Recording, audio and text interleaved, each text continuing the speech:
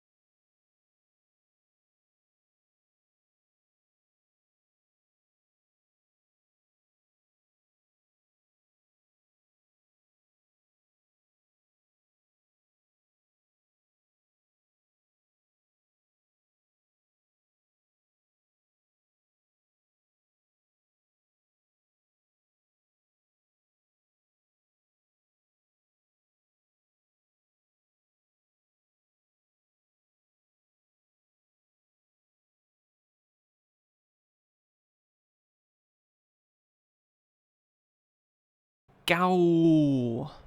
Go! Biden blast.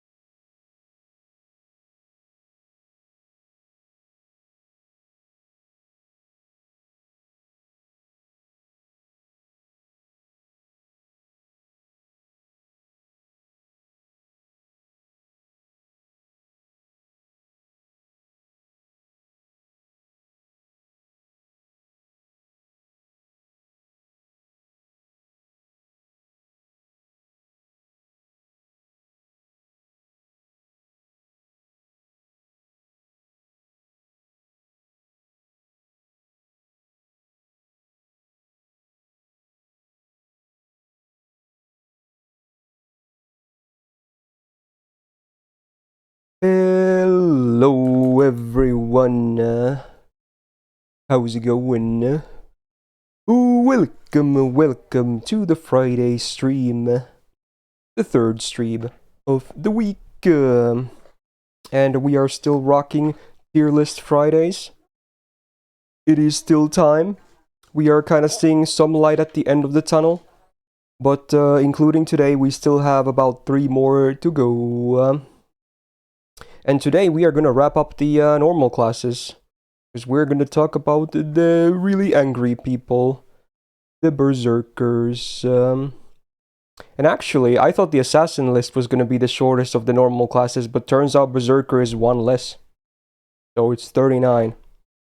So yeah, it's the shortest of the normal classes, but again, I still assume that we will go overtime today. So don't worry. We're still gonna be here for a while. Yo, first of all, Klidge, thank you so much for the 8 months. How you doing, my man? And Fletch with the 28 as well. Much appreciated. Welcome back to the Go Gang, you both. Very cool. So yeah, again, it's tier list time. Hopefully you guys are having a nice little Friday. And hopefully today will go fine and without any problems. That's the plan at least. Ooh, still very busy times, huh? But so far so good. So I'm happy to report that Plushie will be joining me again today. And this time he can actually join me from the get-go, unlike last week. So that's pretty awesome. So we can talk through all the servants with Plushie as well. Very cool.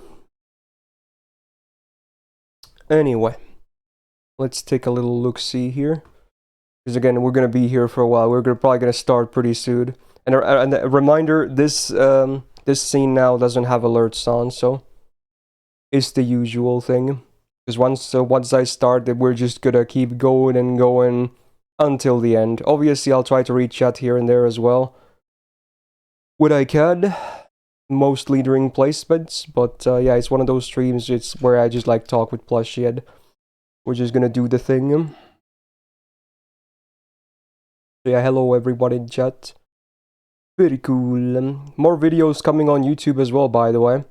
Even the bonus gacha from yesterday is gonna be published after today's stream at some point, so there you go. Did I fix Streamlabs? I did not, but apparently it works now.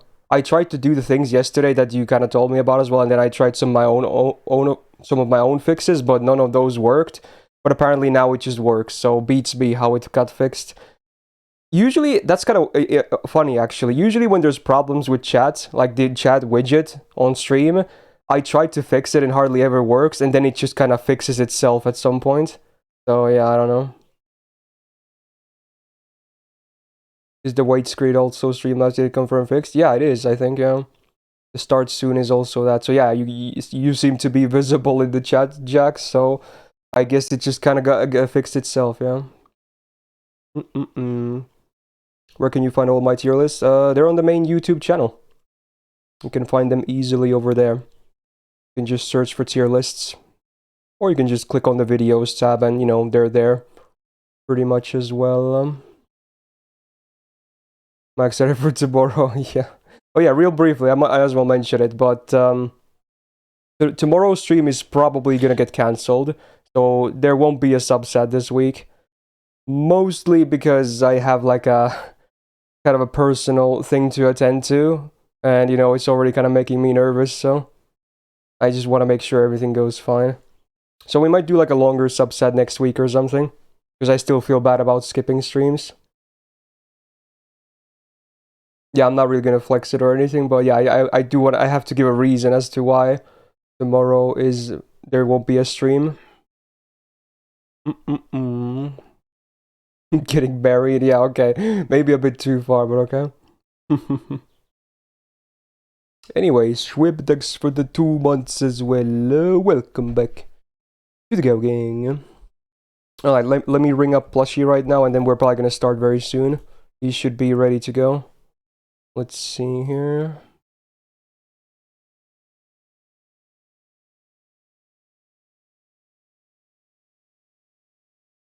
Hello, hello. How's it going? Alright. Here he is again. The man, the myth, the legend.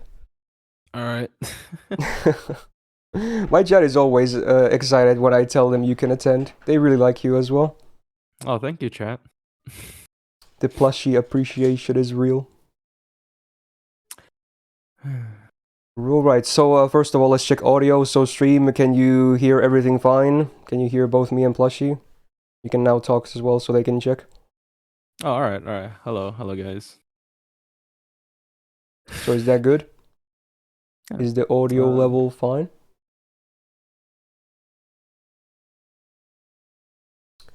Is good? Alright. Hello. That's nice. Oh, sorry.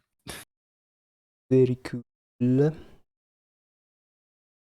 you have some hot takes for Berserkers? I think this list will be a bit more straightforward, if anything. But I think some of them will be a bit more contested. Yeah, of course. Also very, like, recent relevancy for NA, I guess. Or future. Yeah, true. This year kind of relevant for NA, especially at least one of the big ones. Yeah. There's also only 3 new servants again between last year's and this year's tier list. It's been like the number for most of these. So not a whole lot of new stuff.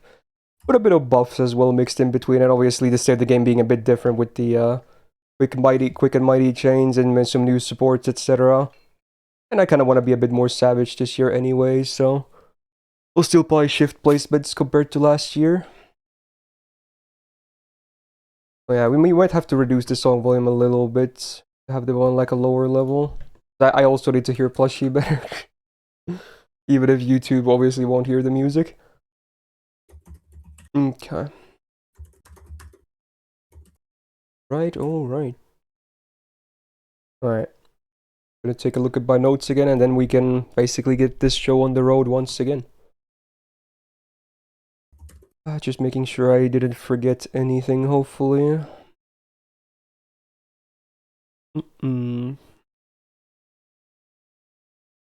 Yeah, I think we should be good to go then.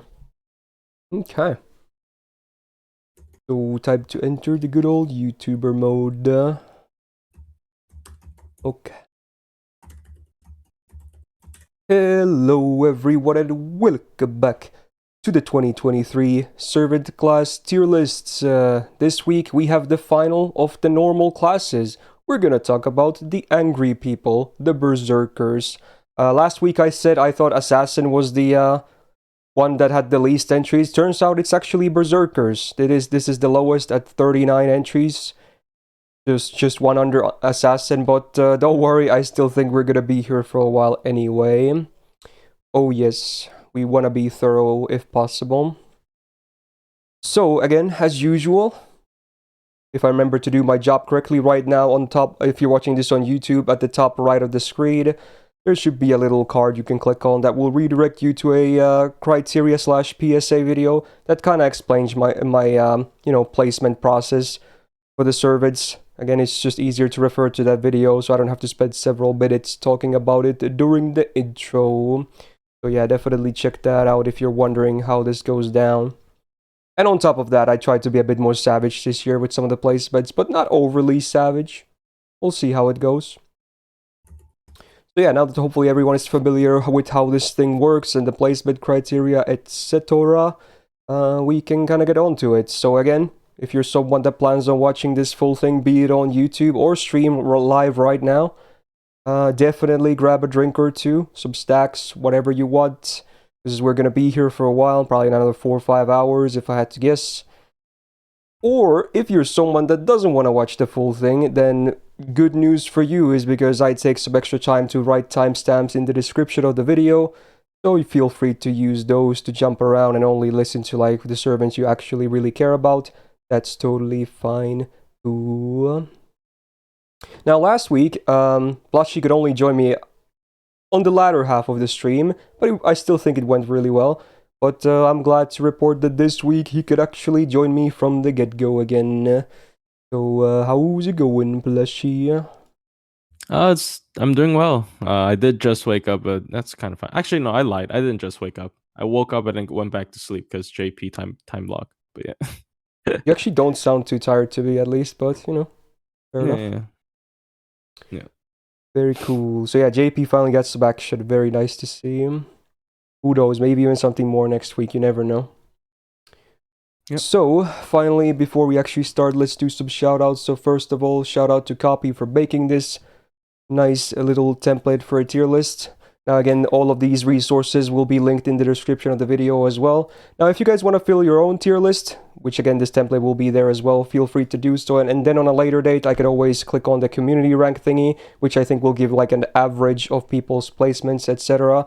There's going to be a nice little like retrospect to do at some point, I think, for some more bonus content to see how my community feels about the servant rankings as well. Also, shout out to Mr. Jord for his AoE looping sheet. I will be again referring to this when appropriate. Very cool. And then shout out to Trevor for his single target looping sheet. It's maybe not the best reference ever, but I think it's still nice to look at as well when we talk about some of these single target Zerks.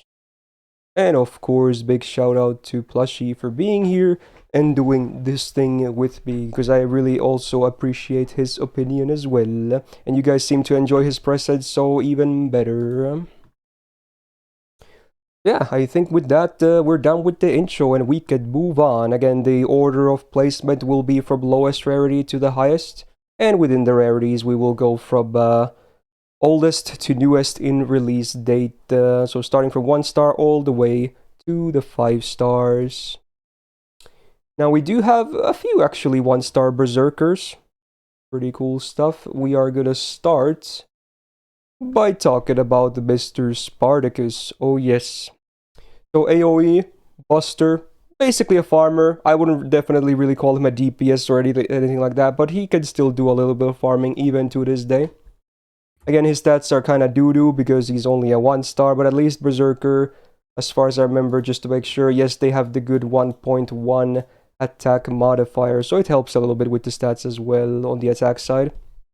Now, this will be a trend as well. He has the standard, what we call the Gorilla deck, or also known as the Berserker deck, the full triple Buster. You will be seeing this mostly today if I had to guess, so yeah, he's definitely no stranger to that, so he likes to press red. Now, skill-wise, I'm not gonna lie, there's some they're not that great. Especially the first skill has been buffed, but it's still one of the absolute worst skills in the game. It gives him a up to 1500 heal per turn for 5 turns on a 7-turn cooldown. Considering he usually dies to 1 crit anyway, I would say it's kind of a bad skill. It just doesn't really ever seem to be meaningful. So, kind of a bad skill. Second skill, he gets a 1-time Guts Soda 5-turn uptime with 1 HP revive, 7-turn cooldown. So the uptime is okay, but the revive is bad. And then it comes with a 30% battery. Very important so that he can farm a little bit easier, because obviously good luck getting his MP with face cards. Spoiler, not gonna happen. Third skill is his mana burst, so they reduced it from 50 to 40% bust rep for 1 turn, in favor of also giving him a up to 2k flat heal, and also bumping up the cooldown to 6 turns. So would I say it's better than a mana burst? I would actually say it's worse, and honestly mana burst is not even a great skill to begin with, so yeah, needless to say, his skills are definitely on the bad side of things. Not much to say. Now, passives-wise, he's got Madness Enhancement EX, so, you know, permanent 12% buster up is pretty damn amazing. Good damage up. Now, Berserker pens are interesting when it comes to the third ones, because they're all going to get, like, crit resistance against the class instead of damage. So, people have a lot of mixed opinions about these. I think they're fine. But, you know, obviously some people completely say that they're just kind of useless, so I'm not going to overhype them or anything, but, you know, depending on the servant, I think they can be relevant. But for someone like Spartacus, who mostly farms, for instance, I don't think it's going to be that relevant. I am guilty of that. Oh. I am the people who said it's useless. Yeah, I don't blame you, honestly. Yeah, it's a little bit, I don't know. Sometimes doesn't do anything, but sometimes it can do something. But again, it's not reliable. I think is also the thing that is kind of scary.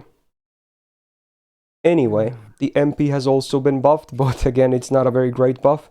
But you know what? He's still a free MP5, obviously, and his MP also ignores defense on the normal effect, AoE damage, and then another flat like 4k heal on base OC. Like, he has so much healing, but the problem is that he just dies into 1 crit anyway, so the healing really doesn't have too much value on him. Oh boy. But hey, at least the MP does decent damage on farming. He is actually even on the looping sheet because he has that 30% battery. So you can run double witch Oberon. The numbers still are not going to be that great though. Now obviously his competition is against 5 stars, so it's a bit unfair if anything. But yeah, you can do it. I wouldn't really recommend him from loot farming though. Maybe for some kind of like old school farming where you just MP once and then you're kind of done. But yeah, I wouldn't say he's not as relevant as someone like Arash, for instance. But you know, he's not a hopeless case, I suppose. How do you feel about the Spartacus? I mean, his like, you can't really blame him, but he is a 1-star intending to be a pure DPS, right? That's always going to be a little bit awkward. But I think his farming is fine, as you said. And I remember him still being used in a lot of low-star clears, but like, because he has like ignore defense on MP or something. He's not bad, and of course he has the guts, which is pretty important because, you know, bronze. Yeah, otherwise he just dies in 1 hit. Yeah, I mean, dying in 1 hit and 2 hits is actually quite a big difference. But yeah, it can make a big difference. Yeah, I don't know. I still don't see a reason for people to actually use him. Like, honestly, but yeah. I think I could probably put him in like C+, because he's still usable for sure, but you're probably gonna have better options. Most people would, I think, even with like free-to-play accounts. So yeah, we might just bump him there, honestly. Which is definitely down from last year. Because I'm putting more emphasis into like how usable the servant is actually gonna be. But you know what? He's fine. Okay. Next up, another 1-star. We are gonna talk about the fluffy boy, Mr. Asterius. Very interesting case. I don't even know what to call him, honestly. He can be used as like a face card DPS, but then he also has some setup potential with his interesting debuffing MP. So he's somewhere one of those use cases usually. I wouldn't say either is like, you know, super relevant, but you know, he's an interesting case, I'll give him that. So again, his stats are still not very great. His attack is definitely better than Spartacus, but still doesn't really say much on 1-star. He also has the triple Buster deck on his normal cards, although his MP is actually arts, interestingly enough, being a, debuff MP. So skill-wise, he has a 30% attack up for 3 turns on a 5-turn cooldown. It's vanilla as hell, but at least it's not terrible. It's still actually kind of okay. Not too bad. It's one of the better versions of Monster Strength that actually goes to 3 turns.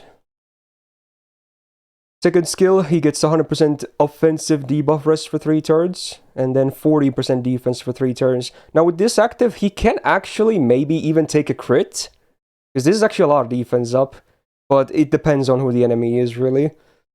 So it's also good uptime on the 2 effects. It's an okay defensive skill in my opinion. Would be better on someone else, but even on him, it's, it's something.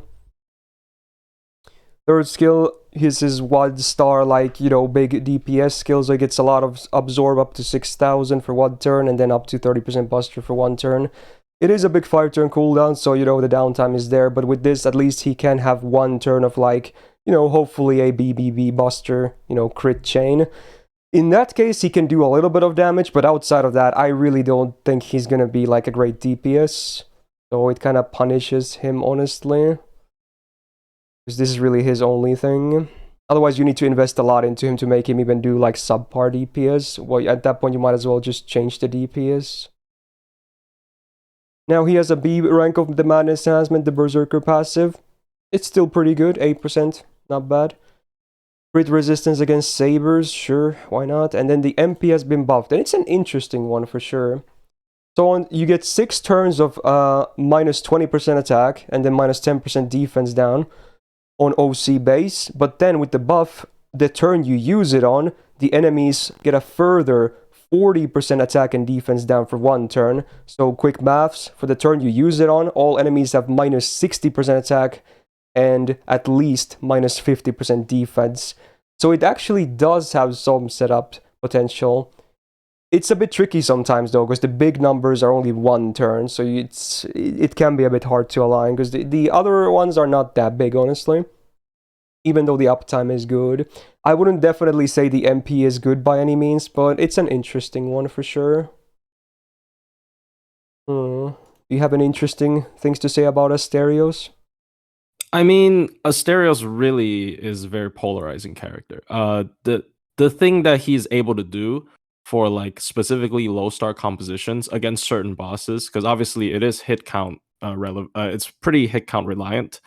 But you're talking about the solos? Yes, not just solos, and sometimes if solos you can't really handle, you can do 2 Asterioses, right? So you can do so stack them. So he actually does enable a lot of stupid stuff. Like you just see 3 bronze randos, and then suddenly the enemy stops doing damage forever, right? Yeah. But it's definitely more of a fun setup. The ceiling is high, but it's also for most people, I feel like it's more of a why bother character, right? So I don't know.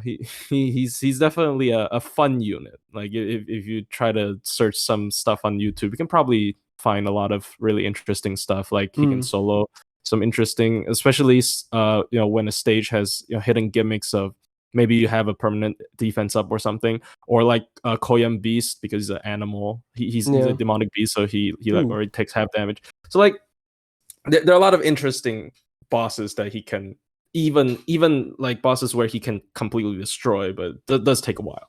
So I like him. I personally really like him just because he's got this really cool niche thing going on, and it's actually not completely meme. It's practical if you don't care about how long it takes, but but I feel like most people would doesn't care. Yeah, it's I agree on that. It's basically why bother territory. It's the good old Iris Field solos the tree. I think he has more practical use though, but it's one of those cases. And it's funny actually, because there's sometimes the MP alone is enough with the buff. So there's all these videos with level 1 Asterios solos, which take even longer, just to flex on how well you can stack the MP sometimes if the enemy has crazy amounts of hits coming into him.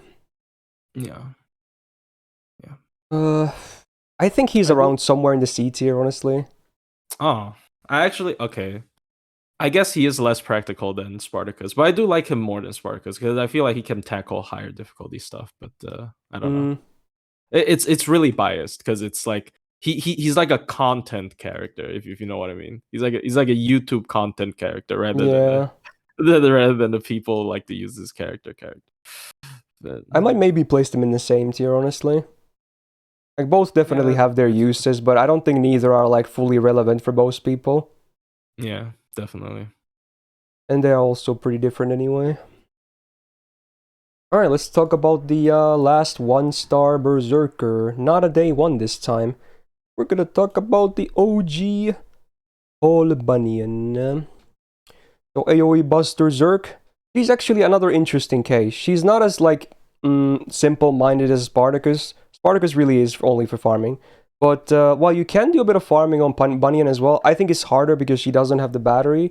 And also, I think she has another use case, which is some buffs and debuffs for some setups as well. Because her skills are definitely more interesting than Spartacus. Anyway, again, the stats for 1-star, it is what it is. But for some setups, you're actually going to be happy that she's going to be, easy to kill off, I suppose, as cruel as that sounds. She as well has the standard Buster deck. But she has a bit more modern numbers on the hit counts, I suppose. Which is kind of cool as a bonus. First skill is an AoE, 20% Buster and crit damage for the full party on a 6-turn cooldown. Not bad, honestly, for a 1-star. This is one of the reasons why she has some setup potential. And then the second skill as well, or not the second skill, it's actually the third one. But yeah, you know what? It's a 2k AoE heal on the second skill as well. It is a 5-turn cooldown, but sometimes it can help. But most of the time, this is the skill that you really don't care too much about. And third skill is an AoE drop defense, minus 20% for 3 turns. And sometimes even the minus 50% AoE healing for 5 turns can be relevant.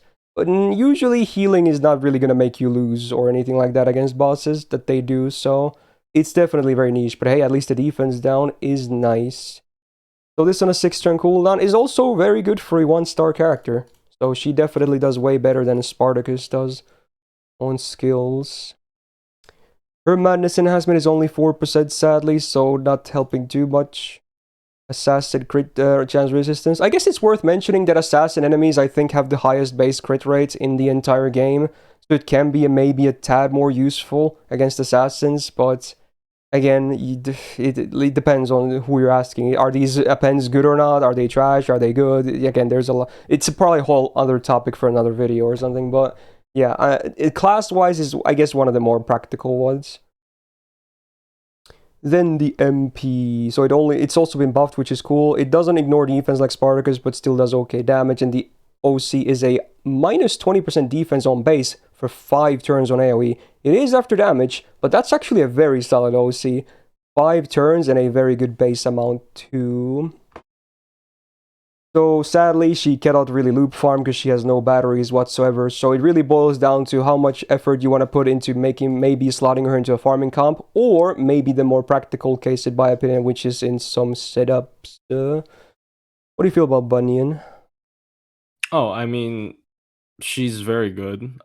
For the support part, I think I've mentioned her quite a bit of times when we're talking about like some other Buster low star supports, which I usually prefer Bunyan just because it lasts 3 turns and she has a lot of effects. And even if you even really want, you can like throw a K scope on her for the defense on the MP as well. And I actually, oh, sorry about that. Worse. That's my alarm. Yeah. All right, so like from the tippy top, not tippy top, from like the, you know how some people in, especially in like JP, maybe they're like super optimal with their farming, right? Paul Bunyan's actually one of their the most popular Grailed characters because of how short her MP animation is. True. And also she can like buff the entire team, and her costume, I know this is very niche, but it's Koyan Sky Dark territory, so I know her costume makes her animal trait, so people actually do use her Right, it's for, different. That's so funny, yeah, actually. yeah. So people actually do use her for like triple DPS. Like, yeah, she's not gonna loop, but like people use her in like multi DPS because she also buffs the entire team, right? So it's kind of important for multi DPS composition. So I think for a low star, definitely she's she's very solid in both fronts. But yeah. Hmm. I mean, she does need some, I feel like in some comps she does need like the append 2 at max because she doesn't have any starting Yeah. charge. But or if you're just farming embers, I see the most of her in embers. Like people just press 3 buttons with like a K scope or something. Yeah. It's really fast. It's triple bunion because that's the fastest one, right? They all have like 1 second MPs. But Yeah. yeah, I like her a lot. I think she's good in both support and farming somewhat. So Yeah, I think she's fine. really solid. Upgraded MP as well, which is It's actually funny because like it was like a close call between her and Arash, who had the fastest MP in the entire game until Arash's animation update happened. So now she's the clear winner. So her MP is still like is literally like 1 to 2 seconds long when you're playing on a fast speed. It is ridiculous how fast the animation is. Yeah, it's very fast. Yeah, it's I'm not really gonna put too much focus on that in my criteria, but I guess it's fun to mention anyway. I think she should be in one of the B tiers. What do you think? Definitely, I would put her like B plus because because honestly, like you said, there's both farming potential in some like multi DPS comps and then the setup potential. So she does both what Asterios and Spartacus does, and arguably even in a more usable format. Yeah, I mean, I definitely I might even put her in A just because of how much I use her. Because like compared to Spartacus and Asterios, who I basically never use, I use her very often. I kept like a level 1 copy as well for like yeah, I have like one really too. low tier esports stuff. Yeah, so like she's really good. I like her a lot. She's okay. I think I'll keep her in B plus, but I can maybe see your argument for A as well. So definitely. Yeah, it's close. It's close. Yeah. Yeah, fair enough. Alright, that's it for the 1 stars. Let's jump into the 2 stars, of which there are also 3 servants. First of all, we're gonna talk about someone I actually like a lot. Mr. Gradzerk, if you will. We got Caligula. Good old Umu uncle. Very nice guy. When he talks, which is not that much.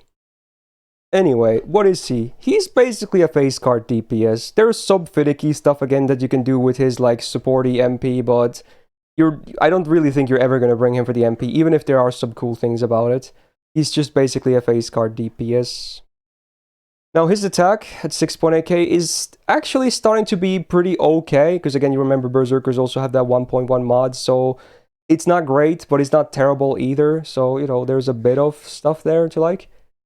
The full Buster deck, I think, makes the most sense for him, really. I kind of wish his MP was Buster as well. Not that you hardly ever even get to it, to be honest. But yeah, it would make Chains better. Because, he doesn't care for the MP gain anyway. Now, skills-wise, he's got a 30% attack up for 3 turns and a 5-turn cooldown, so it's the same as Asterios. But it also comes with the demerit, so it's a bit worse. So he gets a 10% defense down for 3 turns.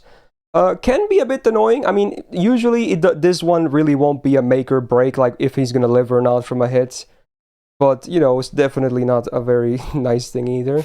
But, it helps with his face card. It's a good uptime buff regardless. Second skill, we got the good old IP. So yeah, again, to recap, if you land both buffs, it's god tier. If you land one, it's pretty good. If you land nothing, it's very underwhelming. So again, it's all have to do with the RNG. So 5-turn cooldown, it depends. Sometimes you get an amazing skill, sometimes you get a trash one.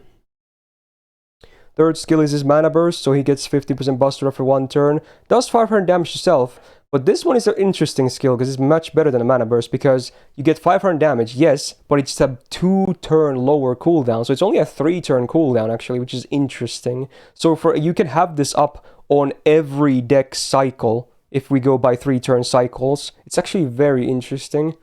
So you can time it fairly well. Although sometimes, let's say you get your busters on like turn 3 and then again on turn 4, then it kind of can mess it up. But, it's actually not that bad. So overall, his skills are basically full offense with a bit of defense in IP as well. So I actually don't mind. And he has 11% from his passive for buster up as well. So that's very nice. Saber crit resistance is like whatever. And then the MP, it's interesting. So on MP5, you have a 150% chance to skill seal all enemies for 3 turns, okay? Interesting, yeah, 3 turns. And then on base OC, it's a 70% chance to MP seal for 3 turns as well. Very interesting. And then with the buff, you also get a 30% defense down for 3 turns on all enemies. Yeah, like, it is a pretty cool MP. I feel like if this was placed on an actual proper support, there would be a very niche, very cool use for it. But as is, he's a face guard DPS and a Berserker, and his gains are god-awful. Like, even though it's a god tier stall MP, because it prevents enemies' natural ticks for 3 full turns if you land the OC, it's just, for him in particular, it's just not good. Even though the MP itself, I still like the MP. It's just, yeah, for him, it's kind of trash. So he's in an awkward spot, really. Like, I do like him a lot, especially if you bring, like, Necromancy. That's the most fun way to play him, in my opinion. But, obviously, that's definitely never going to be reliable. In all seriousness, he's definitely not, like, a great DPS. His potential is good. Like, his face cards can actually hit very hard, but... Again, there's a lot of RNG, like enemy, do they kill you or not? Do you get necro procs or not? Do you land your IP buff or not? Do you get good card chains or not? Like, there's so much RNG that some run can be trash and some run can actually be very good. No consistency. What do you feel like about Caligula? I mean, I've actually heard good stuff about him with, like, his Berserker is really strong with, like, double coin. But I have never used him, so what I say following this might be completely wrong, but I don't see it, dude.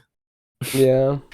like even Asterios is able to, like, make some stuff make some insane stuff happen. I don't see him actually making some insane stuff happen. Maybe for what it's if you worth, grail him. Yeah.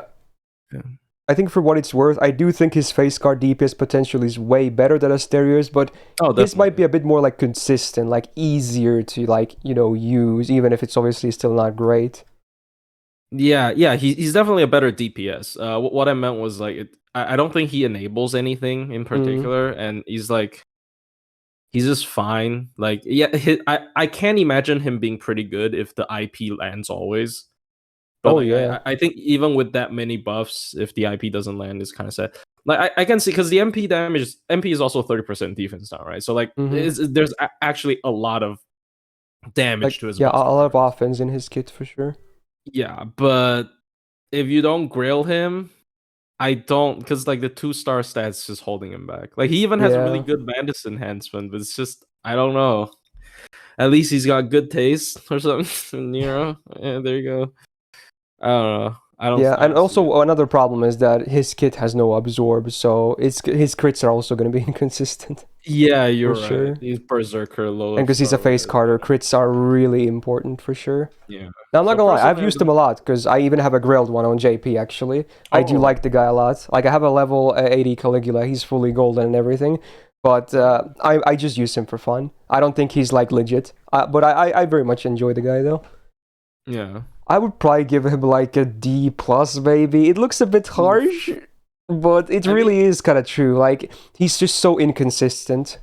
That's what it is. I'll take the words definitely from someone who grailed, because, like, I feel like he's, like, at least kind of usable if he was grailed, but yeah, I don't have any experience with him, so of course I'm gonna take your word for it. If you get good RNG and whatnot with all the stuff I listed earlier, he can be, like, in the Bs or even in the As, but again, it's just, there's so many ifs and just, it's never gonna be, like, great consistent. Unfortunate. Yeah. Anyway, move on. Okay, another pretty much a meme. We're gonna talk about the servant that no one knows about. It's Eric. So yeah, 2-star AoE buster. I guess DPS, and even in this case, a little bit of setup potential just because of one skill he has, but man, spoiler, I do think he's pretty much a hopeless case.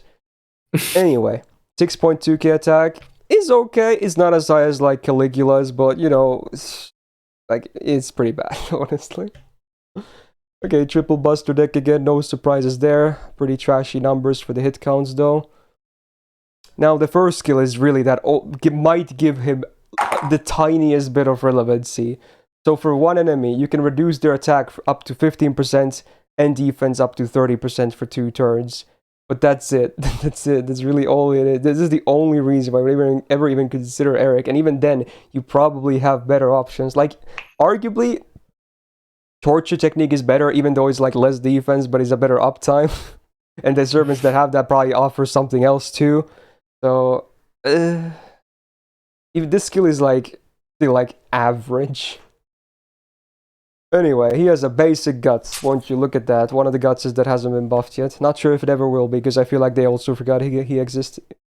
So it's a not only is it it's also a 4-turn uptime on a 7-turn cooldown. Usually the base is a 5 turn, so that's even worse than normally. And the revive is also 2k, which definitely won't keep him alive after that. So yikes.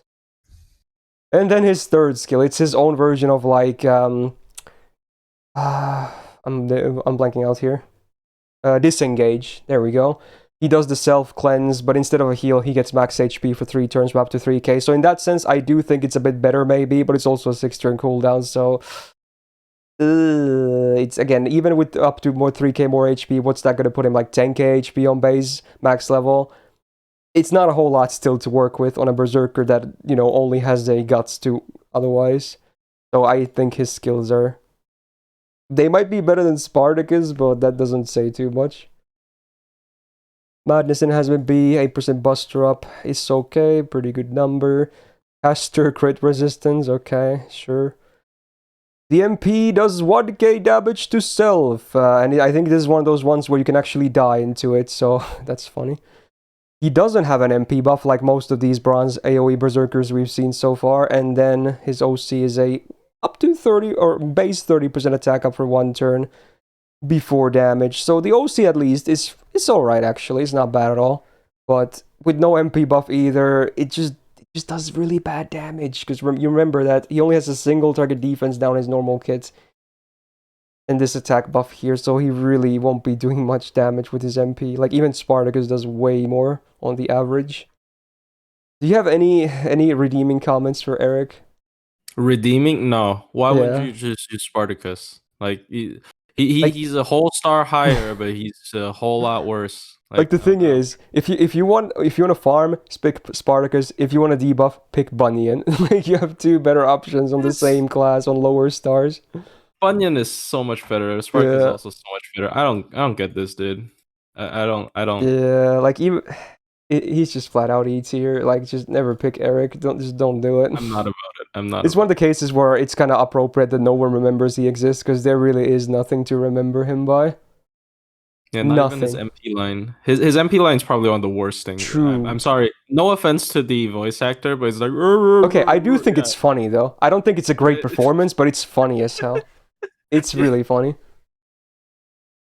Anyway, I guess we're gonna talk about the last bronze servant next.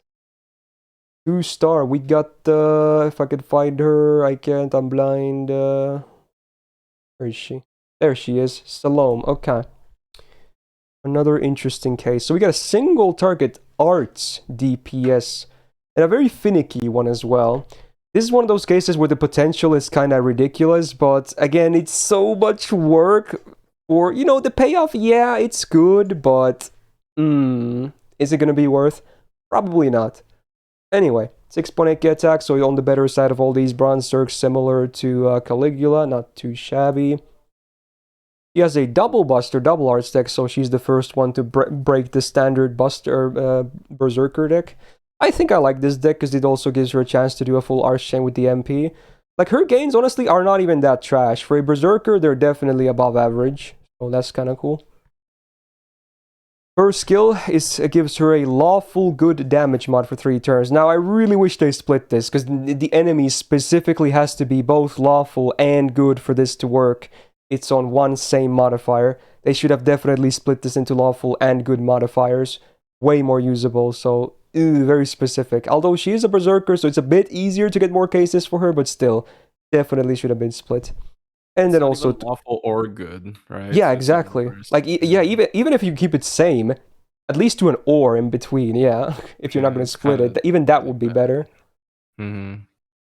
Anyway, the attack up to 20% 3 turns. That at least is fine on a 5-turn cooldown. So at least it does something always. Second skill, actually not bad. I like this skill because it's all defense stuff. So we get debuff immune self 1 time 3 turns, 20% defense for 3 turns, and then a 1-hit invul for 3 turns and a 5-turn cooldown. Actually not a trash defensive skill. I kind of like it. There is a bit of a problem though when we read the third skill though. It's her bread and butter, I guess. It's on a 7-turn cooldown. So you get a thing for 7 turns. It's like a demerit thingy, but it's treated as a buff, so you can't get rid of it. So every turn, it removes one of your latest defensive buffs, and on there you can see all the icons, so all of those count for defensive buffs. Card resistances, defense up, dodge, invul, special invul, class, defense, advantage change, death immune, and then damage resistance. So if you have one of those will be removed every turn for the next 7 turns. You can't get rid of it, again, because it's a demerit, it's a buff. That's a debuff, so yeah. But what do you get then? For 7 turns, you get 1k healing per turn for 7 turns. So again, in max rank, you basically have a full uptime on that. Won't really do too much. Again, healing for her on a 2-star stat line as a Berserker, and especially because you're shredding your defense buffs, that really is kind of irrelevant. So surely there's something good. There is, yes. So after 7 turns, if you have maxed the skill, all of your frontline gets 100% battery, herself included. So it's a full triple MP turn after that. Like the payoff, again, huge. But man, 7 turns of weight though. And she can easily die before that, and then you get nothing. And honestly, her being alive for those 7 turns, yeah, she can do maybe some okay damage here and there, but is it really worth? Is it? I don't know. I don't think so. But it's an interesting thing at least. But man, it's hard to keep her alive because of those stats, her class, and the defense buff removal thingy. So that's really tough. Self-buster of 5.5%. Kind of an average rank, but also on her, it's not even that good because she doesn't have Buster MP and she has a double Buster on her normal deck, so it's like whatever. Ruler, crit chance resist, or crit resistance, huh? Interesting. And then the MP. So the effects kind of suck. On base, like normal effect, you have a 1k curse for 5 turns, whatever, and then on OC, it's a curse amp, which actually, this is an interesting case though. There are some cases and some comps where you can kind of do like a curse stacking comp. For the record, I still think it's a meme. You can get way more damage if you just bring a better setup instead for something else, but it is actually one of those cases that where your dots can actually start to do some meaningful damage if you really invest into it. So on base OC, you get up to a plus 200% curse amplifier for 5 turns. Now it also scales pretty well. Plus 50% more damage on curse for every OC tick. So if you bring a good lineup and spam her MP a little bit, you can start to see some curse damage, but again, it's just so much investment to even see like decent numbers from the curse. So I don't really like the MP overall. Hasn't even been buffed, so she's like a DPS that does okay damage and then has potential to have an insane turn, especially if you have like Castorius for triple MPs, etc. But it's so hard to keep her alive. Let's see what her numbers are here. Like, I assume she's basically going to be near the bottom. Yeah, like, pretty much everything else besides like Penth and Herc, they're like, and some other ones, yeah, she's not really going to do that well. The only reason she can do a bit of damage is because, again, Black Rail and Double Castoria is a lot of buffs. But I don't think it's really all that legit, honestly. Do you have any comments on Alone? I mean, the flavor is oozing on that skill, right? Because she's like stripping every single turn for 7 turns. It's really cool. However, I don't really see that being worth it. That being said, I do like to use curse teams. There are certain bosses that are... it's definitely a meme. You're not wrong. Like, for the bosses that are quote-unquote good for curse teams are usually like, oh, I don't want to progress through the story to like remove this story. Like the story wants you to remove the damage resist, but you refuse and you want to play something like... Yeah, it's like an really alternate fun way. Yeah. So the only realistic way I do use her is keep her at level 1, because if you do want to play a buff like a curse comp, her curse amplification I believe is the best in the game, tied with I think so, Tristan. Yeah, so and like you want to cycle out more people to give more curse like amplification. So usually like for burn, people sometimes do like level 1 Tomoe Gozen. which is like a lot more expensive. So like for curse, you at least gotta you get it like a cheap version of that, and you can always keep her at level 1, and she dies very easy because she's berserker. But yeah, I don't see her being useful in general. Like it's kind of unfortunate. Yeah. Yeah, again, she does have potential, but I just don't think it's worth it, honestly. I just don't really see it as being worth. I think I could maybe give her a C, though. Yeah, maybe she's a bit more workable than Caligula, because, well, yeah, it's maybe not worth, at least it's not as, like, there's not as many inconsistencies, but it's still very hard to keep her alive, though. If you pretend she doesn't have any of these skills, and if you pretend she doesn't have skill 3, right? She would be a single target arts berserker that has a decent survival skill if you just don't proc skill 3 and the 20% attack up. So like that's fine. It's like barely passable at that point. Yeah, it's barely passable. So like I guess she is more usable than workable than Caligula, but well, that's it for the bronze. Honestly, for Berserker, there is not too much like really amazing cases with bronze. Once again, I only think Bunyan is usable. Yeah, honestly, I kind of agree that Bunyan is definitely the most usable of all the bronze ones. Meme or bronze clears, bronze only clears or something. All right, then the 3 stars, and there's only 4 of them. And in my opinion, most of them are not going to be like very relevant either. But let's see, there's some good stuff in there as well. So first of all, let's go back to day 1, and we're going to talk about the Loobster. We got Lubu then. So single target Buster DPS. Actually has a pretty hard-hitting MP as well. For the record, I actually do think he's a very solid like early game DPS. I think a lot of people will kind of outgrow him pretty fast, depending on the account, but he is legit. Especially his stats. 8.1k attack on a 3-star is very good. And with Berserker, it's even better because of the 1.5 class mods. So his stats are very nice, actually. And then the Triple Buster definitely complements his, simple but, fairly effective gameplay. Now, skill-wise, we had Bravery, so 27% attack up for 3 turns, with 36% mental debuff rest for 3 turns. Again, it's just okay. It's not great. Uptime is good, but, you could definitely do better. Second skill, 25% defense up for self, very cool. And then also 50% chance to whiff your offensive buffs on him for 3 turns. So again, it's the good old combo. At least they fixed this for Fergus. They should do the same buff here, because the one they gave to Fergus was amazing. If they give that buff to Lubu, he's going to be even better. So, yeah.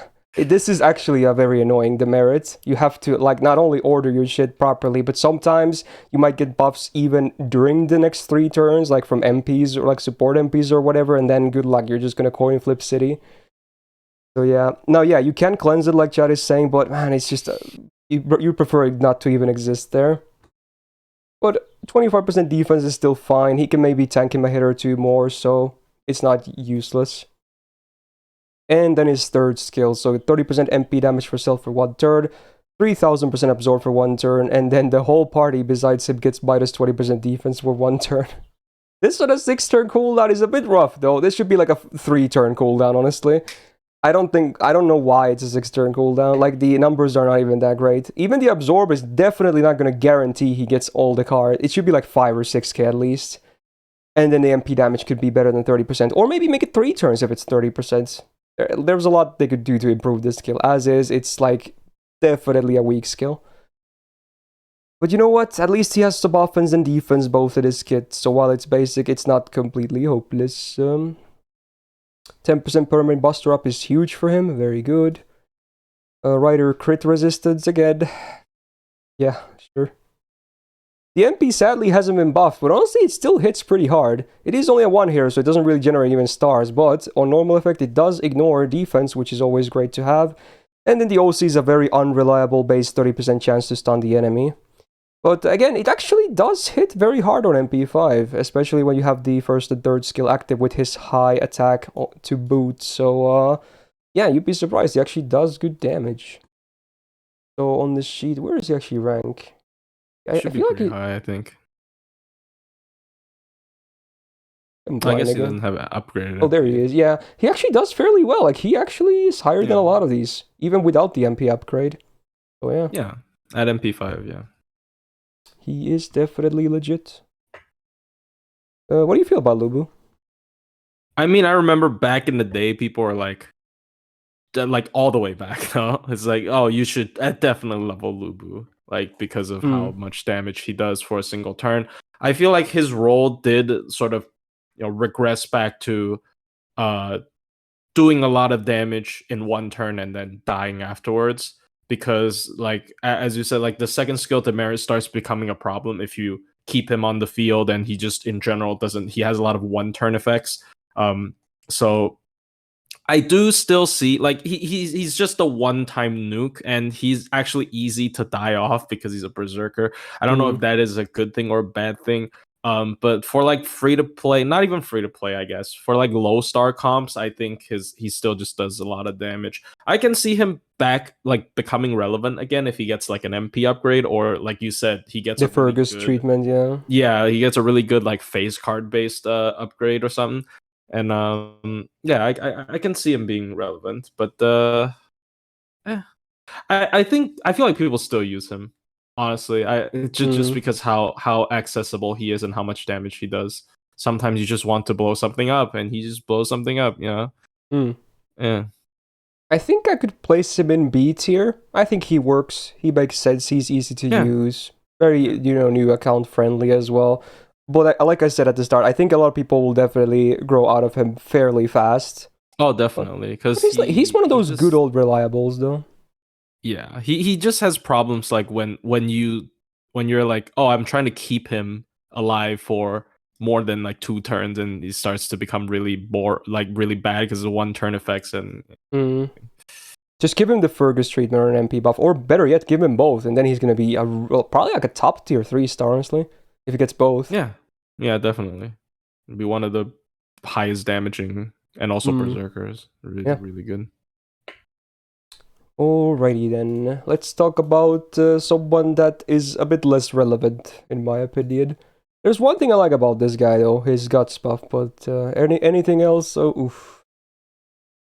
So next up, we got Darius. AoE Buster DPS, sadly not really a farmer because he lacks the batteries. But hey, again, another 7.6k attack, very high on 3 stars, even if it's not as high as Lubu, still a very solid number. Full Buster deck as usual. So even with his, honestly, he does have Golden Rule, but even with that active, his generation, his MP is really hard to get. So yeah, there you go, it's the first skill as well. So 45% MP gain for 3 turns. It's a lot, but for him, it just doesn't. So you need like Overkill Arts crit, and then maybe you can see some numbers. A bit misplaced for sure.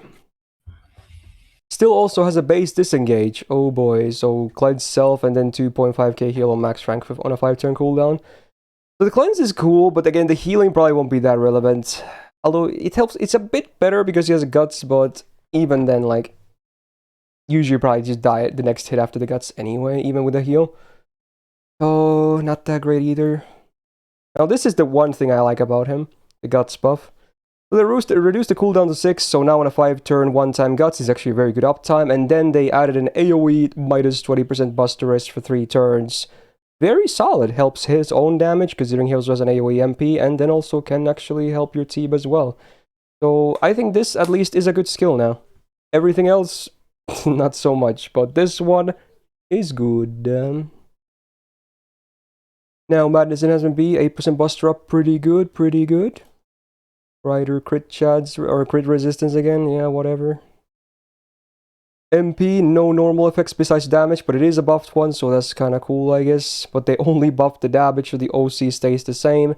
It's a 10% minus attack and defense for 3 turns on base. And it's after damage, so it could definitely be better. Like, for instance, Bunyan has the way better OC. He should definitely be single target, if anything, because he can't really farm either. What do you think about him? I mean, he's better than Kiyohime. I agree to that. But I would never use him over Kiyohime, and chat can figure out why. I'm not gonna explain, but But yeah, I feel like he's strictly a low star choice. Um, it's just low star comp choice. Like I can see, because like I guess there aren't that many other options, because 3-star stats still better than 1-star stats, because that's pretty obvious, but and definitely better than Blood Axe. So like I don't see her out. I don't see him outside of low star comps though, unfortunately. Yeah. I don't think he's ever gonna be used by anyone outside of like low star only stuff. And even then you probably just pick something else anyway. Yeah. Uh so shit, dude. I don't know, but like D plus or C maybe? Maybe C. Maybe C. Yeah, Yeah, C might be He's fine. usable. And I like the AoE like Buster usable. Shred as well. Yeah, he could be even C. I don't know. It's weird. I do have a special, like Spartacus has a special place in my heart, because as Yes, a yeah, 1-star, I kind of he's like him super too a solid. bit more, yeah. Yeah. He probably yeah. I mean, I would imagine, I never checked, but I would imagine Darius would have a lot better damage, because he also does have upgraded MP. But who cares? Nah, I'm But sorry. yeah, Like, Spartacus is still way easier to farm with though because of the battery. yeah. All right.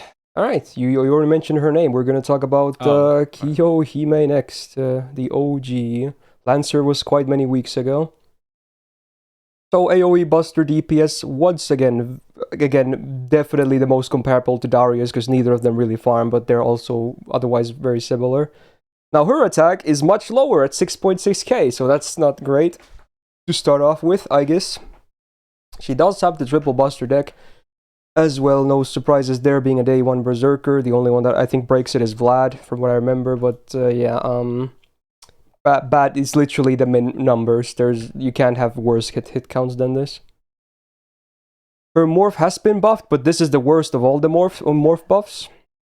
It did upgrade the defense to 30% for 3 turns. That's the best part. So it's a good uptime, decent chunk. But then it's a burn amplifier for 5 turns on AoE, up to 100% bonus burn damage. Again, there may be some memes with this, but again, that's all I think it is. I don't see it ever being a legit strat. So I'm not a huge fan of this buff personally.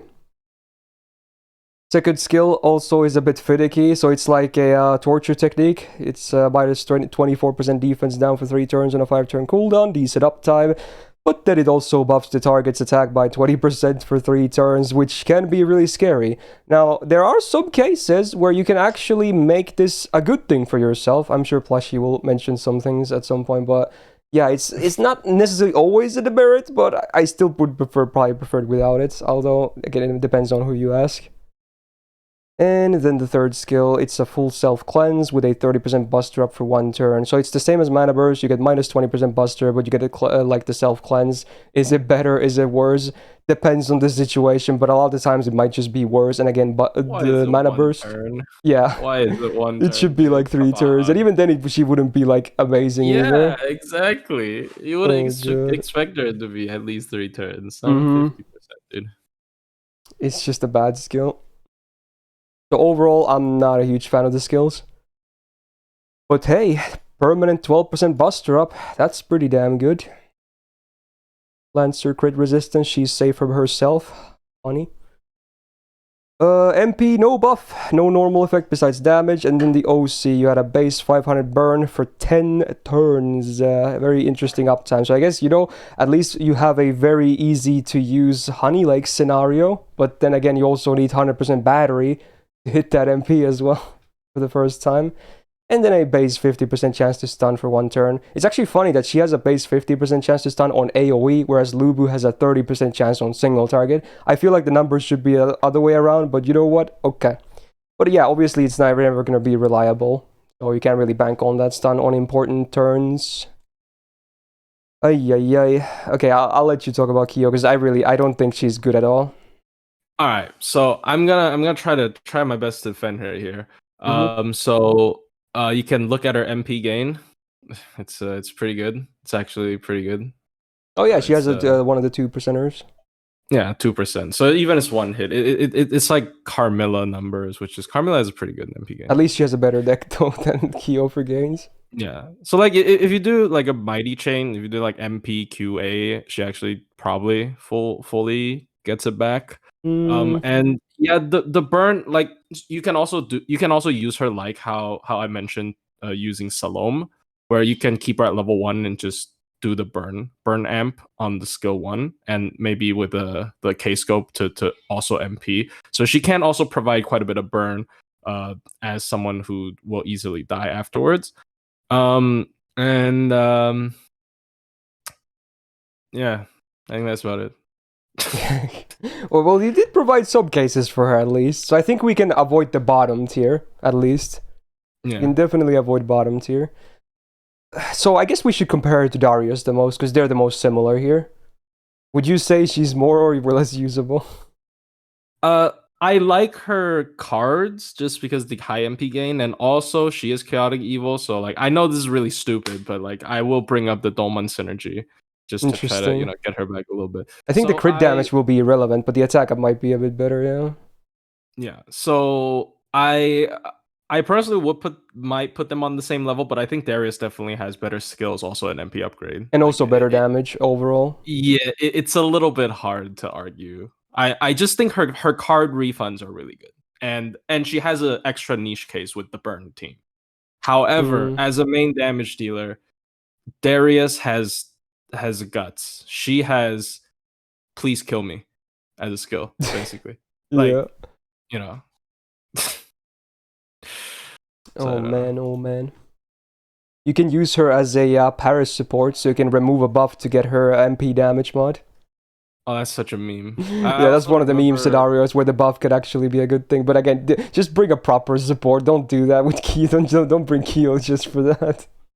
I It's a remember. meme. Was it Hanako? He Hmm? did a. Oh, that was hilarious. He did a Gaetia buff stacking. I'm like, what do you mean Gaetia buff stacking? He buff stacked the enemy Gaetia with like 3 Oh, Kyo that's funny. emotes. So there you go. Um, but yeah, I don't know. Yeah. She's probably worse than Darius. I tried, bro. Yeah, I feel like I should probably place her just below him. Like, she might have a bit more use cases, but she still is definitely the worst DPS. So, yeah. We'll just place her there. And we have one more 3-star. Man, there's not many low stars on Berserkers. At least the last one is an interesting case. Very cool servant. We're going to talk about Mori then next. Now, I have to mention that sadly he is full on, not even story locked, but limited. So it's gonna be a bit tricky to MP5 this guy. I'm not gonna lie. He gets a decent amount of. I think he at least gets usually like at least one rate up per year. It feels like, but it's still not gonna be easy compared to all the permanents, obviously, He gets who are like free. lumped into like random Gouda Yeah, stuff. he happens to be in Gouda banners a lot. Yeah, like same with Okada as well. Mm-hmm. Anyway, what is he? Single target buster DPS. So I guess his main comparison here will be Lubu then. So 7.7k attack. Pretty good. Again, very solid numbers for 3 stars. Not as high as Lubu, but honestly, he has one of the highest of all 3 stars. In fact, he might be the second highest, I think, after Salieri or something. Anyway, yeah, pretty good, damn good on Mori regardless. Now he's got a double buster, double art stick, so he's a bit different from Lubu in that sense. So his MP is definitely easier to get, which is cool, I suppose. Not too shabby. I'm pretty sure his gains are still not anything crazy good, but way better than Lubu's, that's for sure.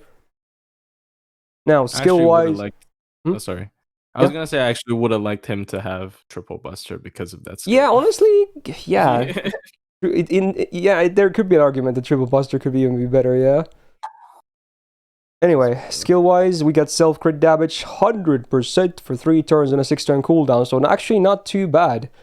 And then also debuff resistance 100% for 3 turns. Very cool.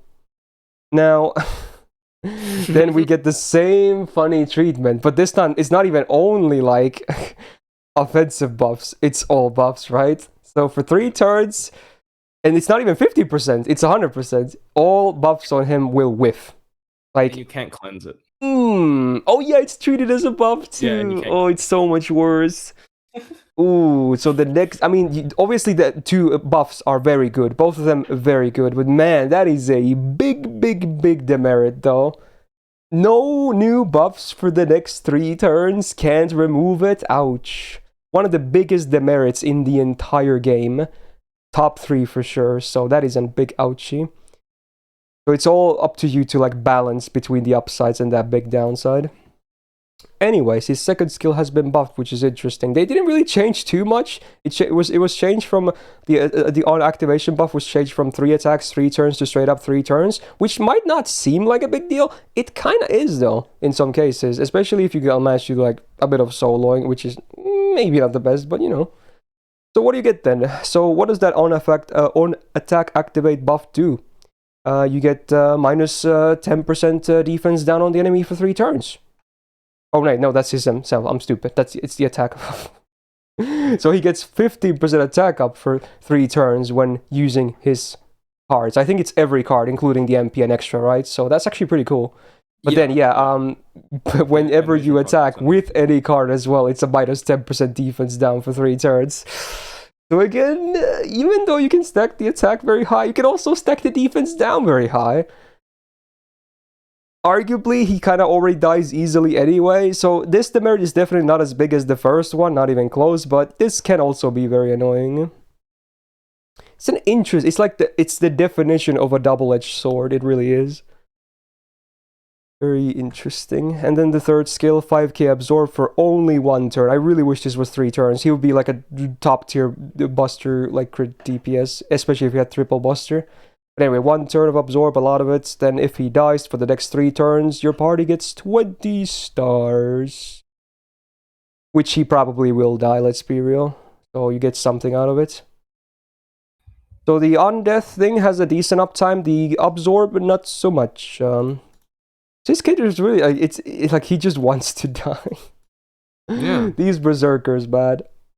Like, you want him to be alive because his DPS potential is actually pretty decent, but then he himself wants to die. Anyway, 4% buster up. Definitely could be higher on the passive, but you know, it's something. Anti-Avenger crit resistance, sure. MP also hasn't been buffed, so it's even more of an oofy if you don't have that MP5, which is hard to get. But hey, it has the godly combo of 1 turn of Invul Pierce, and the MP itself ignoring defense. Very cool. OC is not the best. It's a 10% defense down on base for 3 turns after damage. But hey, that normal effect combo, very, very solid for sure. How is he on the list here for this damage? I don't really see him being super high, right? And I assume this will also be counted with MP5. Let's see. Yeah, he's literally at the bottom because he's like, unless you go factor in MP5, because it's counted here as MP1. Yeah. Oh, okay. Well, yeah, the MP1 3-star. What are you gonna do about it? Yeah. Ouch. What are your comments on Mori? I know he's like Honako's favorite, but what do you feel about him? I mean, okay. I don't have too much experience with him, but I personally like to play him as I assume how he was intended to play, which is he comes in, he deals a lot of damage, he also debuffs the enemy, and then he dies. And then when he dies, he gives you stars, and then you can. He doesn't really debuff too much. He's only the MP, really, but yeah. True. Yeah. So like, yeah, basically he comes in, he does a lot of damage, and then he leaves, and he even drops, he even gives you some stars when he on his way out. But like, I don't know. I think for like a free to play account, maybe Lubu is. I mean, okay, obviously because he's limited, but like maybe Lubu's more accessible. He definitely has a very high damage potential, like especially if you do something like maybe you taunt, because like I think his skill 2 is so like, especially if you also want to activate his skill 1, like you can't add defensive buffs on top of him afterwards. So like, the only really way to protect him is taunt, and I don't know. Yeah, he's cool. I don't want to rate him low because like I do think there are some interesting stuff he can do, and he has really high damage potential, like even with cards, because that's skill 2 and skill 1. But yeah, like his potential is good. He's like a way more consistent Caligula who also has a damaging MP. That's really what he is. Yeah, kind of. But also, it's still not easy to keep alive. Yeah, he probably dies even easier if Caligula does get the IP. So like, Yeah. yeah. So he don't expect him to live, but if you do not expect him to live, he might work pretty well. You know, even if he just Yeah. gets one turn of I feel like I could place him next to Lubu even if he's limited, just because his potential is better. But I think Lubu might be just a bit easier to use and more consistent. You know? Yeah, probably. Like I like for a budget. I mean, okay, once again, he's not budget, but like for an easy to use option, Lupu Mm. is just more straightforward. You know, like Yeah, you know what you're gonna get every time. yeah, like this guy's more card Yeah, he really likes reliable. his cards for those attack buffs. Yeah. Yeah, and Anyway, maybe yeah, yeah, it's very close. interesting. I guess. He's definitely again one of those fun servants, though, for sure. Yeah. Okay. Wow, that's it for the low stars. All of them placed. So none of the Berserker again not doing super hot on the 1 to 3 stars, but then we have a lot of gold to go through, and the first one especially is a very special case. Let's not hesitate and let's go on and talk about Mr. Herc here. Here we go. So, single target buster DPS and a, grand anchor, if you will. Ooh, now let me pull up my stat references again. So, first of all, his attack stat is 10.6k, which, if you don't know, for a 4-star is super high. So, his attack is very great. Well, it's actually even higher than his HP. That really says a lot.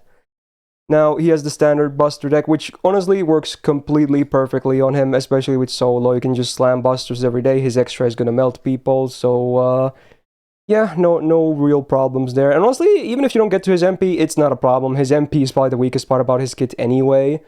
So yeah. And apparently, according to Jord, his attack is only second to Gorgon on 4 stars, so yeah, you know it's insanely high. Now, skill-wise, he has the same skill as Lubu, but higher rank on the first skill, 31% attack for 3 turns on a 5-turn cooldown, and 42% mental debuff res.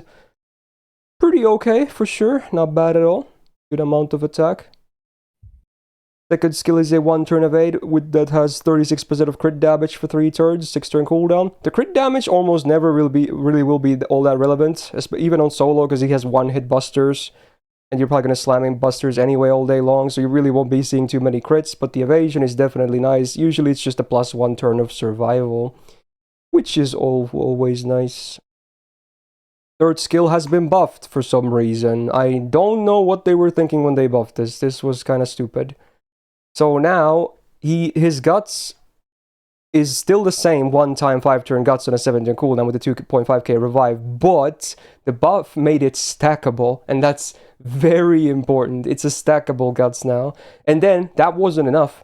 They gave him an on-guts activate, so whenever any guts, not just this guts, any guts activates on him, right? Pretty sure. For the next 5 turns, it's not even like a 1-time 5 turns, it's straight up 5 turns. He gets 20% buster up, also for 5 turns. So, again, very important when I say any guts, and there is no, like, use case, like, it's just 5 turns, because you remember his Bonsi as well, and now that this also stacks with the guts you get from that as well. Like, this is such a ridiculous skill. Such an insane skill, like, both for, like, improving his survivability by giving you probably a second round of this guts again, because it's stackable, you can activate it early. Before this, you couldn't activate this only after your Bonsi gutses were gone, because it didn't stack. But now you can activate this early and probably get a second round of it afterwards as well, and then you just get more damage too. Like, it's just crazy. Insane skill. So overall, his skill set still is very solid. 8% permanent buster, very cool. Divinity A is really bad. Saber crit resistance is fine. And then the MP, again, in my opinion, the weakest part about his kit. No buff, no normal effect besides damage, and the OC is only a 10% base defense down for 3 turns on single target. So yeah, definitely the weakest part about his kit. You don't honestly even care if he doesn't get his MP. You just slam busters on him, especially with the third skill being buffed. Just keep slamming them busters, and the extra will also melt them. And obviously I have to mention the Bonsi as well, in case someone at this point still doesn't know.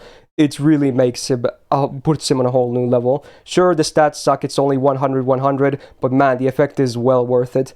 He gets a 3-time guts, no duration. The revive is only 500, but that doesn't matter. In most cases, that's still a +1 turn of survival. So when you think about that, let's do the math. You have 1 turn of survival initially from his 3rd skill. You have 3 more turns. Actually, let's do it in proper order. Let's do the dodge as well. That's the 2nd turn of survival. Then you have 3rd turn because of this, 4th turn because of this, 5th turn because of this, and then by the time you might even have your first gut suck, so that's 6 turns of survival, and maybe even you get the cooldown for the dodge, 7 turns of survival. How is that balanced? How the hell is that balanced? I do not know to this day. Now again, this really paints him bad because again his MP sucks, so I don't think this is really fair for him. But yeah, he's just absolutely insane. He's the best anchor in the game, bar none. You put him in the back line of every team with his bouncy, every team gets better. Now, there was a lot of, heated arguments last year because I placed him at EX+, but I just think he's ridiculous and no one really matches him. Ku is the only one that kind of does it similarly, but I think his damage potential is 5 times better, and he can also potentially live longer too. So, before I say anything else, I'm gonna let Plushie say some things too. Alright, this is gonna be the first time today that I'm gonna piss everyone off in the chat. Okay. So the biggest question when we talk about Herc is definitely, do you consider Castle of Snow? Right? I think we should, because it's everyone has access to that. It's gonna take some time, but if you get Herc, you get that. Yes, it's fair. But do you care at the point when you get it? I don't know. I think you do. I think he's still going to make every team better when you have that. If you want, you can always slot him in easily. Yes, but it's an anchor. I don't know. Okay, so he's a good anchor, but I'm not so sure if he's a good frontline solo. He can still solo a lot of stuff, don't get me wrong. But the problem with running Castle of Snow is you can't run stuff like Honey Lake. Right, and Honey Lake is so much extra damage for solos, compared to stuff like Tyro or even Ku can also run Honey Lake, but he can have over 100% Buster up, and he gets guaranteed Buster chains, and the extra will do so much damage when you have Buster Braid chains. I don't think he needs Honey Lake, honestly. Personally, I don't think he needs it. He does so much damage anyway. I don't know. I feel like he leans so heavily on Castle of Snow. So first part that's gonna piss people off. Without Castle of Snow, I don't think he's good. I don't think anyone is gonna be pissed off about that. Everyone knows he gets way better with his Bond CE. So the problem is, okay, of course we have to consider Castle of Snow, but I just think Castle of Snow is a bit of a tall ask for some people, because maybe if they Herc Bond 10. I don't know how many people here does have Herc Bond 10, but it's kind of it's not instantly accessible. That is one. Well, I think Jordan in the chat said when he made his alt account on JP, apparently he did it in 1.5 months. 1.5 months? Yeah, that's what he said, I think. I guess. I think that's really, because remember, when you have a new account and you start going through story, it's an insane amount of bond. It should be fairly easy. But do you really care when you after you've gotten to Bond? I don't know. Maybe I'm underrating him. I just feel like because he needs to run Castle of Snow. So first of all, he has no other choice. He has no other CE choice. So maybe if there's a quest that is very heavily, maybe for example, the enemy consistently evades or invols, and you can't choose to run an invol pierce CE or something else. Maybe there's some other situations where a certain CE is really good, or maybe they're demonic, then you can't run anti-demonic CE. So his CE is locked to Castle of Snow, which could, in my opinion, because of that, I will dock points from him. And also his third skill is not that amazing without Castle of Snow. So yeah, for sure. I think he leans too heavy on Castle of Snow. I personally don't like it. It's for the record, I do think you're right that he leans on it, but at the same time, I think it's fair because again, anyone can get it.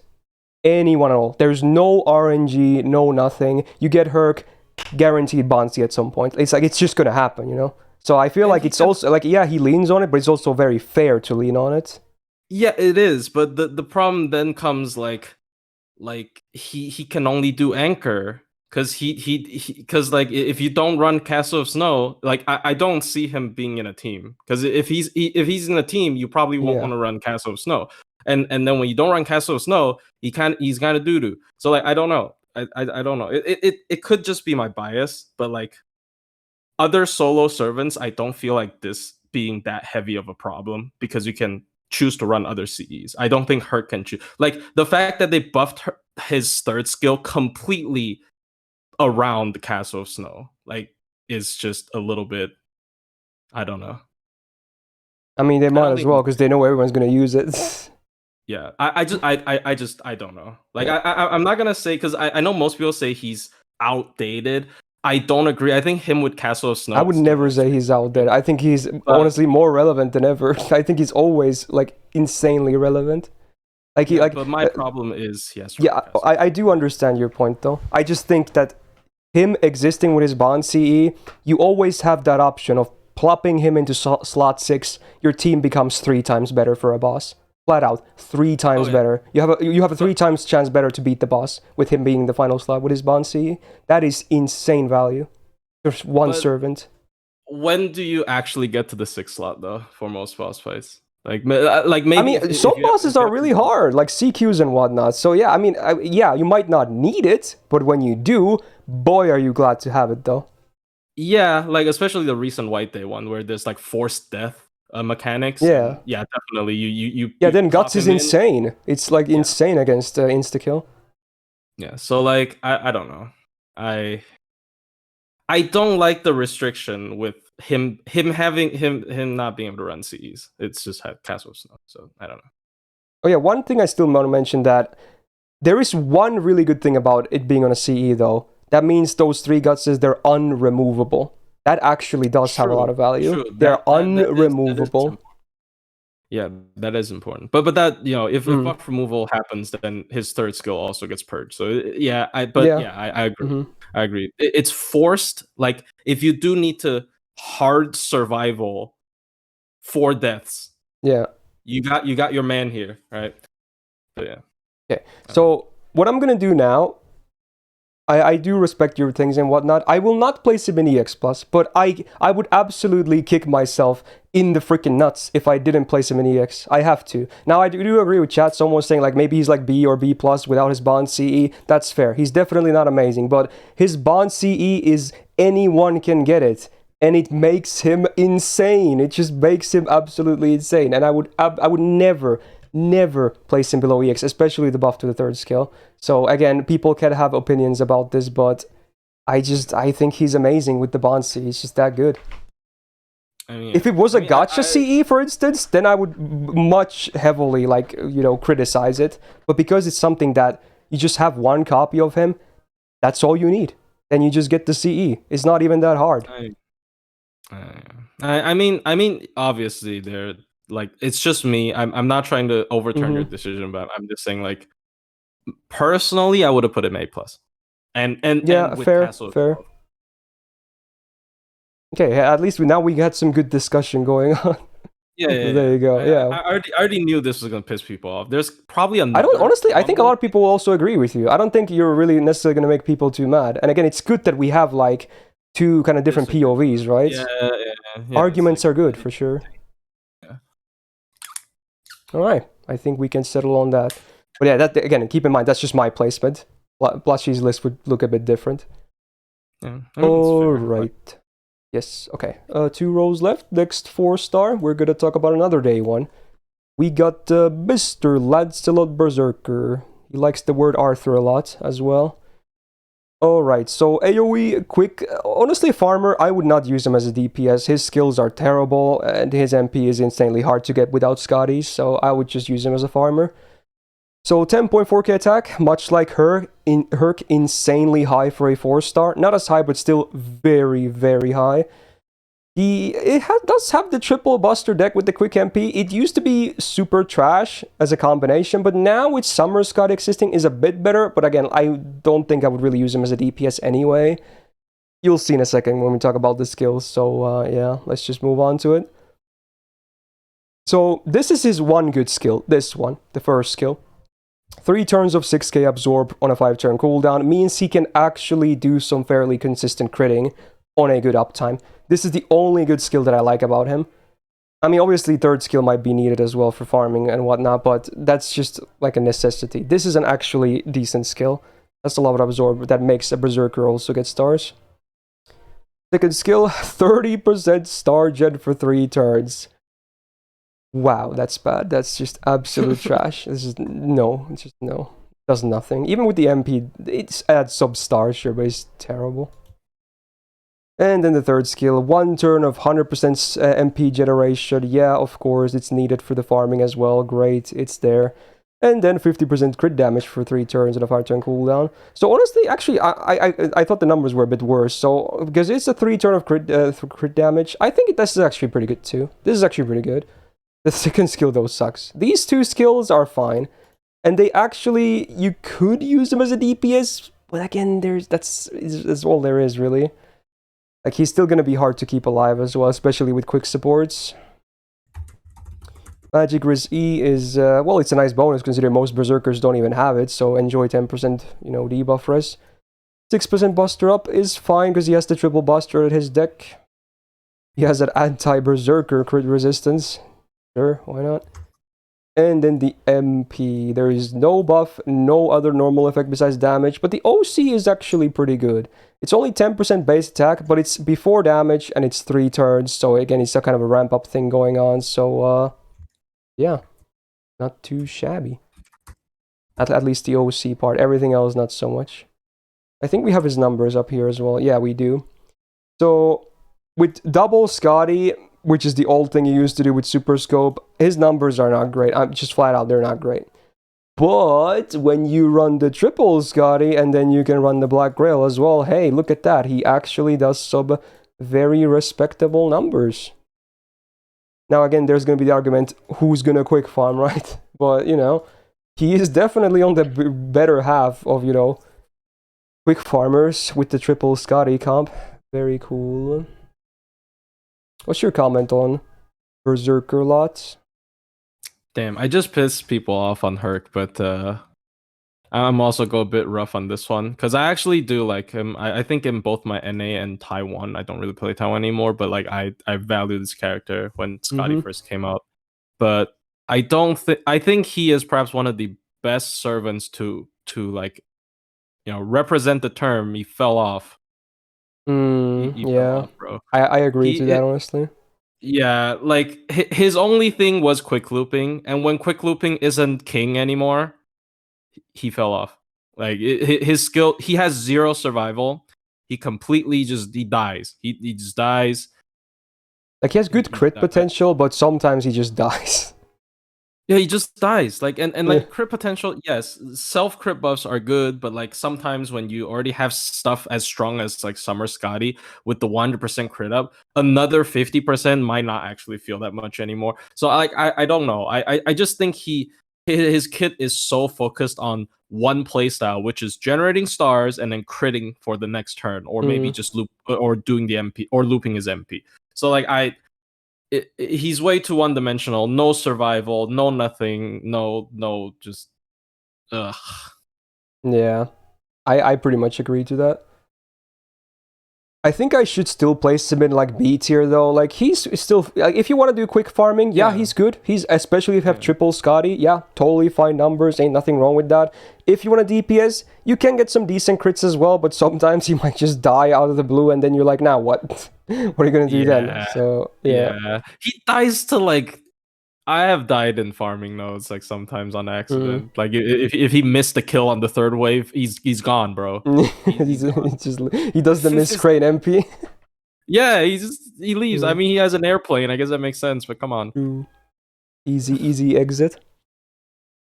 All right. I mean, he's still fine. He has maybe fallen off a bit from like favor, but you know, he's fine. Yeah. Ooh, the next one though. This is a really weird case, honestly. We're gonna talk about Tammy Cat. So, another AoE quick Berserker. I'm pretty sure Cat does not loop at all, though. So, unlike Lancelot, who can at least do that, Cat does not. And maybe Now, Oberon as well. 9.9k attack as well. Oh, did you say something? I was saying I don't know, but like maybe Oberon. Like I feel like with Oberon, Yeah, you can probably brute force it. Yeah. Yeah, but yeah. I wasn't looking if the numbers were in the sheet though, but I guess we'll see soon. But yeah. Yeah, I don't know either. Yeah, anyway. First of all, 9k attack is already considerably lower than, like, for instance, Lancelot. I guess, one of her bigger competitions, so that doesn't look too good on her. Among 4 stars, it's still fine, especially with the Berserker. It's not a bad number, but regarding the competition, it is definitely worse. Now, she also has the triple buster deck like Lancelot. Her number hit counts are a little bit better, but definitely not great either. So, not too great up here. She has the mid version of Monster Strength, which is only a 2-turn buff of 30% attack on a 5-turn cooldown. So at this point, I would say it's a bad skill. Only the 3-turn ones are like passable and fine. Anything under that is just kind of bad. Second skill has been buffed, which is not too bad, but I still hate that the absorb or the drain is only 60% chance. It's only single target. Why is it 60% after a buff? And this is not even a year 1 buff. It makes no freaking sense. Anyway, the buff added a 1-hit invul on a 5-turn uptime, and the cooldown is 5. If that the drain was 100%, then I would say it's okay. It's an okay skill. With this, I still don't like it. Okay, third skill, her morph has been buffed. It's a little bit better of a buff than the Kiyohime one, because this is all defensive, yay. You get 27% defense for 3 turns, 2k max HP for 3 turns, and then 1 turn of debuff immune, 5-turn cooldown. Now, the debuff immune, actually very important when you consider her MP. So it's not just there, as a fun little bonus. It's very important, in fact, if you want to DPS with her with the MP.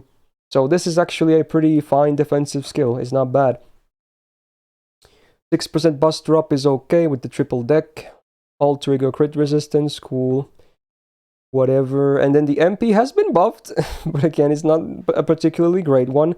Now, there is a normal effect besides damage, but sadly, it's a massive demerit. It's a not 1 turn, but 2-turn self-stun. Like, not only are you not going to Brave Chain if the stun lands with the turn you use it on, you're not going to do anything next turn either, because she's, again, still stunned. Oh my. Now, again, with the buff to the third skill, you at least avoid the stun for the 1 turn, but then, like, it's a 1-turn immune on a 5-turn cooldown, so if you MP again, you're just gonna have to find another solution to the stun, because it only solves it once every 5 turns. So it's still a massive demerit for sure. And it's actually not gonna be the only one of its kind in this list, which is the funny part. Anyway, the OC is a 3k HP per turn for 3 turns, which is actually a lot of freaking healing when you think about it. If you actually manage to keep her alive and she takes some hits, then yeah, that OC will actually heal her a ton. It's a lot of healing. Man, I hate that stun. I really hate that stun, even with the buff to the third skill. Let's see, is she even on the list? No, she's not. So let's not. I guess we probably should just disregard the farming, even if it could be brute force, maybe. Do you have comments on the Tabby Cat? Actually, yeah, because she's built like a tank, and she has really good tanking skills. So she actually shines in like very weird situations. Like there are certain classes that allows her to take neutral instead of double, and when that happens, you actually see her just not die at all. So like there are certain bosses, like I keep bringing up Koyan. I know like Koyanskaya, but she's a very because the animal trait. character. Yeah, she's a very much bullyable boss in the game with certain characters, and yeah, so like, and she can like solo the big Kiara or something, right? So like the heal is massive, and she's a good tank, but like, dude, I don't know if you really want to use her. Maybe if she was single target, she's not even single target. Yeah, I think she should have been single target for sure. Maybe with the Buster MP as well. I think then she would be actually very legit. Also, one suggestion for the MP, which is a huge missed opportunity. I think they're really stupid for not doing this during the MP upgrade, is the 2-turn should have been sleep. Oh, dude, as soon as you said that, I was thinking, maybe, she's sleeping, yeah. It should sleep, so she wakes up if you're doing like a It's childish question. literally sleep, but because it didn't exist back then, it was a stun. Oh, that's so It's stupid. absolutely ridiculous. I don't understand why it's not asleep because she's sleeping. They should She's not in change a it like right coma. now. Even if it's not a button, they don't really buff the MP. Just change it. She's sleeping. They even when they gave her an animation update, she literally has a sleeping Yes, sprite. exactly. Like what? Exactly. So I Oh don't my understand god. at all. I don't understand. I think that's really stupid. Yeah, like That's like yeah. Then then it will be a lot easier to deal with. Like you might still sleep for 2 turns sometimes, but if you get hit once, bam, you're back in the game. Now, it will yeah, still ruin the Brave Chin on the turn you use the MP on, so you have to end with the MP if you don't have the debuff immune or something similar, but at least the follow-up turn you might get, you might get waken up, so you're no longer, like, sleeping. yeah. So I don't understand this decision. It's really it's a cute flavor and Mm. come on, man. Yeah. I So feel she's like, weird. yeah, Yeah. I feel like she could be in B next to Lancelot. I kind of like her more as a non-looper, but again, Lancelot can still do the looping, so he has that going for him. Yeah. I think they're like complete opposites. Like Lancelot Yeah, can only do looping, and Tomocat's pretty decent in everything, but looping. So yeah. I feel like they could buff her again, though. They should. They should buff the monster strength. It's yeah. pretty bad. They've been buffing some Her of heal those is over really time. yeah. Her heal on the MP once again is just super big. It's like Yeah, it's a 9,000. base OC 3k per turn. It's like big. Yeah, it's insane. Alrighty then, let's talk about I guess she's the next one, the other one with the funny MP. It's Fran time, so AoE quick. Honestly, now we go back to Lancelot. I wouldn't never use Fran as a DPS, so she's really only there for, a possible loot farming comp. So yeah, that's kind of what but even then, The it's not like copium comp with the yeah, it's not the greatest thing ever. Anyway, 9.4k attack. Again, among 4 stars, definitely very good. No, nothing wrong there. But once again, the triple buster deck, because, still have early game servants. She was released year 1, I'm pretty sure, as well. Yeah, has to be. Maybe with London, I guess. Something like that. I forgot. I think so. Yeah, I kind of. Yeah, because she was I just think the it's next London. release after Tamikat. It has to be somewhere early on. Okay. Yeah. Hit counts are pretty much bottom tier, so nothing to say there. She has her own version of Golden Rule with under different names. Sadly, it's not buffed like Tesla's is. So 40% MP gain for 3 turns and a 5-turn cooldown. Yeah, it's a good amount, but for her, it's complete garbage. Her gains are trash, so it doesn't really help at all. Second skill has been buffed. It's a 60% chance to stun one enemy for 1 turn on base, no scaling, and then minus 30% defense down for 1 turn. 6-turn cooldown. If the stun was 100% chance, I think it would be okay. But with 60, I don't like it. I just don't like this. And man, they look at this buff. It's so shit, dude. They only improved the defense down by 10%. At least make it 3 turns or something. Like, come on, bro. It's not a buff. She's better at putting herself in a coma than her enemies. Yeah, pretty much. Unfortunately. Alright, then again, another skill that hasn't been buffed. At least Babbage has a really good version of Overload nowadays. She has a base one, so it's a 30% MP damage up for 1 turn, and then 5 turns of 300 burn every turn, which sometimes can be annoying, but it's not the worst merit. But on a 5-turn cooldown, that's all you get? Really? Like, really? You need to do better than this. This is a trash skill. So, her skills are pretty hot garbage, honestly. For a 4-star, these are so bad skills nowadays. So bad. He needs everything buffed. Everything. And then we can maybe talk. Anyway, 4% buster up could be higher, but it's at least fine because again, she does have the weird triple buster. Saber crit resistance. MP has been buffed. They did make it a little bit better with the OC as well, so it's not just the damage buff. So now the OC is a 20% crit chance down on base for 3 turns on all enemies, and then the damage upgrade. But man, again, it's the same as Cat, and she doesn't even have a debuff immune. So again, never DPS with her. Just don't do it. Only thing you would use Fran for is maybe some loot farming. But even then, Lancelot is better. I think her numbers are up here as well. Like, yeah, like, look at that, dude. It's like, you have to use BP as well for this thunder merit, dude. Yeah. It's so amazing. ugly. It's so ugly. Oh, it's so bad.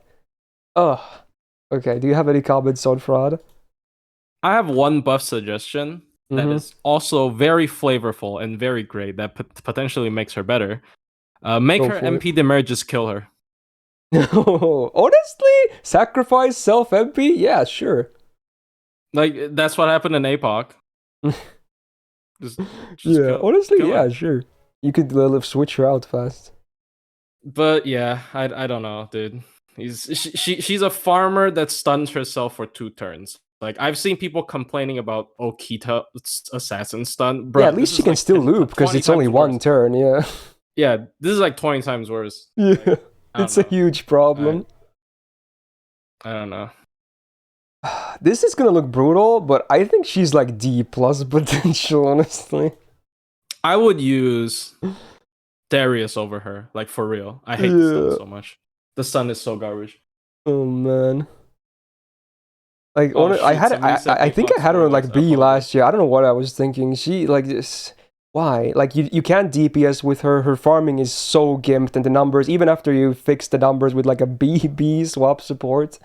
Just no, dude. Just no. It's the numbers are bad, especially compared to Lancelot. It's like night and day.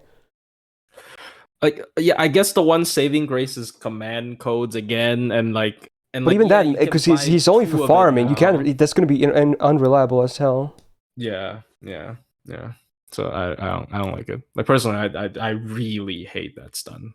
Like I I hate it hate with everything passion. about her, kid. I hate the MP. I hate the skills.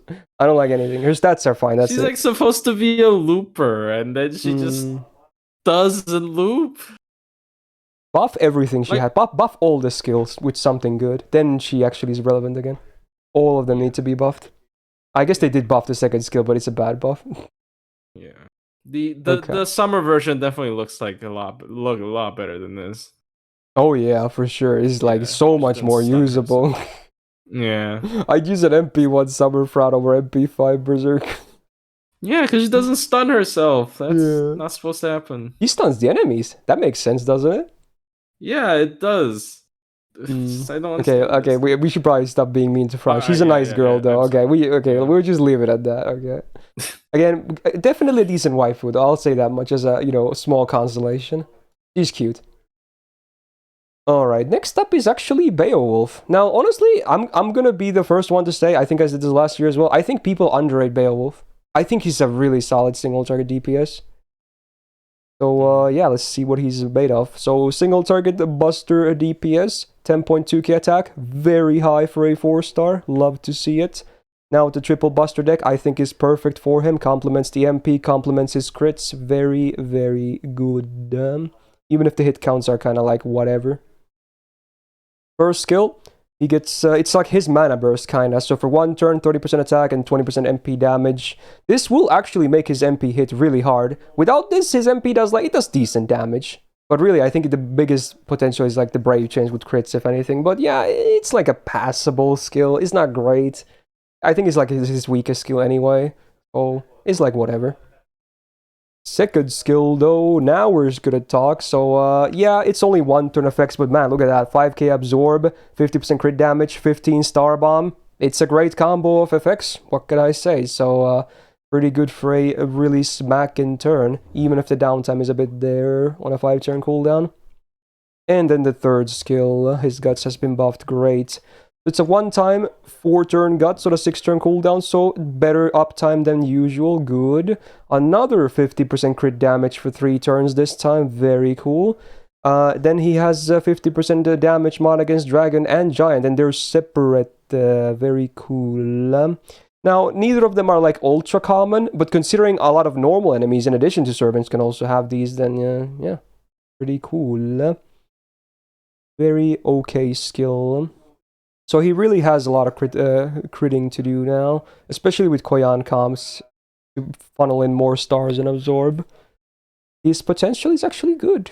Now, sadly, his passive is only 1% bust drop. He has the lowest rank of badness enhancement. He's only E-, so if this was even higher, oh man, that would be great. Another Saber crit resistance append, okay. MP has also been buffed, cool. He gets sure hit for 1 turn before damage, cool little utility, and then the OC is pretty good as well. It's a minus 30% crit chance down on the enemy for 3 turns on base. pretty solid, actually. If you can combo that with the Saber one, you're probably never gonna get crit from a Saber. So that's something to think about. Not too bad. Now his MP damage, I don't think is gonna be. I think he's like on the lower side, if anything. Yeah. Let's see. If you do have the damage mods, he actually. Right? What? I saw him. Oh no, never mind. I saw Like, him below Herc. yeah, he is like without if neither of the power mods are active, he actually doesn't do the most damage. But if you have some of the power mods, then you can start to see some very good numbers. But it depends. But luckily, he doesn't live and die by his MP. His face cards are also very decent. What do you feel about Beowulf? I think he's underrated, honestly. Yeah, I feel like my opinion on him is kind of like a roller coaster. Like when he first got the buffs, I was like, damn, he's really solid now, and then obviously he didn't get touched since quite a bit a while ago, right? I mean, that's still 3 buffs, so I'm not surprised. Yeah. So like, but I don't know if this is too harsh. I think it is too harsh. It is. I'm gonna preface this. I think it is too harsh, but he feels a lot like Lubu to me, where he's like a huge damage stick. I don't think it's harsh. I think he's honestly like a 4-star Lubu, and I think in a good way, personally. Yeah. Basically, like he feels like a short term burst character with a lot of instant damage, and then after that, it's fine. He has a guts and he has the crit down, but like after that, I don't think he offers a lot anymore. But yeah, he got that 1 turn burst damage in him. I think he's like what Herc could have been if they went to this route instead of the Bond CE route. Like he's just a much better single target DPS, like normally in normal use. Yeah, but like his MP that I actually didn't know that. I actually didn't know he loses to Herc. With yeah, the MP. So at least effects wise, is pretty good. Yeah. So like I wouldn't rate him too high just because I think he has like one way to be used. I could be wrong because I don't have a lot of experience with him as always, but I think I think he's definitely like a 4-star Lubu. Yeah. Personally, I think he's solid A tier. I think he's really good. I think more people should definitely try him out, especially if you have some of the Buster supports. I mean that's fair. Like personally, maybe I would have put B+. Oh yeah, the MP has scuffed modifier. That's what it was, right? The buff didn't. Yeah, it's a 700. Yeah, it's only a really small buff. Oh, so that explains it a lot. Yeah. So if he got the Vlad treatment, he would. Yeah. That makes more sense. Yeah, that makes sense. Yeah. There you go. I still think he's very solid. He's just an upgrade to Lubu, basically. Woo! Nice. All right. Next up, we're gonna talk about the banana. We got Ibaraki Doji, the OG. Again, summer one happened quite a while ago. So, single target Buster DPS, 9.6k attack, again, very decent. Triple Buster deck, I think, is totally fine on her. Her MP actually is pretty good, so maybe double Buster, double arts would have been cool, because it's not like she has a bunch of Buster buffs anyway. So, yeah, but, you know, better or easier to get those full red chains, I guess. Now, she has the same skill as Shuten does and many others. It's a Charisma, 20% AoE attack, 3 turns, and then for herself, she gets 30% MP damage for 3 turns on a 5-turn cooldown. Pretty okay. I wish her MP was a bit more spammable to make this even better, but, you know, it's still a fine skill. It's not bad. It's like a better version of Beowulf's first skill, basically, is what it is. Alright, second skill. Oh, oops, I didn't click on it. Oh yeah, this is the fun one. Yeah, they buffed this, because now she's a proper Shuten simp, right? Of course. So now this skill is target. It used to be a disengage. So what do you get? For the target, you remove their debuffs. Great. Cool utility. You heal them up to 2.5k. Okay. You give them up to 100% crit damage for 1 turn. Wow. Now, that's what you get for everyone, okay? But then if you target a Shuten, now I checked, it only works on Shuten Caster and Shuten Assassin. This does not work with either Ibuki Saber or Ibuki Summer, just so people know. So this is only for Assassin and Caster. Yeah, it would have been cool, actually. Yeah, but anyway, I would have used her a lot more with my Ibuki. True. So what do you get on Shutens then in addition to that stuff? You get 30% attack for 3 turns, and then I think, oh yeah, the second one is for Ibaraki herself, right? She gets the 20% battery, right? That's what it is, okay. So yeah, if there's a Shuten on the field, she gets that herself. So it's a lot of supporting actually for a Shuten though, regardless, if you choose to go that route. I wouldn't say they make for the great, like either Caster or Assassin make for a great teammate necessarily for Berserker. So I think it's mostly a cute little flavor thing. I do like that it's targeted now though, so it's definitely still a better version of the skill. And they also include the crit damage, which is great. But yeah, it's the Shuten thing. I think is just a cutesy little thing. If it was Ibuki, I think it might have some more legit use. Anyway, maybe. Yeah, maybe. Third skill is your base morph, but honestly, it's still not trash. For 1 turn, you get 60% defense, and then for the 2 turns after, you still have 30%. On a 5-turn cooldown, so it's still okay. It can, especially on the turn you activate the Zan, she can, tank a hit or 3 or something, so yeah, it could be worse for defensive skills, I guess. Overall, her skill set, it's okay. It's not like the greatest among 4 stars, but it's okay. 8% permanent buster up is very good. Another anti-saber pen. Man, these Zerks hate sabers, though. The MP sadly hasn't been buffed, but there's some stuff to like about it. The OC, 10% defense down for 3 turns. It is after damage, but it's not like burns or something, which it could have been, I guess. And then on normal effect, it removes all buffs. It is after damage, but very nice utility regardless to have. Like, it could have not been there and would have been a lot worse, but if it's there, then yeah, great bonus. Now, it's a funny thing actually, because it removes all buffs. Like, sure, you can't go through Invul or something like that, but if the enemy only has a Guts, it still kills them. That's the funny part. Because the Guts is removed before it procs. That's a little funny thing that can happen. I've actually had that happen to me by an enemy, Ibaraki. So that's how I learned of that. Because, it removes the Guts before it procs. So it can't save you from this MP. It's a cool little thing.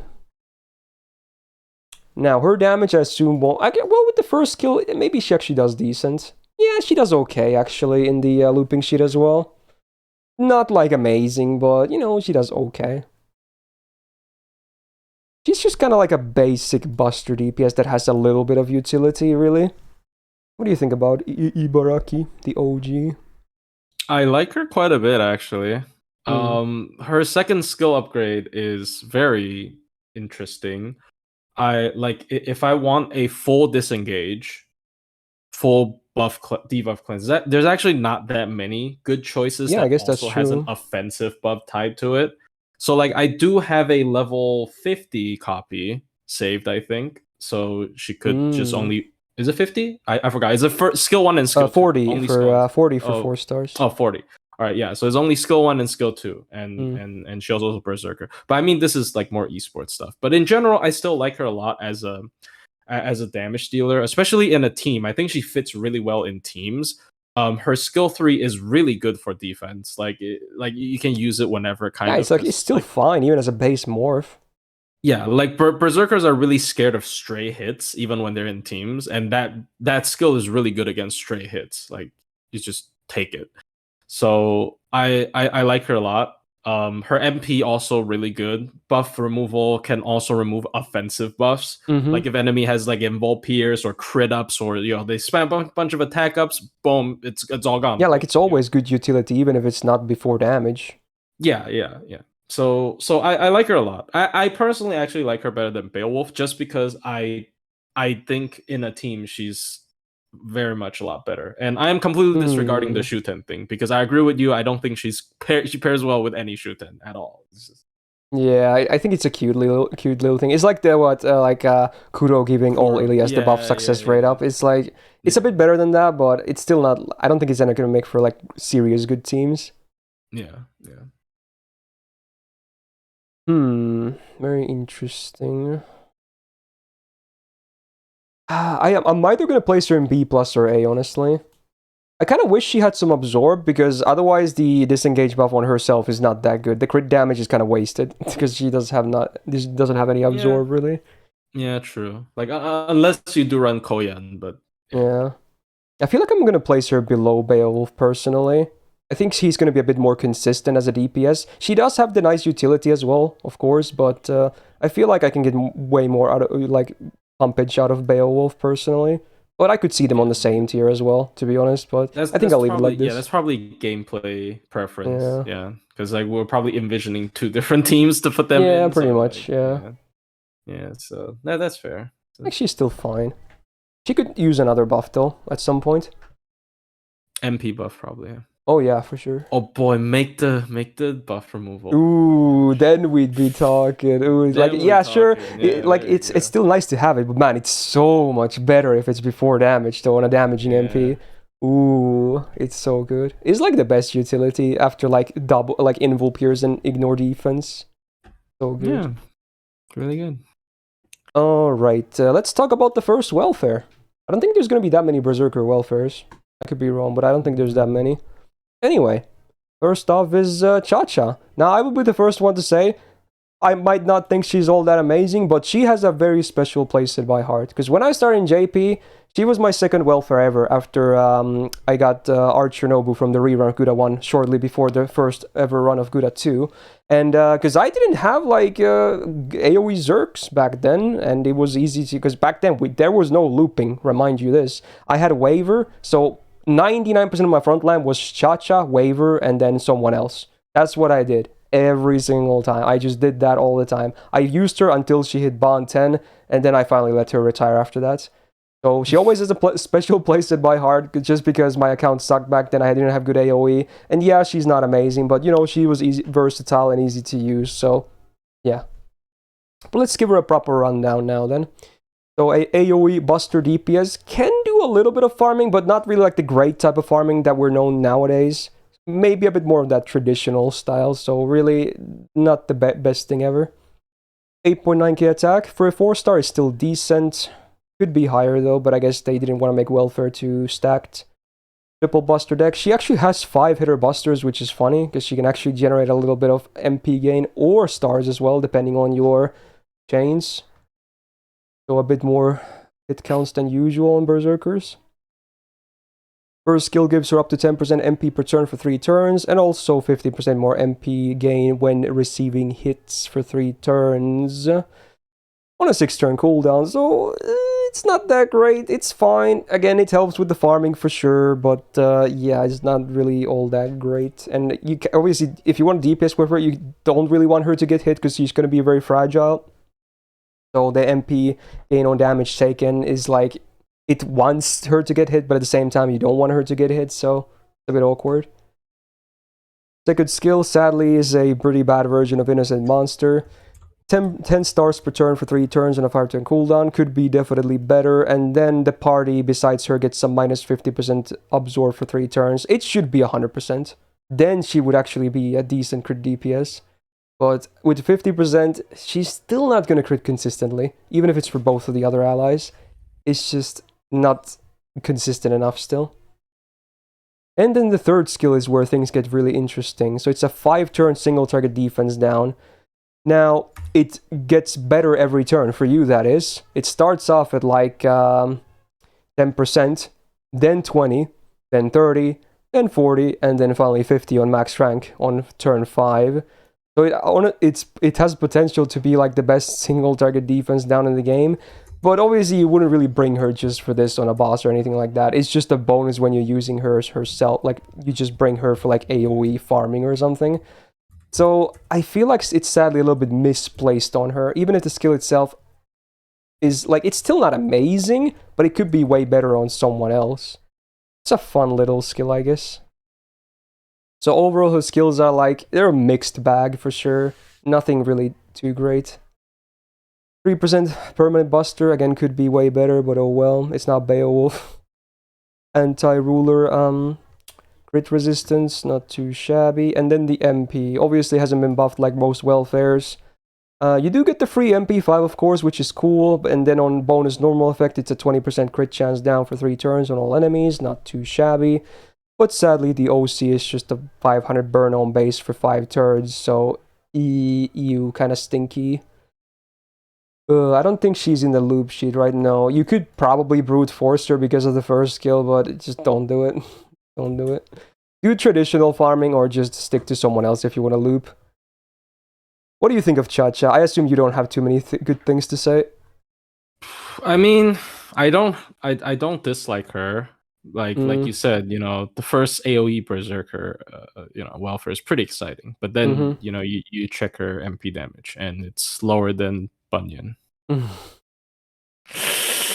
Yeah, the lack of like damage buffs besides a single target defense down definitely hurts her output. Yeah, like one self buff, just one would have made it better. Like one buster up, one attack up, or even make the defense down AoE would have made a lot of stuff better. But unfortunate. That's all I can say. I like her skill animation where she falls over though. That's pretty cute. Yeah, it's pretty cute. Yeah. Yeah. Her problem is like she doesn't even have the advantage as a welfare, because usually welfares are like, even if the skills are pretty lame, it's fine because they're free MP5s. But like she's getting out damaged by like bronzes or sometimes bronzes, but most like even like silvers. I feel like silvers are like her biggest competition. Like they out damage her hard for no reason at all. So it's kind of unfortunate. Yeah.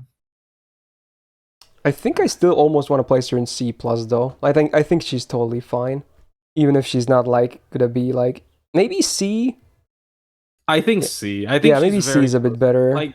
Like people might actually pick Darius over her. Do people pick Darius over her? I don't know. For DPSing, you might want to pick him honestly. She's a bit easier to work with general type farming, but true. Yeah. Like Spartacus is more relevant for farming though. And again, we shouldn't even compare higher stars to low stars, but in this case, Spartacus as a low star, because considering he's a bit more usable, like I think it's fair. Like it's fair to compare upwards if it's like better for the lower one. Yeah. D for Cha-Cha. Alrighty then, next one, a pretty cool, but fairly simple and basic kit. We got Penth next. The lady that screams a lot. Single target buster DPS with a very solid 10.5k attack stat line on base max level. Good. Her hit counts also not the greatest, but not day one, so a bit better. Cool stuff. I think triple red is perfect for her. She has a base charisma, 18% attack on AoE, 3 turns, 5 turn cooldown. Passable, but definitely not good. Second skill is a self-debuff immune for 3 turns. I like that. And also 20% gauge per turn for 3 turns. This on a 6-turn cooldown, I actually like quite a bit. This makes it so that she can actually get her MP, because otherwise it's really hard to get her MP. Yeah, her hit counts a little bit better than some of the earlier ones, but still, without this, it would still be super hard to get her MP. So this helps a ton. Third skill is an AoE buster up 20%, 3 turns, pretty cool. And then also herself, she gets 100% damage mod against Greek mythology male enemies for 3 turns. Very specific. Obviously, when it applies, she does crazy good damage. Like, it's also good uptime, 3-turn uptime on a 5-turn cooldown. So, yeah, in that case, she's like a top-tier single-target DPS. But it's definitely a bit niche. That's for sure. She has the amazing passive of EX Badness Enhancement, 12% buster up permanently, amazing. Divinity, not so much. Rider, crit resistance, well, honestly, I guess in her best case scenario, it can help. This is one of them, Greek males are there, the famous one, I suppose. Alright, I mean, there's other ones too, I guess, in Rider, not just him. Anyway, the MP. This is where things get pretty bad. No damage, upgrade, no normal effects besides damage. OC is a 10% attack down on 3 turns base. I think the MP is pretty cool though. The voice actor also does a fantastic job, but man, effects-wise, this is kind of doo-doo. That attack up definitely won't save your ass either. Or attack down, rather. I think I set up. Okay. Now, I think she's also going to be, she's definitely down here with the MP looping sheet as well, which is, again, maybe not the most fair thing. I think her face cards are pretty decent too. Her crit potential doesn't really exist, but besides that, she can do a decent chunk of face card damage as well with her 3-turn buffs. What do you think of Penth? I think she suffers from the no buff syndrome. Like I think if you actually give her any relevant buffs, she'd be pretty decent. Like obviously currently compared to Yeah, I people actually like forgot she had Ibaraki. not been buffed ever. I'm kind of surprised about that. I mean, Yeah. she's still fine, but she could definitely be buffed. Yeah. So like when you compare it to stuff like, you know, Beowulf and Ibaraki, obviously she's gonna be pretty underwhelming because she doesn't have survival. She doesn't have much. She doesn't have much.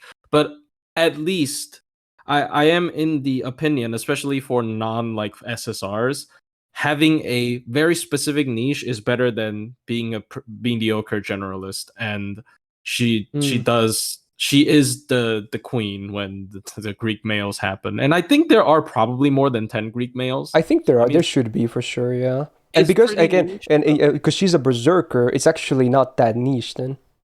Yeah, she can hit every Greek male. It's not just like, oh, you know, I have to both hit the class, the counter class, and the Greek. She can actually hit everything. So like, she has her uses, like definitely, and her power mod is 100%, which is And it's good uptime too.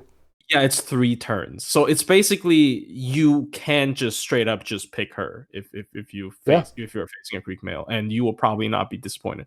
So It might be sometimes hard to keep her alive, but man, you won't be lacking on damage for sure. yeah. I think I saw her. I even forgot if she was grilled. There was a Nero Fest. There was like one of those I think it was Gil Fest. There was a challenge quest where Achilles force duels you. But if you're like female, he doesn't do anything to you, and Oh then he yeah, has like I kind of remember 80% that. damage, Yeah. 80% damage resist or something to prevent you from cheesing it. Yeah, she one Yeah, she just goes through. yeah, she doesn't Yeah. care. So like it's really good when she hits the thing. Also, someone So said that it's also worth mentioning that it's not just servants; it's all anti-Greek male thingies, so it can be relevant for some enemies as well. oh really? Are there non-servant Greek males like Greek Like I sword? think I they don't know. listed the horse mobs, like centaurs or whatever. I think those would count. Yeah, I Okay. think those would I did count. I thought it was only servants. And then I think maybe some of the mobs from Olympus, maybe those special soldiers. I would assume they would Interesting. have Greek male, but I don't know actually.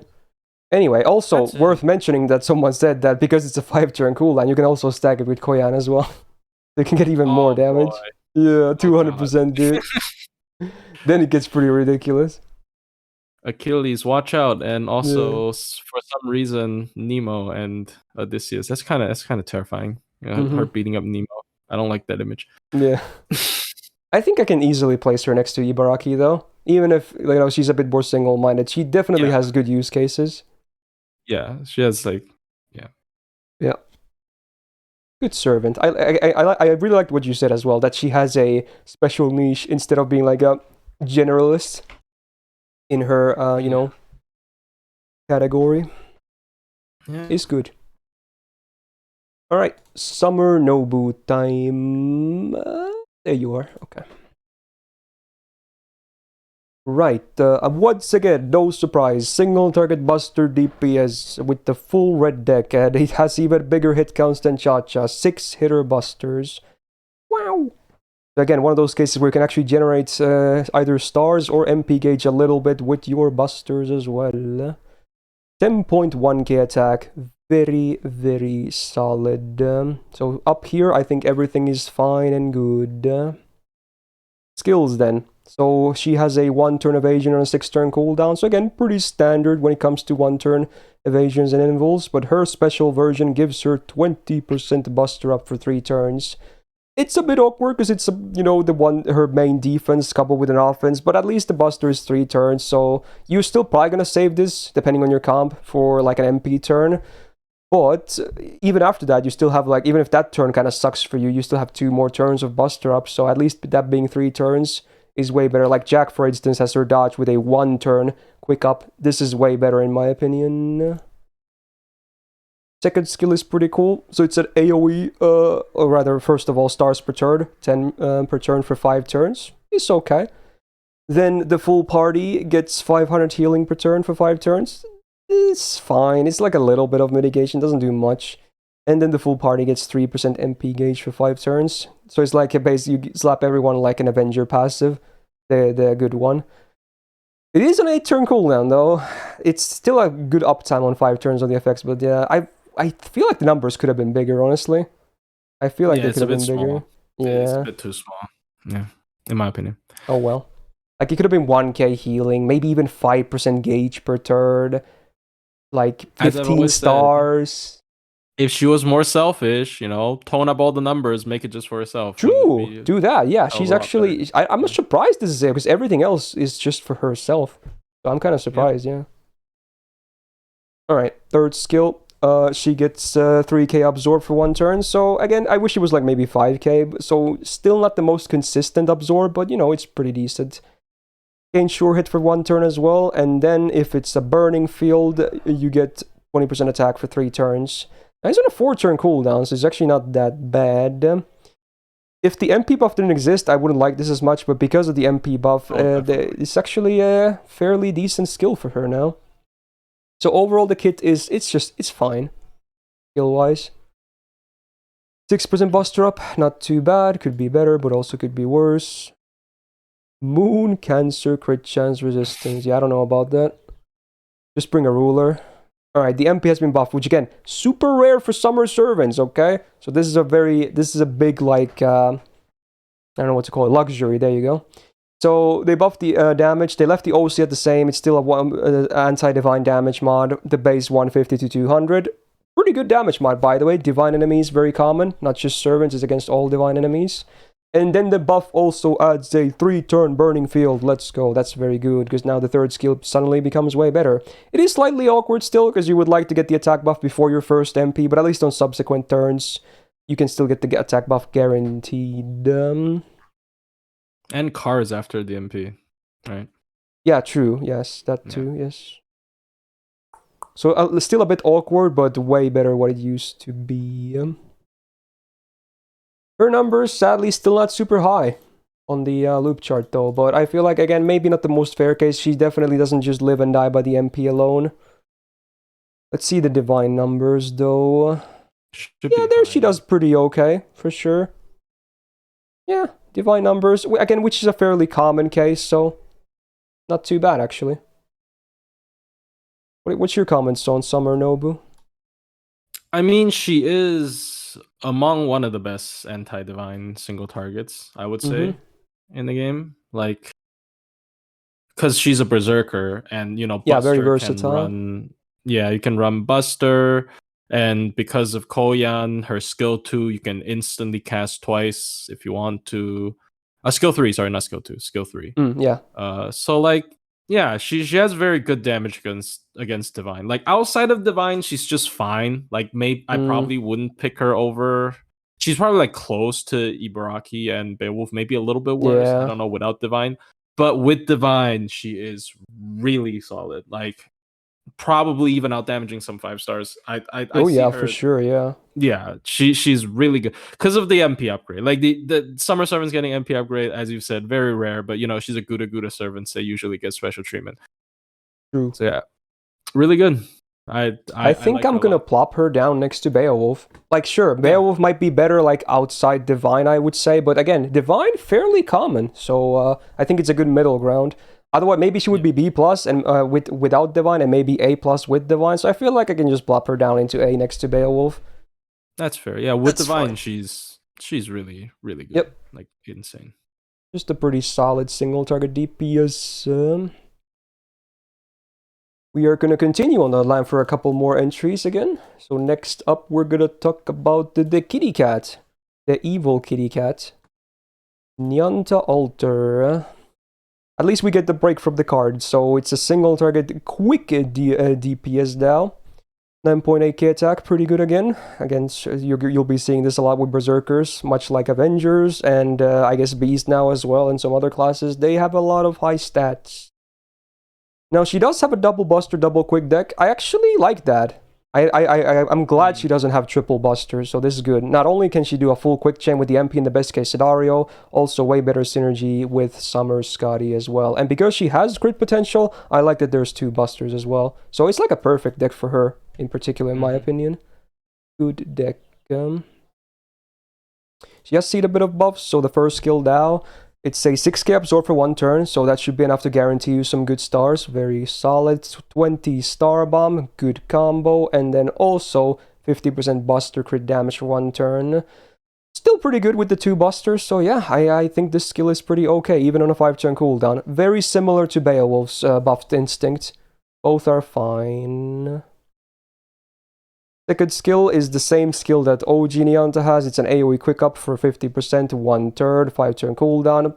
Pretty underwhelming. It does give her a 1 good turn whenever it's up, but yeah, it's... I'm not a huge fan of this skill. Like, just don't make it AoE, make it like maybe targeted or just single self only, and maybe add a second effect or something, maybe a 3-turn effect, that's cool. But as is, it's... Archer, really, especially now. Yeah, pretty weak. Third skill is her version of, like, I guess, Mind's Eye Falls, but I guess she has better numbers. So it's a 1-turn evasion and 6-turn cooldown, so that remains the same standard, but it's at up to 50% crit damage for 3 turns, which I think is higher than all the highest ranks of Mind's Eye Falls as well, from what I remember. So that's pretty cool. Not too shabby, goes well with the first skill, but again, sometimes a bit awkward to use, because again, it's her only defense, so you might have to save this for the turn, especially because she's still kind of quick dominated, and quick supports are usually the supports that keep you alive the least well. So, but hey, it being 3 turns, maybe the subsequent turns can be a bit better. Overall, the skills they're okay. I still like Beowulf's skills more a bit personally. Although there can be some opinions about that, especially with her having an evade, but eh. Unique passive, 8% buster up and star generation. Pretty cool as a bonus. She actually can generate a bit of stars, so that's nice. 10% permanent crit damage as well, a very cool bonus. So far, these are like the best passives we've seen so far, if anything. Doesn't say too much, though. Archer crit resisted, sure. The MP, there's one thing I like about it. It's the base 100% chance to land the MP seal for 1 turn. I always like MP seal. It's very good. The Cursed OC, I do not like though. 500 curse every turn for 5 turns. There's no other curse in her kit. No synergy. I would not even bring her for curse comps. It's just a bad OC.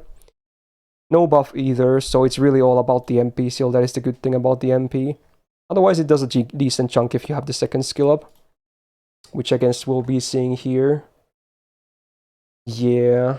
So she's, again, doesn't rank super high on this. Close to the middle, but could be better. Maybe they'll buff her MP someday. What do you think about her? I really like her synergy with Summer Scotty. But yeah, as you said, I think her skills are also not bad. Yeah. Probably MP upgrade. Yeah, I think they should buff the MP, even if the second skill I don't like a lot. Yeah. It's just the second skill is like an Atalante special. I guess you should keep it as flavor. Like I like someone who's cool. Like, oh, you get PFA on every version. Yeah, great. Then Neonta is like, oh, I get this weird mana burst. Yay. Yeah. I do like her, but I think she is definitely lacking in some stuff. And I wish her absorb was 3 turns. It would be such a good synergy with Summer Scotty. It already is, but it would be so much better. Yeah. I mean, Summer Scotty already has absorb. I guess that's fine. But yeah. I'd put her in B plus personally. Yeah, I would put her in B. I was thinking about that too. Yeah. I think she's just like, if they give her a really nutty MP buff, she could even be A plus, honestly, if it's a really amazing buff. Yeah, but it would already immediately bump her into A at least. Or maybe a good second skill buff or something like that as well. There's definitely room for improvement. Yep. Yeah, not bad though. She's really solid. Yeah, she's really solid. I mean, everyone in B plus so far has been solid. So hey. Yeah, all they're usable. Yeah. Right. Then the second welfare. It's a summer one. We're gonna talk about the Jolter Berserker. Back to single target buster DPSing, yes sir. 10.2k attack, much like OG Jalter, very high, good. Triple Buster deck, I think, is totally fine for her. She really goes Oonga Boonga, that's all she does. Hit counts are decent, but even then, like, even if you get like the mighty chain of, you know, BAQ for the BQA for the back skeins, probably still won't generate a ton, honestly. So she kind of is also a bit support reliant, because you really want to use her MP though. Their MP hits really hard, so you definitely need some supports to help with that. First skill is an interesting one. It's a regen buff for 3 turns, and what that does is, you know, every turn you get a 1-hit, 1-turn evasion, and that happens for 3 turns. So every turn you can, you know, tank 1 hit, I guess. And then you also get 30% MP gain for 3 turns. This sort of 6-turn cooldown, I kind of like the thing, honestly. The 1-hit evasion per turn, it's a bit flexible. It can actually be kind of okay. Sometimes it might fail you though, but I actually kind of like it, honestly. I think it's really good in teams. Yeah, for teams it's good. For solos it's really stinky, but for teams it's actually not bad. It's okay. Second skill, 20% attack for self for 3 turns, 5-turn cooldown, so not bad on the uptime. Then all your normal attacks deal 500 burn for 3 turns, and that effect lasts for 3 turns. Yay, okay. I would not even bring her for burn memes, honestly. It does give her a bit of a use case with like Honey Lake, but that's all it is. It's just a kind of a mediocre attack buff otherwise. Third skill is a 20% buster up for 1 turn, kind of sad, on a 6-turn cooldown, and then a 20% battery, with also a 1k damage to self. This is like, oh, I don't like this skill. Oh, I don't like this. I kind of hate this skill. The battery is small, the buster up. Why are the numbers so small, dude? Like, what's up with that? They're 1-turn effects, dude. It's a 6-turn cooldown. This should be a 3-turn cooldown, and then remove the damage as well. What the hell, dude? They used to be scared of batteries. Yeah, I guess they probably were at that time, yeah. Yeah. Like, bro, I hate this skill. I guess for 1 turn, at least she can do a very good MP damage. She has a couple of mixed buffs. Mm-hmm. But the passive, though, 12% permanent buster. Now we're talking. That's just amazing. Archer crit resistance. I guess she hates John Summer. Okay, fair enough. MP, though, no normal effects besides damage. But hey, it's a free MP5, so it does pretty good damage. And the OC is another burn. 3k for 3 turns. Yeah. If they ever give her like a burn damage amp as well, then maybe you could have some burn fun. Even then it wouldn't be legit though, but you could have some fun at least. With this, there's no even amp nowhere. No, just no. It's just like whatever. So her damage though, I think it should be on the better end, right? Yeah, there she is. She's like probably just above the middle point, and that's also beating some of the damage mods as well from some of the other ones. So yeah, free MP5 is definitely, you know, boosting her potential a lot. But yeah, without a support or 2, getting the MP is gonna be a bit harder. What do you think about Jolter's Summer? I mean, like, all she got is damage. Like, yeah, the skill 1 is pretty good for survival, but I really wouldn't say it's like above other choices. Yeah. Honestly, and I would still prefer like a 2-hit 3-turn evade or something, probably. Yeah. The problem with these welfares being like their main selling points being MP5 is MP upgrades.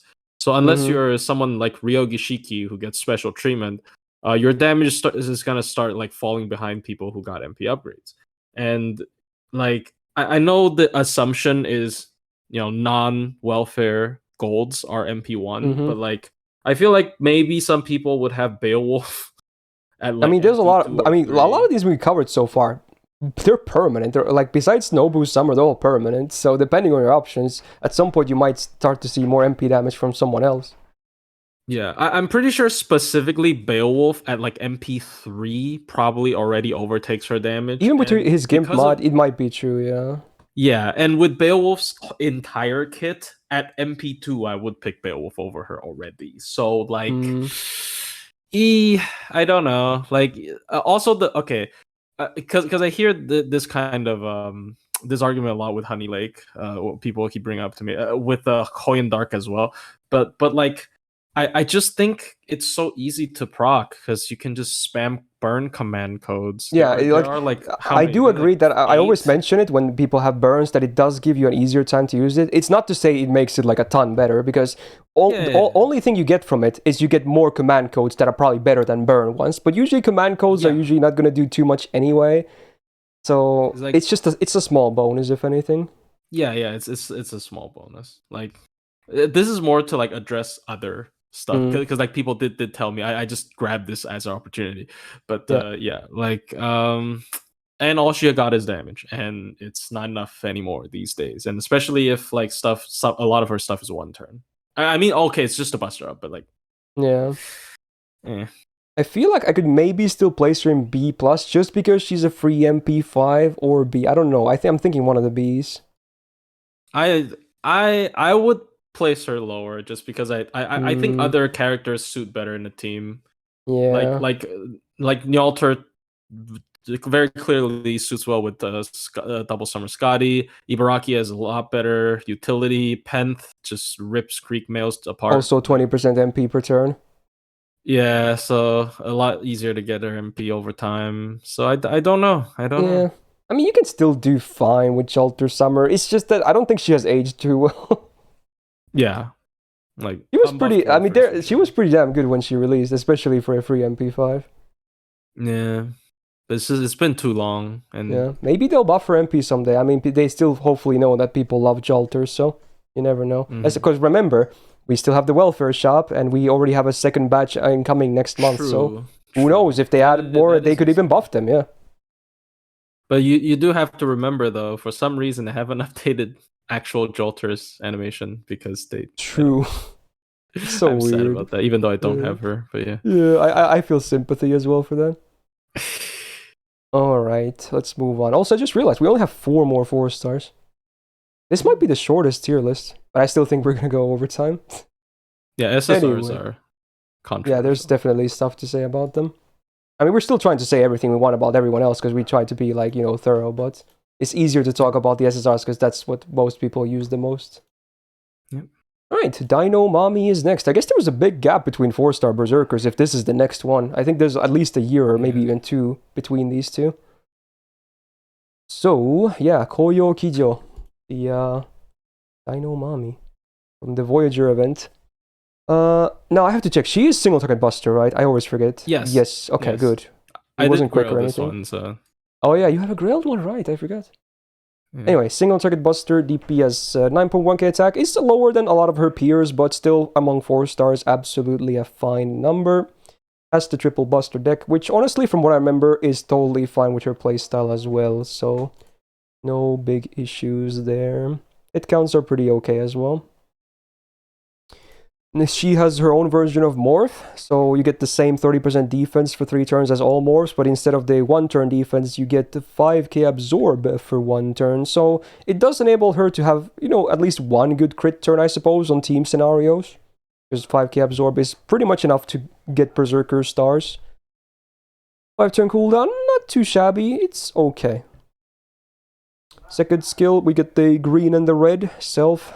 30% 3 turns, so it's the good numbers. Obviously, the cooldown is still 6 turns instead of 5, but at least the card types are good numbers. And then also, it's a targeted skill, which gives the target overcharge by 1 step, 1 time, 3 turns. So, correct me if I'm wrong here. You target it, the target gets the overcharge, but she always gets the card type herself, correct, right? Yes. Yes. Okay, so it's only for the overcharge. Okay. Yeah. I think OC Kinda for like her was it like attack up or something?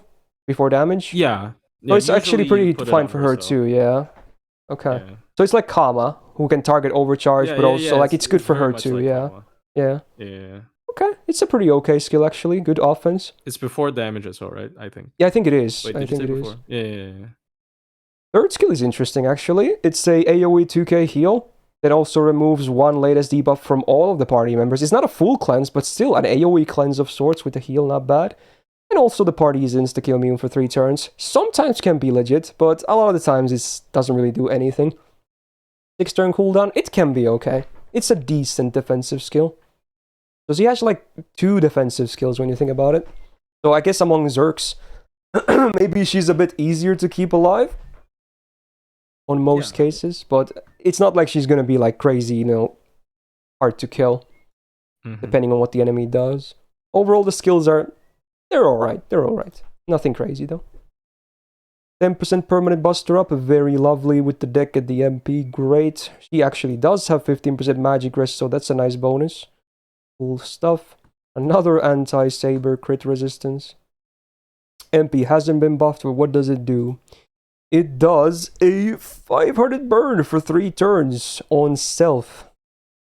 It's not honestly too bad of a burn, and it also with the third skill, I guess you can cleanse it as well, depending if it's the latest one or not, so not a real bad demerit. So that's it for the normal effects besides damage, but then the OC actually good. So it's 20% attack up for 3 turns before damage. And with the, if you use the, because it's 1 step, right, on the overcharge, yes, so it becomes 25% then on base if you use the target the second skill for herself. Actually a very solid OC, so it kind of makes a little bit up for the lack of, you know, normal effects besides damage. Not too shabby, and ramp up is always kind of desirable for DPS and for farming. You want it everywhere. So her numbers are sadly going to be on the lower side. I had a feeling this was going to be the case, that even with the ramp up, she still only has 1 skill that actually buffs her MP damage. But she also has that at 1 turn absorb, so it's not like she only does MP damage, she can also crit too. And I think there's even some cases where people have done some solos with her, I believe. Yeah, I did some like easy runs with her. So, as you probably have used her way more than I have. What do you think about Oyoki Jill? So, on paper, she looks really good, right? So, like, I would say she looks decent on paper.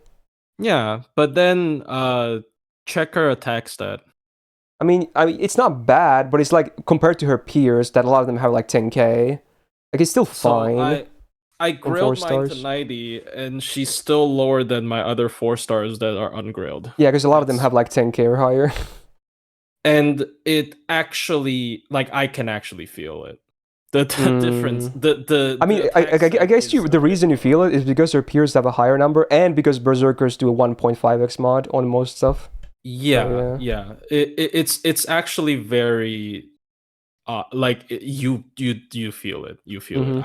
I think she has definitely gotten I don't know better or something, and she's also like demonic beast, so you can pair her. I think Koyan Dark supporting her is pretty legit as well. Oh yeah, because the buster stuff as well, yeah. So I don't think she's bad, but I think her low attack stat and I think she's a bit worse than Ibaraki. She's kind of like a worse. Yeah, Ibaraki. that might be the case. Like at least for now, which is sad because she's a T-Rex, and I like, you know, you think she would like chomp down people? Yeah, I think maybe plop her down next to Jolter or something. Yeah, and she's really hard to get. She's like a really limited. It doesn't help. Yeah, very rare actually. I think even Voyager has had more rate-ups than her, being the 5-star limited. Yes, Voyager had during White Day where only he had a rate up. Yeah. So I think in Requiem she was described as the most soft or something. Like she's a very nice berserker when she's a person. So maybe that's why they made her attack super low. But yeah, I don't know. And gave her more defensive tools. Yeah. So yeah, hopefully she gets a buff. I think, and she could absolutely be buffed. Yeah, because like MP upgrade, you know, and she has a ramp up MP. She can definitely be really good. Yeah, here's hoping. Hoping. All right, 2 more left of the 4 stars. Let's talk about the Bryn Summer. Another interesting case from Summer 5. We got AoE Buster DPS. I think you might be able to brute force her farming, but I assume the numbers are going to be very ugly. So maybe we'll just consider her a DPS. It's probably double Oberon or something. Yeah. But hey, look at that. 10.1k attack. We're back to the really good numbers again. So yeah, very respectable for a 4-star. Even among Berserkers. So she competes well with her peers. Triple Buster deck, I think, is fine for her, honestly. Yeah, no worries. Pretty good modern hit counts as well. She can even do some star generation from what I remember. Mm-hmm. Alright. Her skill I actually very much like. It's a self-evasion for 2 hits, 3 turns, and then also a damage cut for 3 attacks, 3 turns on a 5-turn cooldown. Actually, just a basic but very solid defensive skill. It's not awkward, they're both hit-based, and they're both defensive, so I actually quite like this defensive skill. Second skill, she gets much like Penth, 20% MP per turn for 3 turns on a 6-turn cooldown, but instead of debuff immune, she gets 10 stars per turn for 3 turns. So, you get the gains. Pretty okay. Makes her more consistent. And then the third skill, Self Blue and Red Up, 30% for 3 turns on a 5-turn cooldown. And then your allies that are not her, that have Brynhild's beloved trait, also get 30% arts and Buster Up for 3 turns. Pretty good skill, even if obviously she doesn't get those seconds buff, but it's like still the good numbers is 30%, and it's on a 5-turn cooldown, so it's still a very okay DPS skill. I really wish she had Absorb though. This 10 stars per turn is basically useless on her. It does nothing. You will have to get insanely lucky to get consistent crits with this. This will not, even with the MP maybe generating a bit of stars. That's the one thing I really wanted to see change. I get that they want to pair her with like maybe OG Bryn or Sigurd or something, but dude, no. Like, I wish she had Absorb. I bet she could crit real nicely if she had good Absorb. But overall, the skills... Sigurd. Yeah. Overall, I think her skills are good. Oh, sorry. Yeah, I was just gonna say, I feel like this pair really suffers because they try to like jam in weird synergies to like, you gotta put them together, and then one of them just doesn't have an effect they're supposed to have. For what it's worth, I think the Bryn side gets the better side. Sigurd definitely suffers the most. I think Bryns are still pretty damn good on their own, but Sigurd definitely, you feel the lack of the Absorb as well. Well, hey, he's the husband. He's whipped. Anyway, only 3.5% Buster Up. I wish was higher, but you know what? It is what it is. Divinity E doesn't really do anything. Lancer anti-append. Yeah, sure, why not? Okay, the MP at least I like. This is cool stuff. Invul Pierce for 1 turn before damage. Always nice to have. And the OC is 20% Buster Up on base for 1 turn. Also before damage. I do kind of wish she was single target though. Because she doesn't farm. I don't know, I kind of wish she was single target. Definitely. I mean, obviously there are going to be cases where there's multiple bosses, and of course her being a Berserker makes her even more flexible for stuff like that, so it's not the end of the world, but I kind of wish she was single target. And definitely I wish she had Absorb as well. That's for sure. Anyway, do you have more comments on her? I like her first skill, because usually those... Okay, she's not on the sheet, never mind. Okay, go for it. Usually those are 6 cooldown, but that is a 5 cooldown, so it's really good. I do think she kind of lacks in offensive, so it's one of these again where they try to make them like a semi-support, and just ends up like watering down her potential to do offensibility. I even think like perhaps AoE is fine because single target she has a lot more competition for 4-star Berserkers, and the Invul Pierce is really good for challenge quests as well. So like if she just had better like offensive focus kit, I can see her. My problem is still that it's the stars per turn where she has 0 Absorb as a Berserker. It's just gonna give your supports MP gain is what it does. Yeah, I don't understand. I feel like they built her to buff other Brynhild's beloved, but it's so like, why? Like, she's a Berserker with Invul Pierce on her MP. You're trying to make her a support. If anything, they should have just copied the skill from Panth. Instead of being stars per turn, just make it 3 turns of debuff immune instead. It would have been better for sure. Yeah, that would have been better for main damage too. So I don't know. She's kind of eh. I think she's fine. If anything, those were the things I was really trying to like nitpick on her. I think she's still fine. Yeah. I would probably still maybe slot her into B+, honestly. That's fair. Yeah, I guess I think she can. I can see her being B+. Yeah, like if you need Invul Pierce, there's always a choice. There's always a choice. And again, it's not the end of the world that she's not single target, because again, being a Berserker is versatile for multi bosses, so it's fine too. Just give her Absorb or something. That would be great. Yeah. 2 more 4 stars. I think I said that the last time, but okay, I just miscounted. Now it's 2 more. So, next up, we got Sei Shonagon. This was the latest entry last year when I did the tier list, actually. So she's quick, right? Single target quick. Let me check. Yeah, quick and triple buster deck. Yeah, single target quick MP. Yes. Okay. So, yep, single target quick DPS has the full gorilla deck, so we're back to this stuff, huh? Interesting. I guess, again, with Summer Scotty existing, it's definitely, better now. 9.9k attack, pretty good still. It's not 10k, but it basically is, when you round it up. Hit counts are good, so honestly, not too shabby on this side. 30% attack for self for 3 turns, same with crit damage, and then 20% the battery, 6 turn cooldown. Actually a pretty good offensive skill. Not too shabby. Tough to like there. Then she also has absorb. Granted, it's only 1 turn, 5k, so at least it's there to go with the crit damage from the first skill. Also gets 100% crit damage for 1 turn, so she can have 130% for 1 turn. It's like Billy stuff going on over here. And then, much like Bryn, she gets 2 hits of evasion for 3 turns. Granted, this is on a 6 turn cooldown, so it's not as high uptime though. But I like that it's hit based though, because again, you want these to land on the good crit turds. So yeah, this being hit based makes it much easier to use. Yeah, not too bad. Third skill is a targeted skill, heals up to 3k, and then also gives the target burn immune for 3 turns. Interesting. And then a big 25 star bomb. Actually, I like the star bomb because of these 2 skills. I'm not a huge fan of burn immune. It's definitely a lore meme, but yeah, it's like the 3k heal can also be decent. Yeah, I think her kit is fine, honestly. Yeah, I almost even prefer this to Summer Bryn's kit because at least she has the absorb.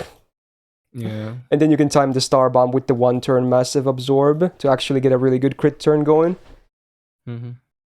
Not too bad. On the better side of all these 4-star berserkers for sure. 4% permanent buster, again, could be higher. She gets a 4% quick star absorb, so I guess that one quick card is a bit easier to crit with. Sure. And then charm debuff resistance 100%. So it's not immune, but it basically is when you think about it. I don't think she's really ever gonna get charmed. Cool little bonus. Anti-ruler crit resistance, cool. Then the MP, okay, I kind of hate that I think it's all the same effects as Archer does. I think it's literally the 3 same effects. Yeah. So it's 3 different damage mods. For 1 turn, you get these buffs. 50% anti-man damage on base OC. That's the one thing I really like. Anti-man, great. So and because it's a turn-based buff, it also applies to your face cards on that turn. Now, obviously, if it was MP only, it would be higher number, but it makes your Brave Chains a little bit better as well, I suppose. But then the other 2 ones. The lawful damage mod is pretty okay too, especially now that she's a berserker, so it's easier to find lawful enemies that she also works against. But then shadow servant damage is just completely a meme. I don't think there has really ever been a quest that was hard that had shadow servants on it. I can't remember any at least. So it's kind of a meme and lore thing. But you know what? Anti-man is good, and anti-lawful, especially for Zerk, is not bad either.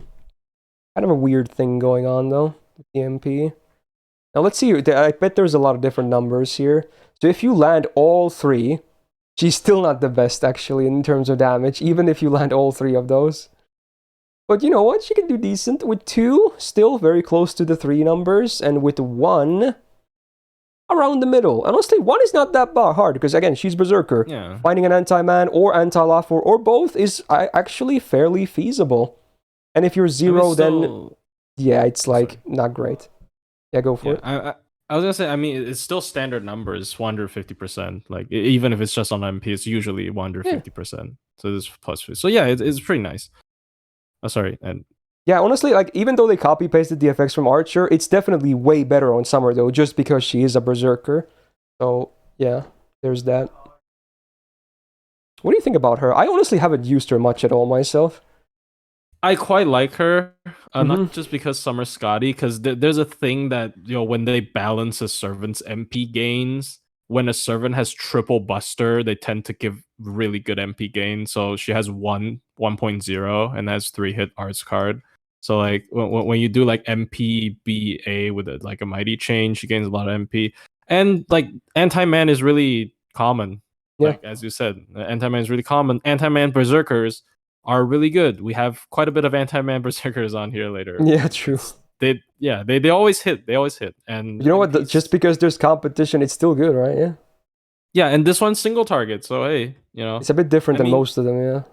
yeah, and I somewhat like the triple buster because like you can not just because the MP gain, but also yeah, you have the choice to do buster crit comps. Yeah. Yeah. So she's I nice. think the deck she's is nice. fine too, honestly, even if it's awkward with the MP. Yeah. Her skill 3 definitely is the weakest part, but I think it is the cute part. I'm pretty sure At least it is a 25 star bomb, which is still makes it pretty good. True. It is a very big star bomb for Berserker as well. So yeah. And she has Well, yeah, Copy is saying I could make this is a short one. I should do a Beast tier list, but the thing is, we can probably just slide Beast into one of the 2 extra lists, honestly. So just do that.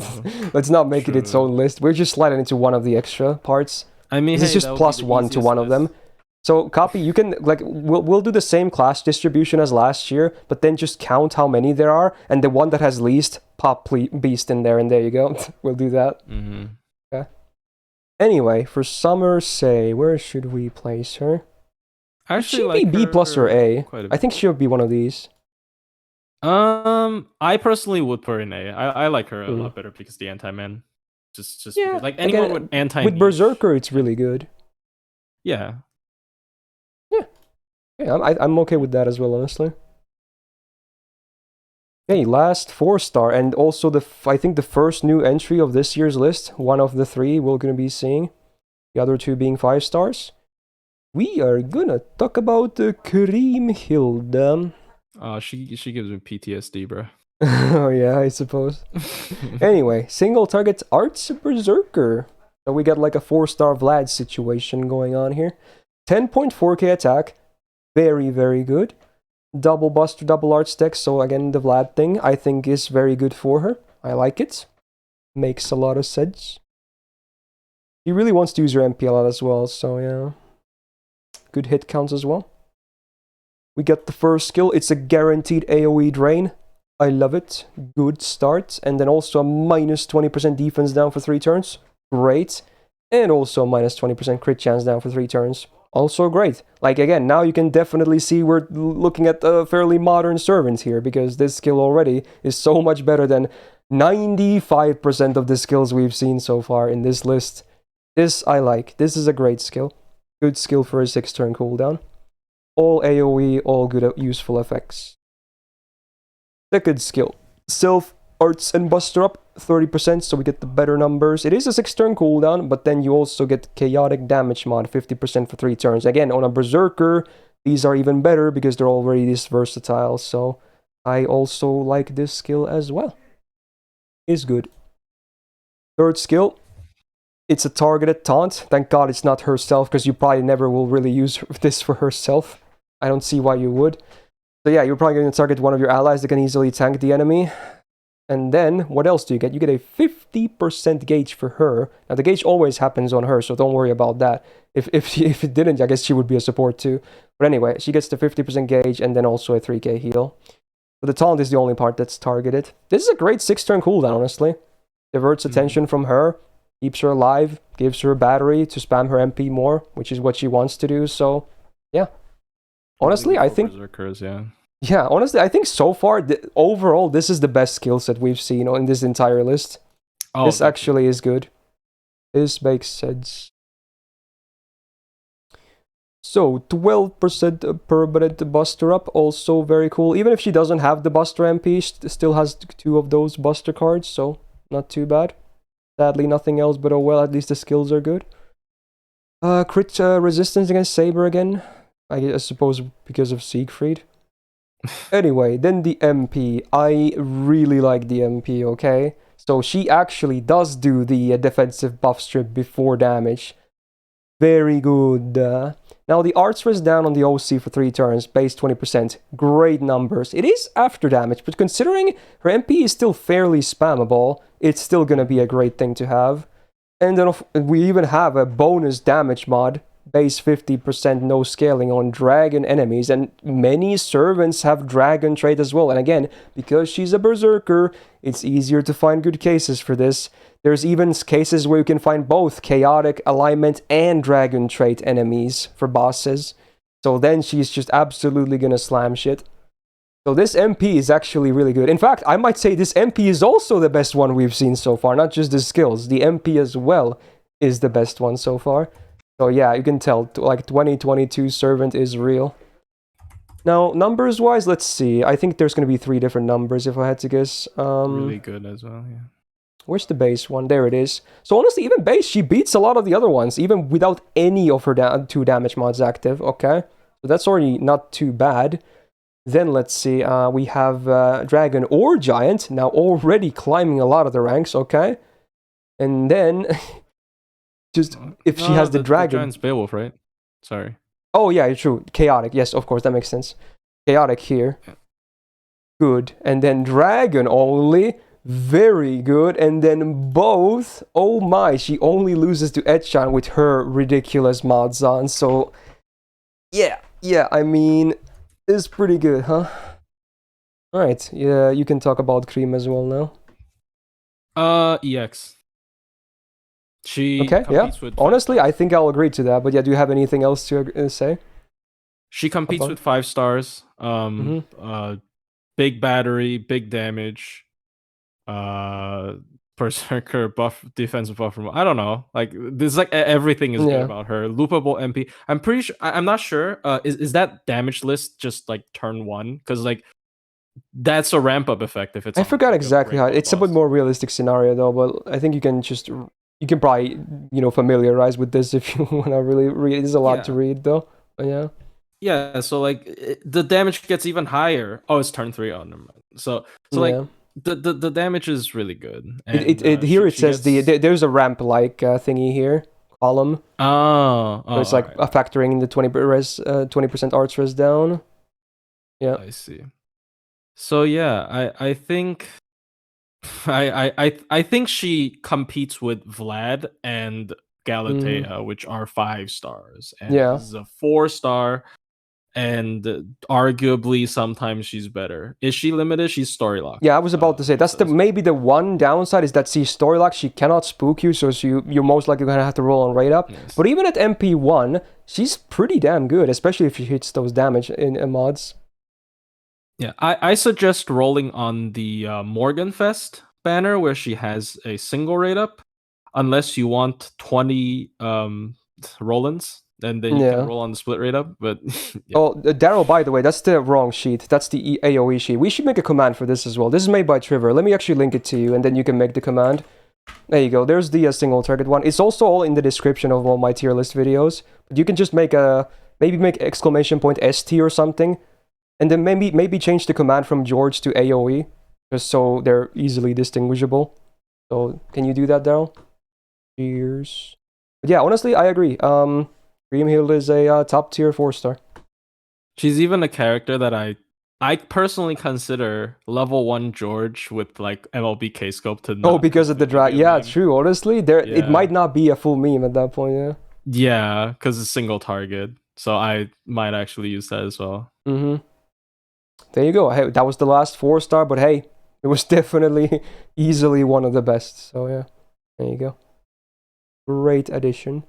So now we just have 14 SSRs, I think. Talk about. Probably gonna take a while, but hey, here we go. First SSR, actually Kentucky. He's a limited one. He was at like maybe 3 or 4 months into the game. Let's talk about the good old Mr. Golden. Single target the Buster raid specialist, if anything. Yeah, that looks good, Jax. Alright, 12.7k attack.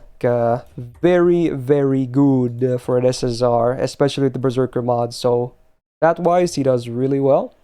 He has the really bad numbers on his kits with the triple buster, but oh well. So his gains will be bad, no matter what. But you know what? He presses red. He likes red as well. Sadly, he has one of the worst versions of Monster Strength. It's good for like raids, I guess, because it's a 50% attack after one turn, but anything else, it's not a great skill. It's just a mana burst. Sure, it helps all your cards, so maybe it's arguably a slightly better mana burst because it's not tied to any one card type, but definitely doesn't make it a great skill. So for raids, it's good. For anything else, yikes. Second skill is a 50% battery and 6-turn cooldown. These days, these always have something else too, but back then this was already luxury, so I guess they still haven't updated this, so this could be buffed as well to include something else. But you know what? It still does the job, again, mostly for raid stuff. It definitely have a cooldown because there's no other effects either. You will feel the downtime outside of raids or just really fast bosses. Third skill, 120% meant or offensive debuff resistance for 3 turns, so you can't really touch his damage, I guess. Cool, why not? And then a 3k heal for self. This sort of 5-turn cooldown, pretty bad in my opinion. So for sure his skills have not aged well, is all I'm gonna say. For raids you can still do fine, but if you want to DPS with him, man, are these skills terrible for modern SSR standards. 2% buster up. Sadly, I wish it was higher, but oh well. Divinity doesn't really add much either. Anti-assassin crit resistance. Again, this is the second one we've seen of these, and arguably this might be the best one of all of them, because again, I think assassin enemies tend to crit the most, so, you know, for a slight little bonus, there's that. His MP has been buffed. I'm not the biggest fan of the buff, though. They did add more than just damage. They did add the buster resistance down. 30%, but for some reason it's a 2-turn debuff. I don't know why it's a 2-turn one. Like, it's so weird. Because like it's gonna be hard to get another MP off after that in the next. It has to be literally the next turn. That's how that works. Yeah. So sometimes it's gonna be impossible to do that. Or if you want to make him a better raid killer, make it 1 turn but put it before damage. Like one of those two. Before damage would be so good, actually. Yeah. Then it would be, even if before damage, if it's 1 turn only, it would still be way better, for sure. Yeah, it would still be way better. But hey, he also ignores defense, which is always a nice bonus, because even sometimes in raids, they have some defense buffs as well, like defense up. And then also a 50% chance to stun them for 1 turn on OC base. Definitely can rely on that, but if it lands, hey, great, you get a free turn, yay, against single bosses. So, I think he would do decent in this sheet though, right? He has really good damage, I think. Like without trade, he has like one of the highest damages. I'm pretty sure. Yeah, he does well here for sure, yeah. Especially the second MP when you bring the buster supports that he can land with the existing buster res down, which is factored in here with the ramp as well. Yeah, like sure, he still does good MP damage, but that really is all he does, right? His cards are terrible. They're just terrible. And with his skills, yeah. He's going to be hard to place, if anything. Do you have anything else to add to him, by the way? I still see him being used just because he is a single target berserker with an upgraded MP who is Buster. That is the only and his first MP is so easy to do as well. Yeah. The sad part about his MP upgrade is that it doesn't benefit the way you use him. Like people just use him to like sometimes in 90++ you just splash him in to kill one of the high HP enemies, and then yeah, you still see him do that. But his MP upgrade doesn't. The raw damage obviously helps, but like the added effect doesn't actually benefit that. So I don't know how to rate him because I do still see him quite a bit, but like he only does one thing, and it's just farming. Like he's a farming / I'm thinking servant. Personally either like a B+ or A. I still think he has a lot of relevancy, but I think he has fallen off though, honestly. Yeah, he can't do anything outside of farming. I think he just lives for his MP. I think B+ is a little bit rough just because how easy it is to get his MP and how often he is used. But yeah, like overall as a servant, I think he's definitely too one-dimensional. Yeah, I'm surprised they haven't buffed him more, because again, people like him a lot, myself included. He's also very lore relevant. He got a cool costume, you know, like If anything, they should have buffed him when they released Hey Yankyo. Yeah. But oh well. I don't know. I don't know. I don't have him, but Also, just I see him a realized the lot. ordering was a bit wrong, because Vlad definitely should have been before, because he's day 1. But I didn't realize. True. That's fine. It's not like it really matters. I mean, he's basically a dead servant before his buff, so I think that's fair. Okay. All right, let's I'm just move on to Vlad then. kidding. All right, so now actually this should have been the first SSR, but again, it's fine. I'm gonna write in timestamps as well. It's not like it really matters that much. So yeah, single target arts DPS monster, and honestly, you can definitely even use him in farming sometimes. It's an interesting little case. Yeah. I have done some farming with himself as well, on JP especially. He's a cool little servant. He has actually aged well.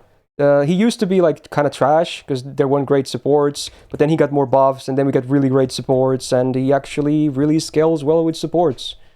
So I hope no one at this point anymore underrates Vlad in these days, but you never know. So stat-wise, 11.5k attack, still pretty good among SSRs, especially with the Zerg, it's even higher, so it's not Kentucky high, but it's good, it's fine.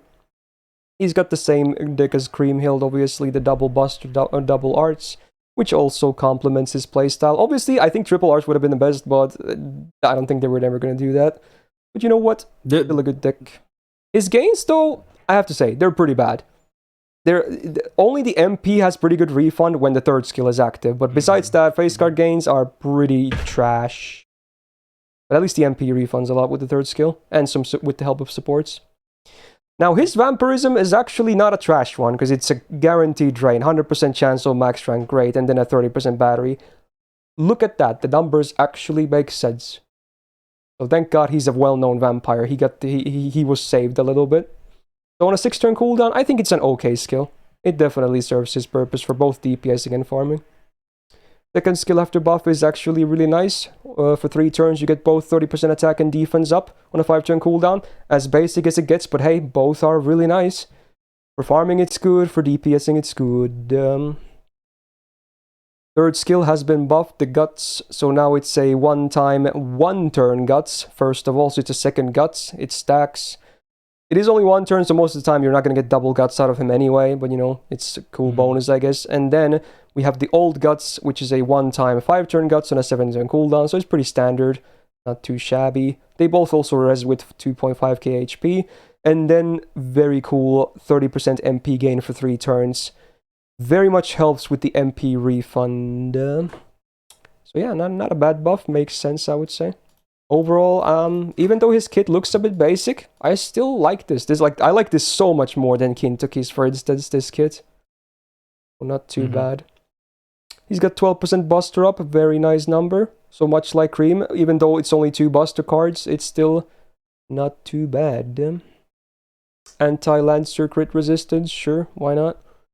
Now the MP has been buffed once, it was bad, and then they buffed it again. And not only did they fix the GIMP mod, they also added 20% arts res down for 3 turns. It is after damage, but man, considering how spammable his MP is, oof. So much like Creamhild is very good to have. For farming, it might not be the most relevant thing, obviously, but for DPSing, it's definitely gonna be felt. Oh yeah, that helps with the refund even more and the damage, etc. Now you do get 20 stars on OC. I do like the Star Bomb, but at the same time, it's kind of useless. It's not enough for him. It's the same problem with like Bryn Berserker. So if you want him to crit, you need more than this though. It's gonna help though with like your maybe other support gains, etc. But it's still better than like a burn or a curse or whatever else they could have done. So it really is all about the upgraded damage mod and the arts res down. 10 hit MP really speaks for itself, doesn't it? Yeah. So, like if you never tried Vlad with like double Castoria and the Guts buff, just go try him out. See how fat the refund is. It's kind of disgusting. Alright, so his damage is around the midpoint here, but considering there's no damage mods whatsoever, you always get good damage from him no matter what. Yeah, and his MP is also arguably the easiest spammable MP in this entire list, unless I'm forgetting something else. No, with double Castoria, Ibuki is. Yeah. Oh, I mean, she's for single target, he's up there for sure. Yeah. All right, what do you think about Vlad? Hopefully, no one thinks he's underrated. I don't. I actually think it's sort of flipped. The narrative kind of flipped recently. Like people were like hyping him up so much.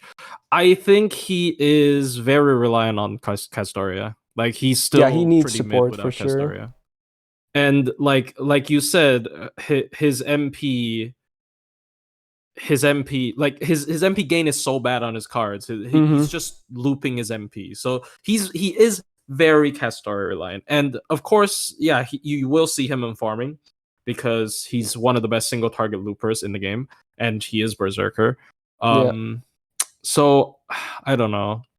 Like I do think in some like multi-damaging setups though, like multi DPS setups for like 90 plus plus, Kindoki might be better just because he has a bigger Yeah, I battery guess and he it has better depends, damage. yeah.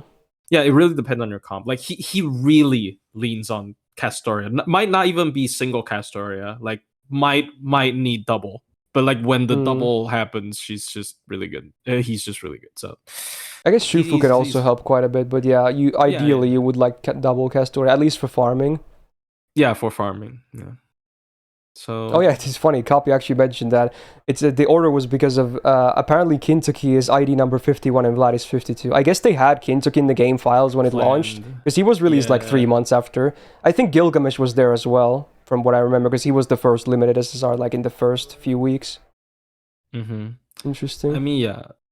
So he's cool. Like I think people would want to put him in EX, but I think I will. I used to put him in EX. I think I will bump him down to A plus though. I think he's very good, but he is very support reliant as well for sure. Yeah. But yeah, if you have the supports, he's just like a literal monster. That's what he is. Yeah. He's really good. And hopefully no one underrates that guy anymore. Yeah. I kind of anyway. want Kentucky in A. Okay, I'll do that later. I'll do that later. Sorry. Okay, sure. Yeah. You want to talk about that when we do maybe like the moving around and whatnot? Yeah. Okay, sure. All right. Anyway, next one is an interesting case. Maybe not in the good way, sadly, but okay. We're going to talk about the Nightingale, the nurse that has a lot of fun material about her. She's a support, and she's a berserker. That's the big problem. Just flat out, that's the big problem. I'm not gonna lie, her supporting is also, it could be better, but the big problem is that she's a berserker and she's a full support, basically. But oh well, we're still gonna give her a full coverage here. She actually has a decent attack. I'm glad they focused more on the HP though, being 15.k, but even the attack is still okay for an SSR, especially for berserker. She's got a double arts, double buster deck, thing. Obviously, triple arts would have been the best, but I don't think they were ever going to give that to her. They actually did have to nerf specifically the MP gain on the quick, because it's a 6-hitter, so it actually has a reduced MP gain, which is funny. Interesting game design. I guess they may have animated her first, and they're like, hold up, that's way more hits than we actually would have wanted. Interesting. Anyway, skills. First of all, targeted 4k heal, which also gives the target 3-time debuff immune for 3 turns, and a 1-time instant kill immune for 3 turns. 5-turn cooldown. Pretty okay support skill. Again, the insta-kill immune varies in, value, but usually the first 2 at least should give you some good benefits. Second skill is her... Okay, it's like her weird half DPS, half defense skill. So she gets 50% damage against humanoid for 3 turns, and also 25% defense against humanoids for 3 turns. I like the defense because 99% of servants are humanoid. That's great. She really needs that because, she's so frail. But the damage, she's never going to be a DPS. That's the only thing. Well, you can also use the third skill on her, I guess. But just no, Nightingale DPS is not it's a meme. So yeah, again, yeah, honestly, I agree. This should have been targeted, like Chad was saying. I don't know why it's only her. So good if it's targeted. It would have immediately made her like relevant, honestly. Yeah, super legit support. Imagine giving 50% power mod against 99% of servants. God. That would be great. So yeah, for her it's misplaced for sure. It's not useless because it's 25% defense, but definitely misplaced. And then third skill, 50% buster up for 3 turns on any ally, 5-turn cooldown. So this used to be very cool for a moment before Merlin was released. It didn't take too long though. A couple of singularities or so. It's still not bad, obviously. That's a lot of buster up, for sure. It's a basic skill, but it's still good. But I still feel like her skills, yeah, they're a bit underwhelming. Yeah, I actually like that targetable second skill idea so much. Yeah, Like it's that a that good would idea actually. it would be like a Gina code tier buff. Like it would just Then make she could sense to me. compete with like Koyan as well as a buster because she gives anti-humanoid with the buster up as well. It would be a different use case. Yeah, it's really good. She has the 12% buster up, sure. Again, I still think the DPS is a meme, but there you go. Avenger crit resistance. I forgot how often Avengers crit, but again, maybe not the best thing. And then the MP has been buffed. It's actually a cool MP though. It's an AoE 50% attack down for 1 turn. And then the OC is also minus 50% MP damage for 1 turn on base. So theoretically, you can nullify some MPs with this. Theoretically. Obviously, both are only 100% base chance to land, so anything can be also resisted by potential resistances. It also comes with a full party cleanse, and then on MP1 you get a 3k party heal. Like, it's an interesting MP, it really is. I do like the MP. But Yeah. I still think it could do more, because it's very situational otherwise. Even the upsides, the cleanse, it's situational. And the heal. Sometimes you might be all full health already or something. I feel like there should be one effect at least that is always going to be very poggin. Maybe the attack down is that, I guess. But you might want to save for MP turn anyway. Yep. I think she herself probably still dies because she's a berserker. I mean, if it's against humanoid, no, right? Yeah, true. I guess then she could be alive, yeah. She's such a weird, unique case. But again, I'm not really in a really good way. What do you think? Do you have any good uses of her? I did the long Kiara max difficulty battle with her myself, but man, it was fucking boring. Yeah. So like the thing that to me at least her highlights for certain bosses, because once again I'm usually milking the same couple of bosses, is her first skill, because it's 3-turn debuff immunity. So I see her a lot against Kama Beast at full gauge, because whenever you touch her, you get like 2 million debuffs, and then she just ignores that for 3 turns. But like, I don't think we're gonna have another boss that is this polarizing with debuffs, right? But she still has a sizable buster up, so like once again, she is one good support effect off of being a pretty legit support. There is another use case, which is she can counter like buff removal MPs. Like maybe when you're fighting, I don't know, Amakusa. I guess Amakusa is not like a good example, but like maybe some non-servant boss that has like a buff removal MP and Castora can't handle it. Because like what her MP does is like it's a defensive effect, and it purges buffs, and then just Castora just has it and just. You know what she should have? Because also Archer does it. She should have it on AoE though. She should have AoE buff removal resistance. Yeah, yeah, on a skill as well or something. Give it to her. Anything. Honestly, it should be on AoE for Berserker though, for sure, because she's full support basically. Yeah. Damn. So, yeah, she's one good effect, one solid effect off of being a good. And yeah, I actually like that idea, because she is already like a kind of a special counter to specific weird gimmicks, because like the debuff immunity is really strong for 3 turns, targetable as well. But like, I don't know where to place her. I always struggle with this. I think last year I had her on B or something, but I don't know. I almost feel like I should bump her down to C plus. Like, because sure, she has uses, but man, most people never bring her anywhere anyway.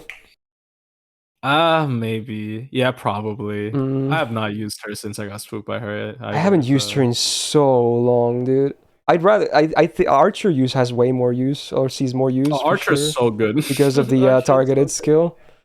Yeah.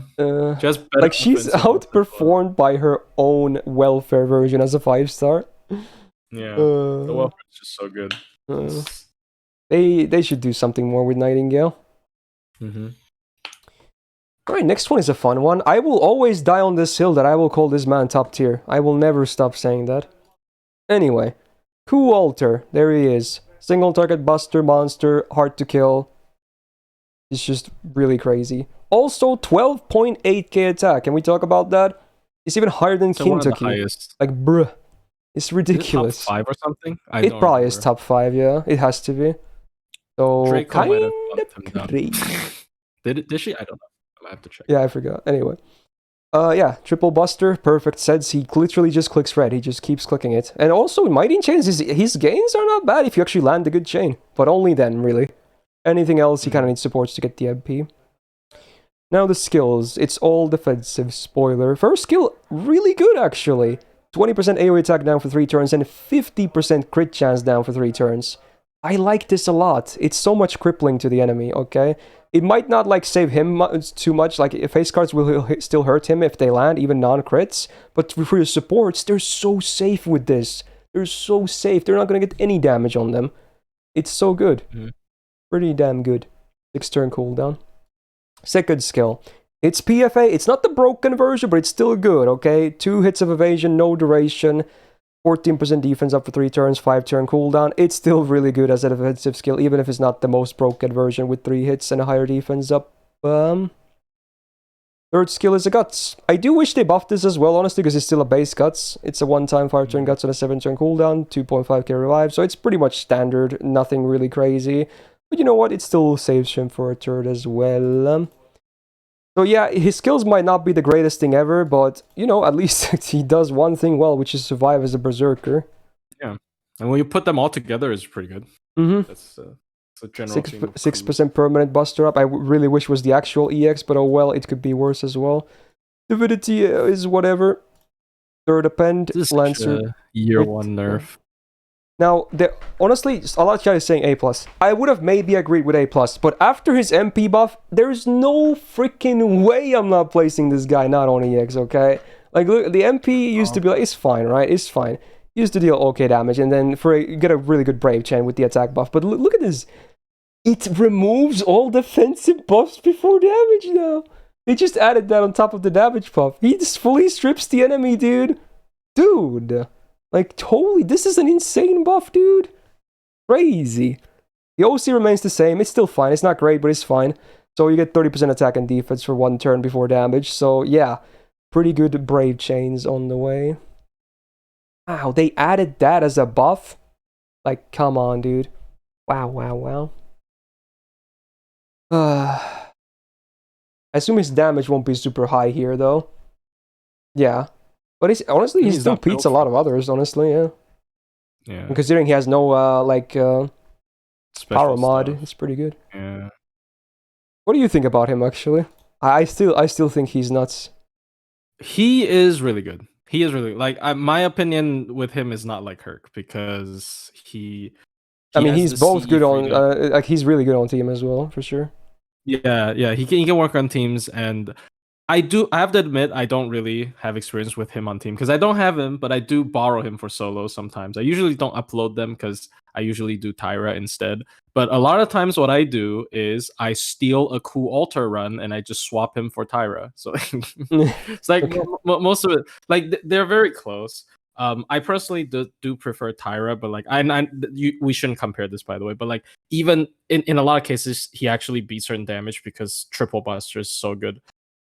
And with his skill 1 comboed with his MP and his PFA's defense up, he actually can tank hits. Yeah, in a team environment, it's so easy to keep him alive. Yeah, and even solos, he can tank a lot of hits with a lot of these effects combined. So he's still one of the top tier solo units. Like, he can still solo. Because I do keep track of this stuff. Most stuff that Tyra is able to solo, he can also solo. It's usually very similar.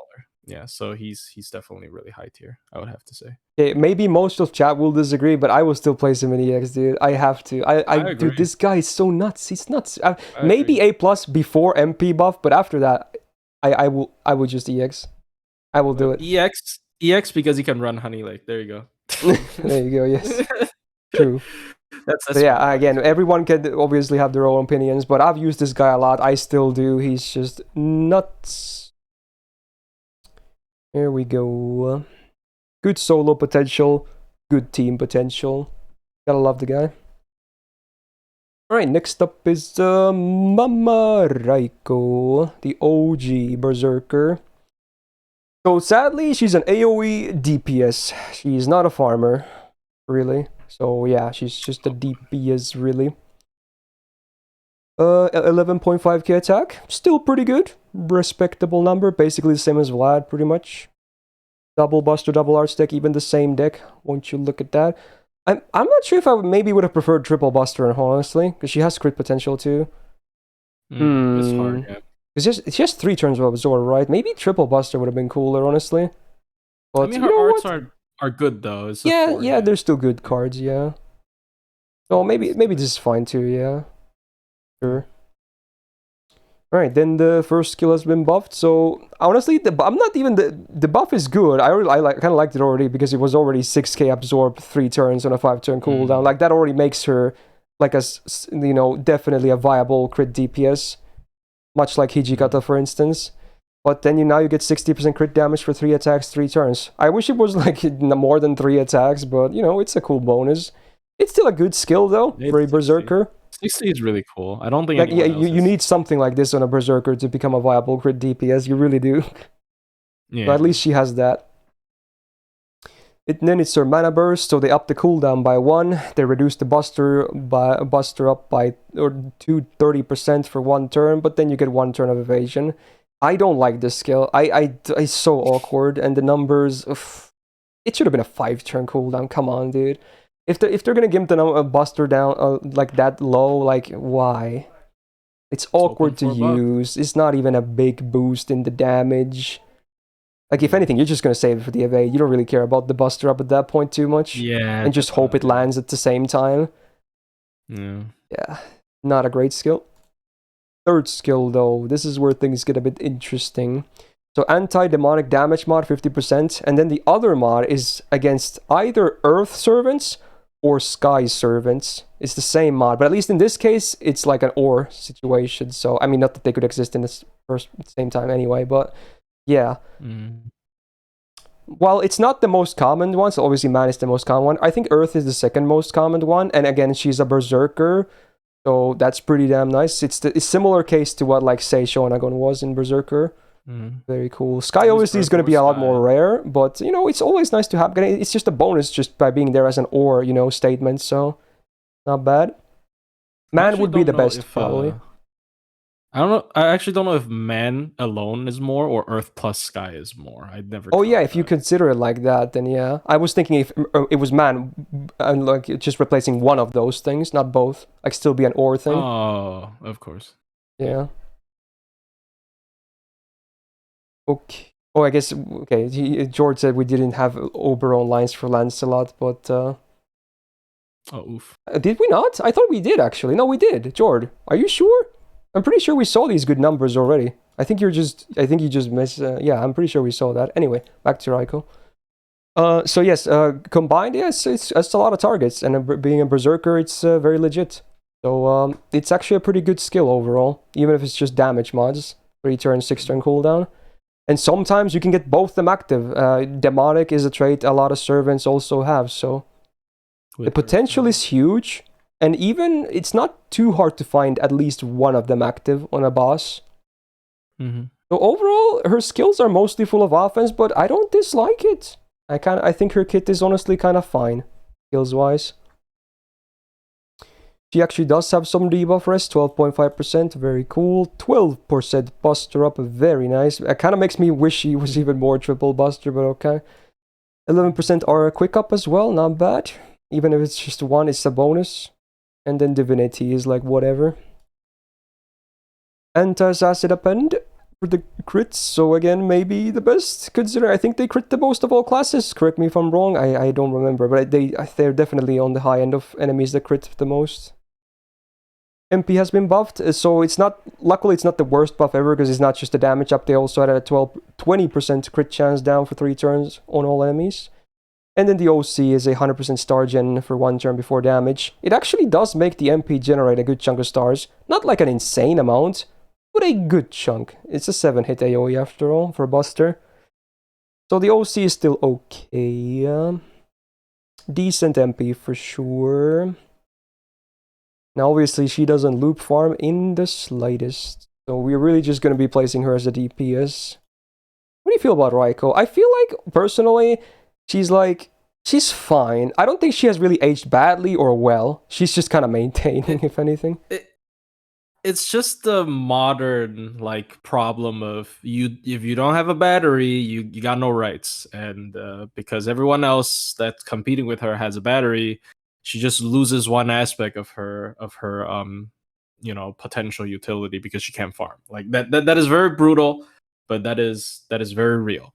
And I think she is one battery buff away from suddenly becoming good. Yeah, she could be an amazing farmer, honestly. Yeah, she's like one battery. It's like what they did with Altera. Yeah, exactly. Yeah, exactly. So like the P mod on the third skill can be like double casted with Coin Light as well. So depending on, she could do like nuke some potential 9D++ as well if she had that battery. Yeah, she'd have full coverage because man handled by Koyan Light yeah.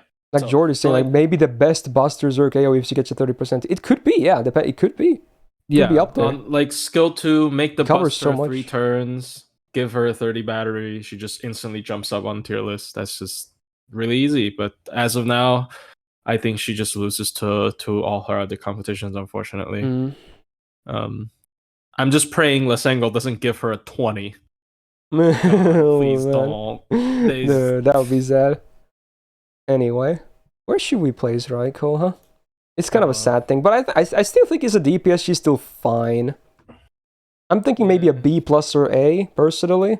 What do you think? B. I don't know. I don't know. They'd probably B+. I wouldn't put an A. Yeah. Personally, yeah. Yeah, probably B+, yeah. Yeah. But hey, potential is there. Don't lose hope, mommy enjoyers. She's like, it's just 30% battery. Just do it. Yeah, just so do it. easy. So easy. Then she's up there, dude. Oh yeah, she's next to Kintake. That's cute, actually. I like that. Right next to him. Alrighty then, let's talk about the Echan. A very interesting case, actually, over the years. So, single target, quick DPS. Her attack is not as high as some of the peers, 11.1k, but still not trash by any means. He's got the double buster, double quick deck, which again has aged pretty well with the release of Summer Scotty, not too shabby. Her gains are actually not trash for a Berserker. It's not like they're amazing either, but among Berserkers, she's definitely on the better side of things. Not too shabby. First skill has seen a buff, which is an interesting buff, I guess. So, first of all, she gets a healing up 50% for 3 turns, and then she does the heal for self for 2k. So if you have this on max rank, you get a 3k heal, because it applies it before the heal, which is kind of cool, I guess. Then you also get 1k healing per turn, every turn for 3 turns, which is also boosted by the healing rate, so you get 1500 healing per turn. Cool. Then you also get 30% crit damage to all your different card types for 1 attack, 3 turns. Because why not? I guess it's a cute bonus. It's actually not even impossible to crit with her, because she herself generates a good chunk of stars, and her second skill also has a big bomb. So, you know what? And because it's only 1 attack, 3 turns, you can probably get all of those knocked out before they expire anyway. So it's a cool little bonus, I guess. This on a 5-turn cooldown is okay. You know, it heals her a little bit over time, and then it gives you a bit of a damage boost for DPSing. Second skill has been buffed. This is actually, I really like this skill. It's so straightforward and simple, but it works. 30% quick up for 3 turns, 5-turn cooldown, and then a 20 star bomb. It's basic, but it's good. Pretty good instinct buff. And then the third skill, it's a charisma, 20% AoE attack for 3 turns and a 5-turn cooldown, but then you choose one ally and they get minus 100% absorb for 1 turn. I really wish this was like Cha-Cha. Put it on the 2 other allies instead of target 1. Just put it on the other 2. This would be so much better. Then she would get all the stars. But now you still have to compete with the other guy. That's not gonna get the minus star absorb. So it's still a bit RNG. Sometimes you get enough stars though for it not to matter, but I really wish it was for both of the other allies. Maybe if you bring a second DPS Zerk, you can win then, I don't know. Oh well. Overall, her skills, they're not the greatest, but you know, they're not as bad as like Kintuki, for instance, in my opinion. So they're fine.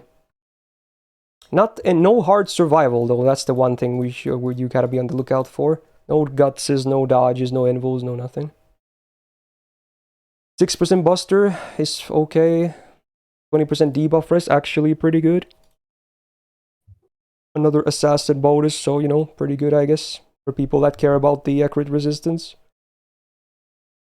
MP has been buffed, so this is actually really cool. So before damage, you get a 50% anti-good damage mod for 1 turn. And because 1 turn, again, it applies to your Brave Chain as well on that turn, or any follow-up for her cards. Then on the OC is anti-saber damage. It's not just Arturia faces, mind you, or anything like that. It's full-on all saber servants. So it's the standard 150 to 200 range. But honestly, this is actually one of the rare cases where it's a legit thing. Like, she actually does so much damage against sabers, especially if they're good, which a lot of sabers are. Then, yeah, it's actually very legit. In fact, she out-damages like archers based on her MP alone, which is kind of crazy. Considering she has a worse, like, affinity for offense against them. Like, if you look at the look at the chart here, just no niches or whatever. She's already so high here, but then good saber, good plus saber. It's ridiculous. The numbers are insane if you have both. And again, there's a lot of sabers with good affinity. So yeah, the MP buff is pretty damn cool, huh? What do you think about it, Chan, actually? I mean, I had an argument with Kadroth about like Etchan because I thought he was. Oh, you argued about a saber face with Cad? That's pretty bold. I applaud your courage. Yeah. So then I went to check the damage, and he was completely right. She outdamages every single archer in the game. Yeah. Against sabers. Yeah, with damaging MPs. Yeah. It is very stupid, and also now she has anti-good, which is kind of rare. Like, it's not rare to hit a good servant, but anti-good itself is kind of rare. On a Berserker really as well. Yeah, on a Berserker. So versatile as hell. She is, yeah. So like her skills are just fine, but her deck is really good with Summer Scotty, and her gains are actually really good with the quick cards. In my opinion, and she generates a lot of stars. She's very solid, and she just destroys sabers. Here's the thing. In my opinion, the only reason she's not top tier is because she doesn't have a good defensive skill, and quick supports are bad with defense as well. In my opinion, she's an A+ servant. Yeah, that's fair. Yeah, if she just had a bit more of a defense, because she can still get absolutely slammed down on 1 turn suddenly, which is really unfortunate. But her damage potential is really good. Like, really good. Definitely. Just give her like a 2-hit evasion or something, or anything similar. Then she'd be really good. Like 3 turn 2 hits. Yeah, Etchan has actually aged well. Super high. Okay, let's talk about my guy next. Let's go. It's time to talk about Hijikata. Okay, single target buster DPS, MP damage and crits, we kind of have them both. 12k attack, very good. He has a double buster, double quick deck, which I used to kind of hate, but now after Summer Scotty's release, it's definitely better, for sure. But maybe still not my favorite deck of all time. His gains are also not great. They're definitely worse than Etchan, who has the same deck. But, he's still better than a lot of other Zergs, obviously, for that. But a lot of times, that's fine, because, his crits are already kind of deadly. His MP can just be a bonus. You can do some setups as well, where you can kind of, like, maybe gong him or something to get, like, 1 HP MPs for, like, raids and whatnot. But, in my opinion, I think he's the most fun against bosses. And, especially with the crits. So, first skill... I kind of wish this was single target, but whatever. It's AoE buster up 20% 3 turns, and then 20% star gen for 3 turns. It's okay. It's a good uptime, but neither of the buffs are like crazy high. It's very comparable to like the Bunyan skill in a way. Second skill has been buffed, very important. This was very good. So they buffed his disengage. So it still does the buff removal, or debuff removal, full cleanse, then heal self for 1.5k, and then with the buff, 1 time 3 turn guts on a 5 turn cooldown, so pretty decent uptime. It's a 1 HP guts, which is totally fine. And then, again, really important, it's a stackable guts, okay? Very key, because now you can still run like a guts CE on himself as well and be fairly safe. You'd be surprised, actually. So this was a very, very pivotal buff for him. Third skill, his best skill in my opinion. 4k absorb for 3 turns on a 5 turn cooldown. This basically is enough for him to land consistent crits. Then he gets crit damage based on his remaining HP. So it's a base 20% crit damage up, and then you can get up to 100% total, depending on how low you are. 1 HP would be 100% crit damage. It also does 1k damage to you without killing yourself. So it can be used with the second skill as well. Very cool. And also, you know, the damage can help with a little bit of MP damage as well, because it obviously scales off of missing HP as well. But yeah, with this skill alone, he's actually a legit crit DPS. 5% buster damage, not bad. Alter Ego, crit resistance, sure. And then the MP has also been buffed. A lot of people, I mean, I'm not the biggest fan of the buff. They did, it's not just the damage buff, they also increased the damage of the OC. But a lot of people actually don't know, his MP does fairly decent damage on max HP. Even with full HP, like full HP, with like this buff, he actually does decent damage. But obviously, it gets way better if you're damaged. So yeah, like you can just look at the additional damage. So yeah, pretty good. How does stack guts work? Well, it stacks with guts. You can have 2 guts at the same time, and then you can survive 2 mortal blows. Simple as that. So it's a basic MP, but you know, sometimes it can hit really hard, and even on base it does decent damage for sure. If anything, I think Hijikata is the better version of Raiko as a DPS. That's what I think personally. I could be biased because I use him way more than Raiko, but yeah, I think he's the better DPS of the two. Is it Bonsi any good? I wouldn't use it, no. It's not really worth. What do you think about him, actually? Let's get a less biased view. I mean, less bias also mean less experience. Like, I mean, yeah, it's a double-edged sword for sure.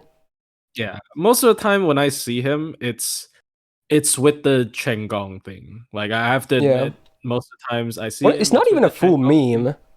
It can be legit too sometimes. He deals so much damage.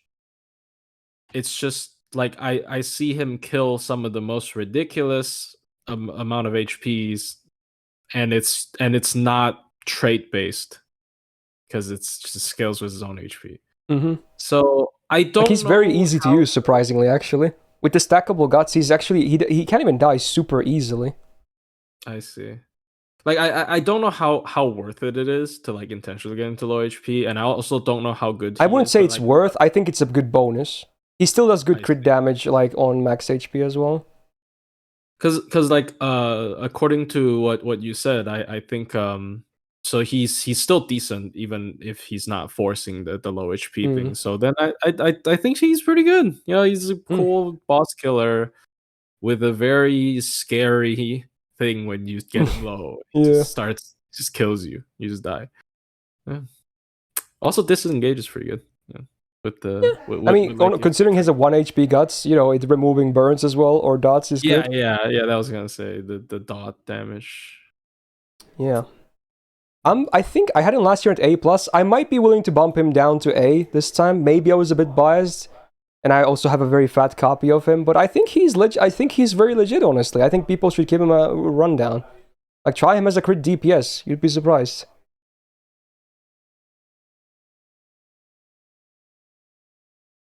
There you go. I do prefer him over Raiko, at least personally, as a DPS, like I said. Alright. Next up, we're gonna talk about the horse. A lot of mixed opinions about this guy, for sure. Try to stack guts on her, but the guts for other servants always miss. What do you mean? Do you have the buff to his guts? If not, then it doesn't work. I don't know what you're talking about. The only stackable one is his own guts, so I'm guessing he tried to put like... Yeah, if you have a stackable guts, that doesn't mean all other guts you put on him will be stackable as well. No. Yeah. Yeah, that's not how that works. He tried to put like Ketz's guts or something on Castle. Yeah, you can't do that. Yeah, you can't do that. It's, If you don't have his Bonsi, use his third skill, which is buffed, it's a stackable guts, then you can give him a targeted guts that isn't stackable. At that point you can. But if you have like his Bonsi and his third skill active, he can't get any more gutses. Because the Bonsi doesn't stack. Anyway, let's talk about Shang Yu. AoE, quick DPS. I don't think I can even call him a farmer, honestly. I don't know. He's not very legit. Yeah, you better off just running Lancelot at that point, honestly, if you want to do that. So yeah, I'm kind of a crit to DPS as well for sure. 11.6k attack again, fairly decent. Much goes with Zerk, very cool. Triple Buster deck, definitely better now with Summer Scotty. It used to be like super awkward for him, but it's definitely better now though, for sure. First skill has been buffed. It's a 1 turn evasion, a 6 turn cooldown, but then for 1 turn you also get 100% crit damage and 5k absorb. So for 1 turn he can absolutely have an insane crit turn. But man, that downtime though is not even 5 turns, it's 6 turns. So a bit poorly placed if anything with the dodge. Awkward to use and a higher cooldown because of it. Second skill, we got green and red, 30% 3 turns on a 5 turn cooldown, so hey, that's actually really good. And then bonus, 50% crit damage for 1 turn. I mean, this is better than most duo card buffs in the game. Still not broken, but it's fine. It's actually not bad. Third skill, 10 stars per turn for 3 turns, and then Invul Pierce for 3 turns on a 5 turn cooldown. He only has 1 turn of Absorb. I wish it was 3 turns. This skill would be way better. I do like the Invul Pierce though for 3 turns, but man, those stars will mostly be fed to your supports after that 1 turn. I guess if you MP though, you can get maybe enough crit stars to kind of guarantee him some crits even without Absorb, but man, it's still not pretty though. Overall, I think his skills are fine, but I'm not a big fan of them. 8% Buster and crit damage on the passive, pretty good. It's his own version that also adds the crit damage, so nice bonus. Another anti-saber crit resistance one, okay. MP, no normal effect besides damage, and then the OC is 20% MP damage for 1 turn before damage. And considering it's not buffed, the damage is just so bad. It's so bad, dude. I've tried using him, even with some buffs, man. And I have I forgot if my NA one is MP 4/5. He does so bad damage. He should be doing way more, dude. Why is this not buffed to this day? I don't understand. They should this MP is dying for a buff. It has been dying for a buff for years now. The damage is just not good. And then his refund is dog shit too. His farming is ugly. Do you have anything things to say about Shang Yu? Maybe Summer Scotty memes? I think his Buster DPS is fine. Yeah, Summer Scotty helps that. It's the best thing that happened to him ever since his launch. But as you said, I think his MP is too weak. His MP is way too weak. I might even run Koyan Light with him. I think he's he's actually excuse me. I think he's very comparable to Raiko, but I would prefer Raiko for sure. I would also prefer Raiko. Hard to say, but I think his MP is too weak. I like his Invul Pierce a lot. But Raiko has so much better MP though. I think his MP is just a little bit too weak. If it had an upgrade or with I don't know what effect, maybe anti something, that'd be pretty decent. That'd be pretty cool. Yeah, so I don't know. I feel like I could maybe place him in B just because of Summer Scotty, but I feel like that's also being a bit generous. But I might be able to do it. I think half a tier below Raiko. I don't know specifically which tier. I think half a tier below Raiko is fine because Invul Pierce is a good utility. I don't like how his crits are both 1 turn though. Yeah. He could be C+ as well, but I don't know. I feel like I'm just gonna plop him there. Yeah, they really need to buff his MP though. Just come on, do it, dude. Yeah, I think that's fair. Alright then. Oh, it's time. Okay. Oh my god. Oh no. It's time. Okay. Okay, I guess he's the first one, of course. So we're gonna talk about Arjuna Altar then. Yeah, fun times ahead. AoE Buster DPS Ed Farmer Boyo. Basically 11.6k attack. Again, pretty good. Not the highest we've seen of Zerks, but certainly a good number. Has the triple Buster deck. Makes sense, I suppose. He actually can do some Buster crits too. If you want a DPS, not too bad. Oh yeah, his banner is up tomorrow on NAs. That's so funny timing. This video will be up tomorrow as well. Yeah, his deck makes sense, I think. Yeah, nothing bad about that. First skill really is like so important. So 30% attack for 3 turns is already very solid, but then 50% damage mod against any enemy that has just one little teensy debuff, unless they're unremovables apparently. I did not actually know that. But yeah, just one debuff on the enemy and you get a 50% power mod. And then you remember what his MP does, and then yeah, that's a lot of damage, huh? Good uptime on the buffs as well. So yeah, this is still one of the better DPS skills around, I would say, considering his MP. Pretty fun times. Second skill, he gets 6k absorb for 3 turns on his Buster card. So again, he can be a Buster crit DPS too. Good uptime, good number. 30% gauge as well to help with loop. the farming. Yeah, can loop for sure. Easily with the 5-turn cooldown. Yep. Very vital for that too. Then the third skill. I actually don't like the third skill at all. It's a 1-time 3-turn guts with a 7-turn cooldown. At least it should be at least a 5-turn guts at that point. It's 2k revive and then 2k health per turn for 3 turns. This is easily the weakest part about his kit. This could, as crazy as it sounds like, they could buff this, but only add defensive stuff, okay? Don't add offense anymore, just don't. But this could be buffed on the defensive side, honestly. They're gonna give him an MP damage up on this. Just watch. Yeah. Yeah, I guess because of the 5-turn cooldown on the battery, he does it can be any 50% charger, not just Oberon, like Jord is saying, which is kind of cool. So flexibility as well, I suppose, for farming. 12% permanent bust drop. Pretty damn good, needless to say. Divinity EX is a fun joke, but he likes to collect the EXs, so fair enough. Crit resistance against archers, sure. And not people can have their own opinions of how relevant this is. Then the MP. Man, it is a basic MP, but this combo with the first skill really is all you need, I guess. No normal effects besides damage and the OC. 20% buster rest for 3 turns. Keyline, before damage! Imagine if those brackets weren't there. Oh my god, he'd be so much worse. Yeah. Just that single parentheses thing activates first, dude.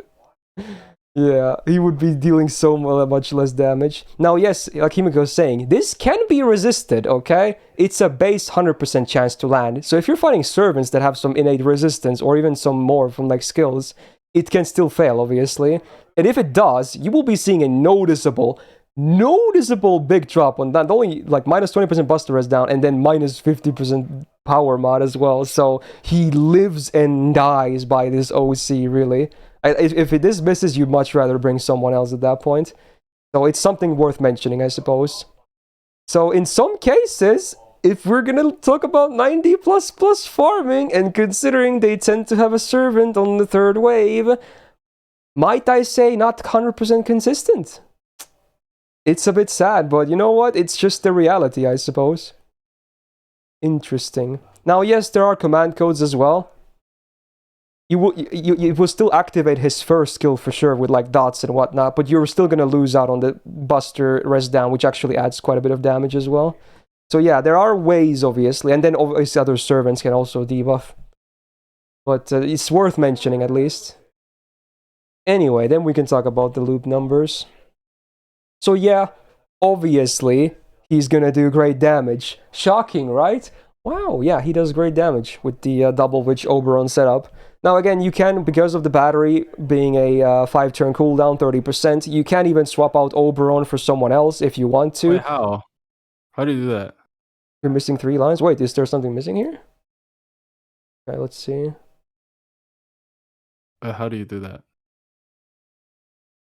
Oh yeah, how do you do that? Jord was just saying that. Actually, how does that work again? 50 and max the pen too, so you use battery on 1. And then the second turn... Oh, it's case. What? Wait, am I missing something else here, George? Wait. What line was... I think this is the same, isn't it? He can't, right? Yeah. Okay, maybe he was just talking out of his ass, okay? How do you do not Oberon? Oh, it's the Lancelot. Okay, the Lancelot line is... This one is new, okay. We had the triple Scotty. This one is new. The Oberon one. Okay, fair enough. Can he do no Oberon? Am I high? I mean, I Apparently he can. Okay, I'm sure. not very awake. Oh, K-Scope. All right, yeah. Okay, so yeah, with K-Scope you can do that. But you might as well run this. Honestly, this is so much better, right? Yeah. You might as well do this. I assume that's why you didn't even write it down here. Yeah. Oh, yeah, okay. K-Scope, I understand. I thought he meant 50. No, it's an option, but let's be real. This is an easier option. It's way better option too. So yeah, just go with this. Yeah. I guess. So yeah, he does good damage. No shocker. I'm pretty sure everyone knows about this. Yeah, Dark. Yeah, we established the K-Scope already. Yep. Yeah.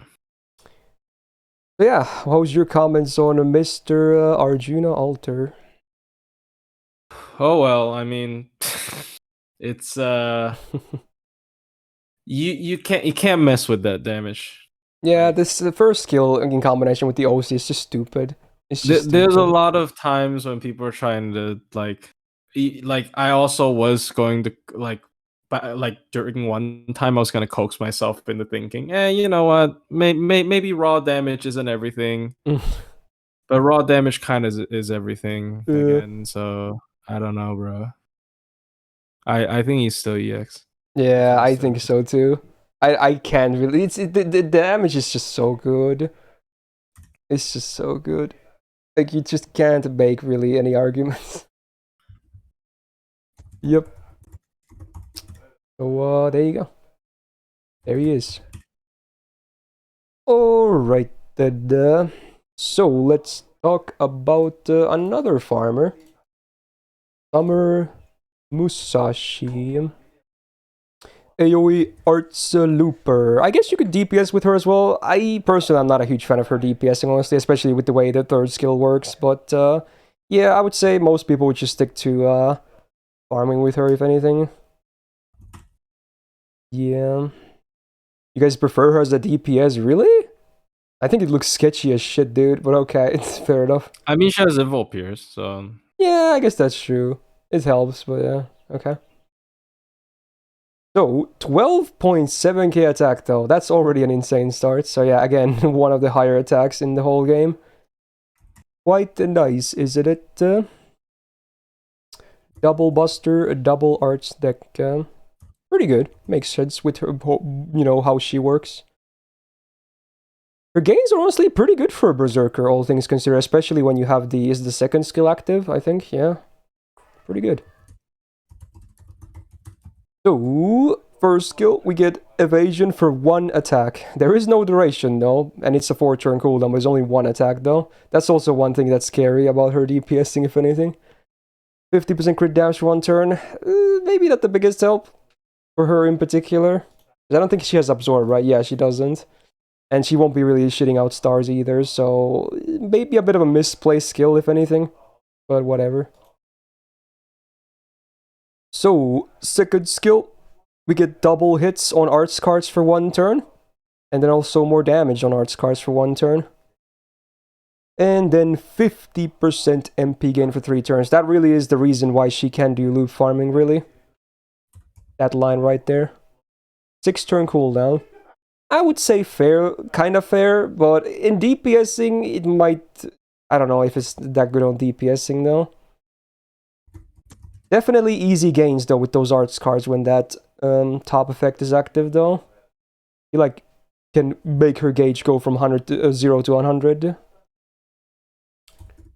Third skill, there it is. Invul Pierce 3 turns. 30% attack, 3 turns. 1-time 3-turn guts with 1 HP. 6-turn cooldown. 5k damage to self. She can die to that, but that's still a lot of HP lost. And then minus 30% defense for 3 turns. Like, granted, you still get a lot of stuff from that, though. It is a hefty demerit, but it's a lot of stuff, though. Like, FX-wise is good. Like, positive FX-wise. So, but sometimes that might be a bit too much. It's hard to say. I haven't used her for DPSing that much myself. I don't like her DPSing, honestly. I'm gonna be real. Maybe it's legit actually. Maybe I'm just being a bit, too passive with her. I don't know, but I don't know. Personally, I'm not a huge fan of it. Overall, the skill set is for farming, it's pretty good. For DPSing, it's probably okay, but I don't know. 12% Buster Up, cool for those 2 cards.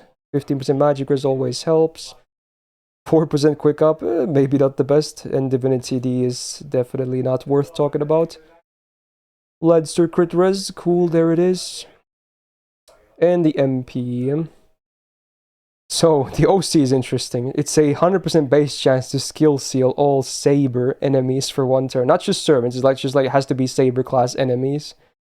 I guess it gives her an interesting little niche, but I don't know.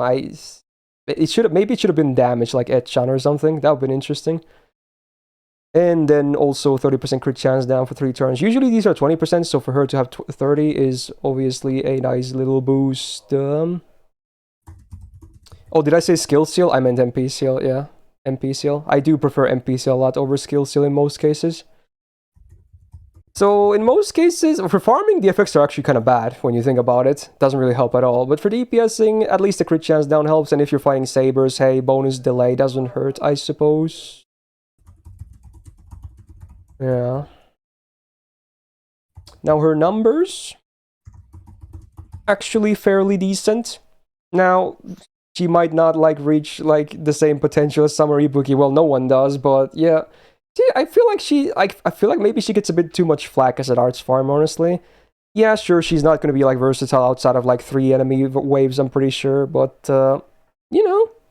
she farms well still in those setups. And you can even add 3rd support there. That's just double cast story about Black Grail damage. So you can make it better too. What do you feel about Summer Musashi? I feel like no one really talks about her anymore, which is kind of sad.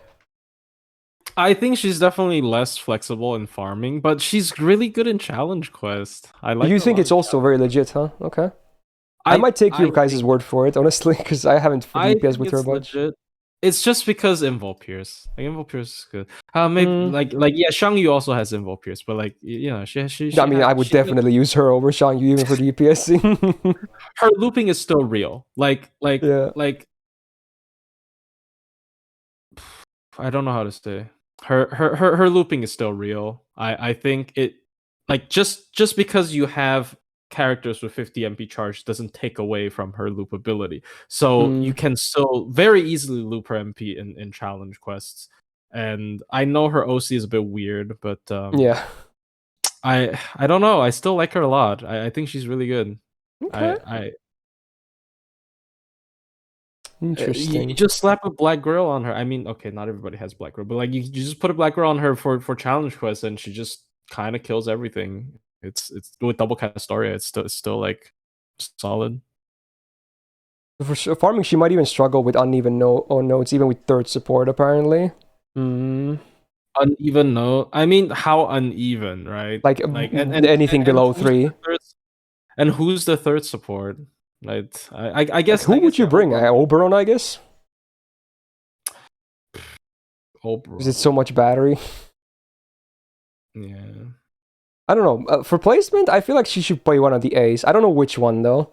A or A plus. I don't know. A plus. I would for A plus. Yeah, I mean, her farming is still legit, and honestly, I'm just gonna take your word for the DPS as well. Even though I haven't done it too much myself, it's probably pretty good. Yeah. Yeah. Yeah, I'm okay. I am vibing A plus on her, yeah, for sure. She has 2 roles that she does pretty well, huh? Okay. Sounds fair. Alright, 4 more to go. I guess Bride, yeah, someone said Bride could be a good 3rd support as well. Alright, then we're gonna talk about Miss Vlad. I remember last year, this was funny though. I did that on purpose, by the way, this time. Last year when I went to Galatea, it's in the tier list video as well, you can go watch it. When I opened her wiki page, I said, okay, let's talk about Vlad or something. I totally brain fart. I just called her Vlad then. Now I did it on purpose, though. Hopefully people believe me, but okay, there you go. So yeah, Galatea, single target arts DPS. Lots of similarities to Vlad, for sure, but we'll give her a fair rundown as well. 11.4k attack. Even the attack stat line is like very similar. It's barely any different. A bit lower maybe, but basically the same.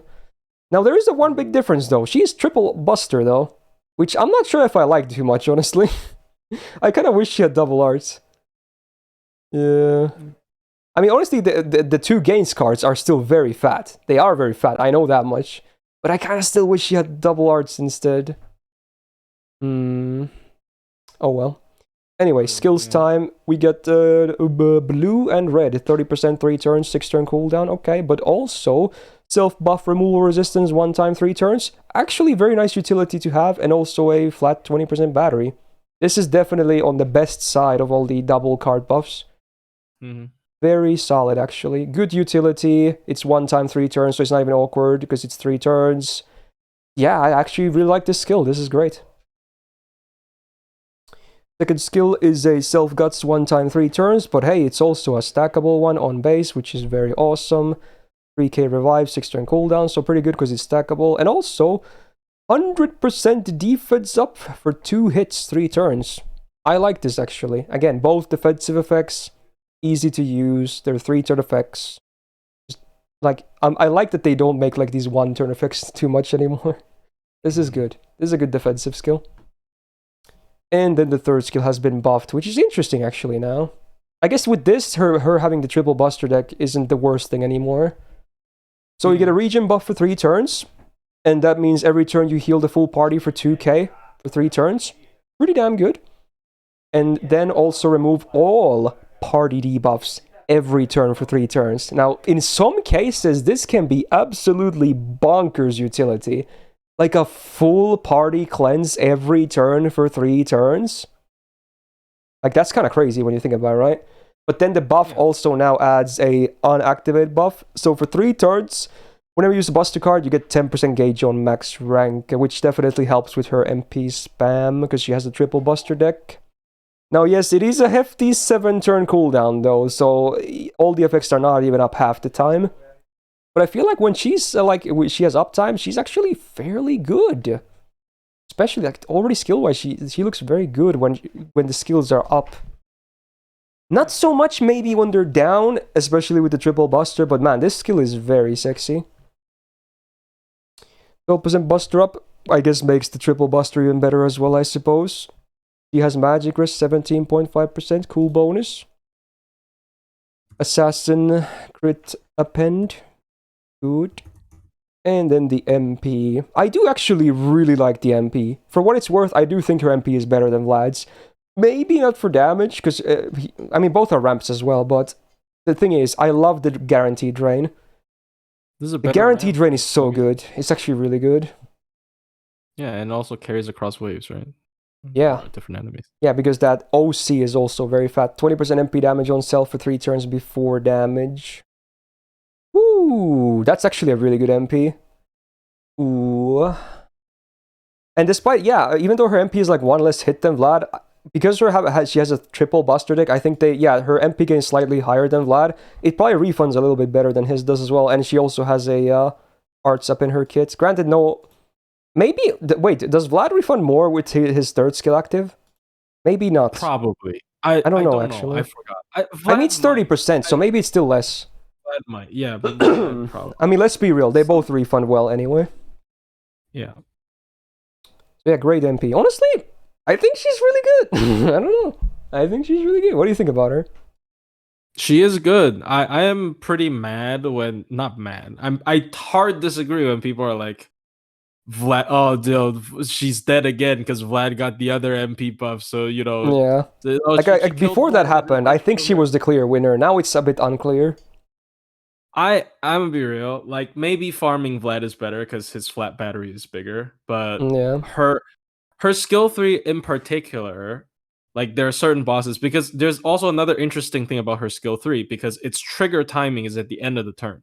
So specifically against Cernunos, I know it's only 1 boss, like, you get cursed by him when you touch him, but this purges it at the end of the turn. So it's at the end of your attacks before he attacks, right? Yeah. So it's for certain bosses as well. And obviously, she has really good survival. She has the 100% defense up for 2 hits that can even tank MPs sometimes. AoE MPs, probably not single targets, but like, but it still has a guts, right? So like, I like her a lot, and her ramping is not like a debuff, so like it carries across different enemies. And then, as you said, the drain on the MP, if you can loop her MP, which you can, this it can slows stop. the enemies so much. Yeah, this can just prevent the enemies from MPing for very, very long. So I think I would definitely take her over Vlad in challenge quest like any day. Like Vlad might be better in farming. I'm not sure which one. I like both, honestly. But yeah. Yeah. Now, George was also saying that Vlad has 2 arts cards. It can be interesting dynamic for arts chains in CQs. It can, however, his cards suck. That's the problem. His art, even with like Castoria buffs, unless you like grit with the arts card as well, he doesn't refund much at all, honestly. Like the only thing it's good for is that if you can do an MPAA chain for a full arts brave chain, so the extra does a crap ton of damage. Like, you'd be surprised. Vlad's cards are pretty shit. I'm not gonna lie. Yeah, sure, it's nice that he has double arts, but man, you need a ton of buffs to even get a decent chunk of a refund from the arts cards. Okay, somebody asked, does defense ignore help with Cernunos? No, it doesn't. No, it's damage resistance based on curse. Ignore defense only ignores defense up, that's it. It has to get defense up. It doesn't even ignore damage cut, by the way, which is kind of stupid in my opinion. But yeah. It is what it is. I guess, okay, the other thing is that, yeah, you can do more arch chains. That's true. Yeah, that's the one nice thing about Vlad. Yeah, you can do more arch chains. But I can choose to do more arch chains to like loop my Castoria's MPs better, or I can have a character that is also a team healer in slow teams. So I still don't like, I think this outweighs the extra arch cards. That is perma though, but so is Galatea. Did you not know that? Yeah, Galatea she's also permanent. Yeah. Honestly, I kind of preferred Vlad in the past. I think, okay, I'm going to place them in the same tier. No, Vlad is better in Minturns. Yeah. Dude, because Galatea has a lot of defensive stuff. So Vlad might actually be better at Minturns, but Galatea is better in slow teams. I think they're definitely the same tier. Just depending on what you want to pick. They're both like actually really solid. There's subtle differences here and there where, depending on the scenario, one probably will be better than the other, but there's many cases for both where they actually excel. Yeah. This is the one time it's not Minturn brain rot, bro. Yeah, good servant still. I would love to get more Galatea spooks on my main. Yeah. Okay, if it was Minturn brain rot, I would bring up the run. See, I didn't bring up the run, but now you said it, I have to bring up the run. She can Minturn full gauge Kama with just Buster cards because she has the the buff, yeah. Yeah, and she can run full Buster comms, which I know is kind of dumb, but usually you don't. But yeah. Okay. Yeah. All right, it's time. We're gonna talk about the Morgster. Okay. This can of worms again. All right, let's go. We got Morgan, AoE, Buster, DPS, and Farber. And I guess, for the record, I should mention, yeah, you can use her in the Unkillable team as well. Is she gonna make the safest version? No, but can you use her still there? Yes, you can. Anyway. Well, my voice, excuse me. 12.1k attack. Again, very high. Pretty good. We got double Buster, double Arts deck. I think is very good for her. Her arts is actually fairly good. Definitely way better than Vlad's. That's for sure. Excuse me. Then let's talk about the skills. These are kind of nasty. So it's a Charisma, 20% attack, 3 turns. Great. Then a Self, 30% battery. And a minus 30% defense down on all enemies for 3 turns. That's on a 6-turn cooldown. Excuse me. Good timing for my voice to die. Anyway, great skill. Needless to say, really good. It helps you, it fucks the enemy. You love it. Second skill, targeted 20% battery and then 25% MP gain for 3 turns. So it's basically Castoria's second skill. But I think the MP gain is a bit lower. It's 30 on Castoria, right? Correct me if I'm wrong. But yeah, should be. Makes sense. Helps her arts cards as well. and that one quick card. And also flexibility by being targeted in case you would like to get a support MP or something sometimes. Pretty good 5-turn cooldown. And then the third skill. There's a lot to like here. Self-Guts, 1 time 3 turns on a 7-turn cooldown. But the worst thing about this skill is the Guts uptime, really. It's like less than half up the, duration. So that's the worst thing. What else do we get, though? Because there's a lot of other stuff. So self-absorb up, 5k for 3 turns. Now granted, again, it's not the perfect uptime, but that definitely enables her to have crit DPS potential. Then she gets 30% crit damage for 3 turns as well, and a regen buff for 3 turns. And what does that do? At the end of every turn, you reduce all enemies' attack by 20% for 1 turn. And that happens for 3 turns. It doesn't stack, obviously, because it's 1 turn. But yeah, every turn they have 20% minus attack. And then also the same thing with minus 20% crit chance down. And you get a 15 star bomb. So, yeah, needless to say, this skill also does quite a lot, huh? Yeah. Fun little thing. So overall, her skills are obviously pretty damn good, I would say. No real bad skills at all. Then the passives. 8% permanent buster up, great. 20% debuff res, great. 12% debuff success rate. Honestly, she does apply debuff, so yeah, why not? If they have resistances, it's easier to land shit. 8% arts up, also pretty good with those double arts. There are 4 hitters, right? 3, okay. I mean, still good. And then 20% crit resistance against all enemies. Also great. So passives-wise, she might be the best in the entire list, at least. So she definitely wins there. Third's append is against sabers. So honestly, it's actually, in her case, it's maybe even relevant, because if you unlock this, you have 50% crit resistance against sabers. That's a lot. So they're probably never going to crit her, honestly. And then the MP. Ooh, it's a lot of different stuff, huh? So on OC, you have the base range of 150 to 200 power mod against the man attribute. And again, man attribute, definitely the most common one. And because she's a Zerk, kind of easier to find use cases as well. Then what else do we get? We have a bunch of normal effects. So, round table or Fey enemies power mod 50% for 1 turn. So it's a turn-based one, meaning it applies to your face cards after the MP as well. Now it's not both. It's even if the enemy has both, it's still 50%. But it's still an or statement, so it gives a bit easier time to land it.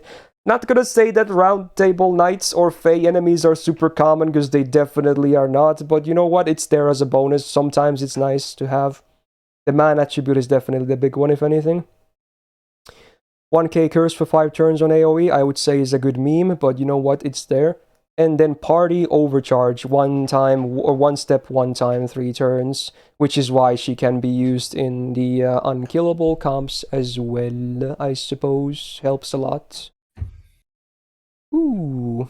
Yeah, what Jordy's saying is also true. While man attribute is also the common one, it only scales additively with Koyan, because she brings anti-man as well. So for someone that has maybe another niche that's a buster farmer, and then they get man as well from Koyan, it can like multiply. But in this case, it would be additive. But it's still nice to have for sure. Now, looping numbers-wise, we get a couple of options. I don't think anyone is really going to run the Super Scope one, let's be real. But you obviously can do a similar setup to Arjuna Altar, where you run a 50%er with double Witch Oberon. And yeah, the numbers are pretty good. Now, granted, they're not really going to be as great as Arjuna Altar without her hitting her niches. That's the thing. That is the reality, really. Like, Arjuna Altar applies his own niche, Morgan doesn't. So that's the thing. So honestly, again, I'm gonna let Plushie have some takes as well, but in my opinion, I still think Morgan is great, by the way. She's an amazing servant, but in my opinion, unless you have a really fat copy or the node favors her niches, her damage is kind of poo-poo on the MP, I'm not gonna lie. My Morgan, I've tried, it's not great unless you hit those niches. So you need a really fat copy to get those crazy numbers. Anyway, I'm gonna let Plushie talk about Morgan, because I assume he has a lot to say. Here's the problem with that, because like I hear this every day, right? Her damage is bad, her damage crap, fell off to L, MP damage sucks. But I think most servants with low MP levels don't really do that well in the MP damage department. Minus Arjuna Alter. You shouldn't compare anything to Arjuna Alter. He's literally the ceiling. All right. He actually is. And Morgan does a lot more than doing single DPS damage. So sure, with double Vich Oberon, this is the standard. She might not be the best damaging one. When she's not hitting the man niche, but in multi DPS compositions, she has a targetable battery, she has an AoE buff, and that's really good. And in challenge quests, her skill 3 is really good. It's good defensively, not just because of the guts, the defense down and the crit down is really good as well. It reminds me of Cool Alter's first skill because of those debuffs as well. Yeah, and it also has like the bread and butter like crit skill. It gives star absorb up, crit up, and gain stars, right? So, and her MP has really good utility with obviously the immortal team. You can always run that. Like it's not even, you don't even have to run the full thing with Merlin. You can just run her with Castoria. Yeah, arguably hers is actually the fastest clear time version. It might not be the safest, but it has the most damage, I believe. Yeah, and you can always run like, you just run Castoria, her, and you can you can do something like double Vich and then you plug in Castoria. Like it's not just that specific team, right? That's just the safest way to use it when you combo with Castoria's MP. So I think she is a very good utility piece. She can fit in a lot of stuff. She just isn't the best anymore with the double Vich Oberon thing in particular. Yeah. And people give her a lot of shit for that. And it's just one thing though. It's just one thing. And a lot of stuff doesn't really double Vich Oberon 90 like it's hard. Like you want to double Vich Oberon 90 plus with a single DPS. That usually doesn't happen. Like it only happens on servants like Arjuna Alter, who's really stupid with his universal anti-trade, or servants that can run Black Grail, like Tiamat or Melusine. And sometimes not even that can do it.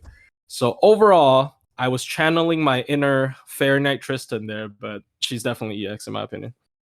I mean, I agree. For the record, I do agree. Now, again, I will say this. You might have an easier time farming with Arjuna Alter, though, obviously. Unless you have a specific node that really favors Morgan. Which sometimes there are nodes like that. But if you want the safe farming pick, you will definitely invest in Arjuna Alter, right? But again, in my opinion, while Arjuna Alter can also DPS, I do vastly prefer Morgan's DPS. And again, she has that spot in the unkillable team as well. So again, if anything, people don't realize they're actually quite different when you think about it. Really, like people are like always tried like, oh, the farming, but like, dude, they have a lot of differences actually. But they're both great servants. Yeah, even in farming, she can sort of take a back seat and be the secondary. Like maybe she clears a wave, but she also buffs the team with her skill 1. Although the defense sound kind of sucks because you can't, like, if you use it on turn 1, it's kind of eh. But then you also have the targetable 20 batteries. So like, I don't know. And sometimes her overcharge also boosts the damage of your following damage dealers for farming. So like, there's a lot of cases where she works well in multi-damage DPS. If anything, people start need to stop comparing them and just realize that they just coexist. Yeah, there really isn't too big of a need to start comparing them. Like, I know people want to have waifu and husbando supremacy. I get that, but realistically, you don't need to do that. You don't really need to do that. And honestly, like, sure, Arjuna Alter, let's say he might have a higher damage ceiling on farming and whatnot, but if you're a big Morgan fan, you probably don't care anyway. You're just gonna roll an MP5, get her to 120. Do you care about that at that point? No, not really. Like, you're still gonna be clearing anyway. So. Yeah. Somebody asked, if Morgan didn't have batteries, would people still gravitate towards her? No, but the batteries are important for sure. But she has batteries. That's a problem. Yeah. Right? Like, it's like we talk about Raiko. Like, people give her shit because she doesn't have battery, but when she gets one, boom, jumps up. This is what happens. Yeah. But yeah, that's that. You can obviously talk about stuff like this endlessly, but we'll just settle here again. I'm pretty sure I did this last year as well. But yeah, now we have even more input from Plushie as well, which is always nice. All right, 2 more. Oh my god, the next one though. Oh my god. No. Okay, so we we already saw Creamhill, or not Creamhill. Wait, no, it was Creamhill. The first new addition since last year's tier list. Now we have the other 2, because there's 3 total. And we're going to talk about, because it's still release order. We're gonna talk about Summer Ibuki now then, okay. Very fun times, okay? So what do we got? AoE Arts ridiculous farmer and also a great ass DPS, like bruh. Okay. First of all, 12.9k attack. Like, oh my god. Like, if everything else wasn't already as good, they're gonna give her like an insanely high attack as well. Ooh. Deck, double buster, double arts. Definitely complements her playstyle perfectly. Or even her face card gains are actually fairly good, especially among Berserkers, it's really good. Alright, first skill. Much like Morgan, she has a AoE Charisma, so 20% attack, 3 turns, 6 turn cooldown. But then you get 30% AoE crit damage. And then also 30% MP gain for 3 turns for Summer Servant allies, which, by the way, obviously include herself. So that's one of the things that also contributes to her kind of stupid looping. Great skill, needless to say. Second skill. Targeted arts up, unbuster up, 30%, 3 turns, and then also a cooldown reduction by 1 turn. Yeah, I mean, a lot of the times you're going to use it on herself, obviously, but, you know, the bonus utility of being able to target it with the cooldown reduction as well. Why not? It's going to be a huge help in some CQs as well. 6 turn cooldown, pretty fair. And then the third skill. We get a basic 50% battery and a 6 turn cooldown, but of course, because she's not a day 1 servant, we have other stuff as well. You get 10 stars per turn for 3 turns and 5k absorb for 3 turns, which again means that she can also be a crit DPS. And not just a crit DPS, it also can help with face card farming.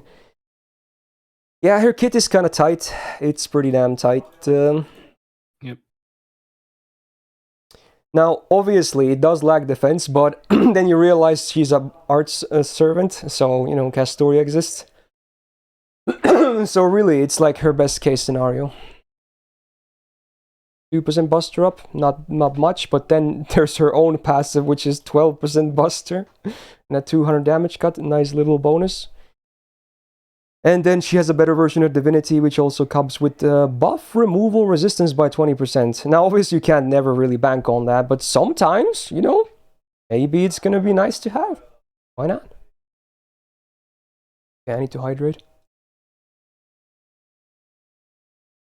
Alter Ego Anti-Append for the crit resistance. Cool.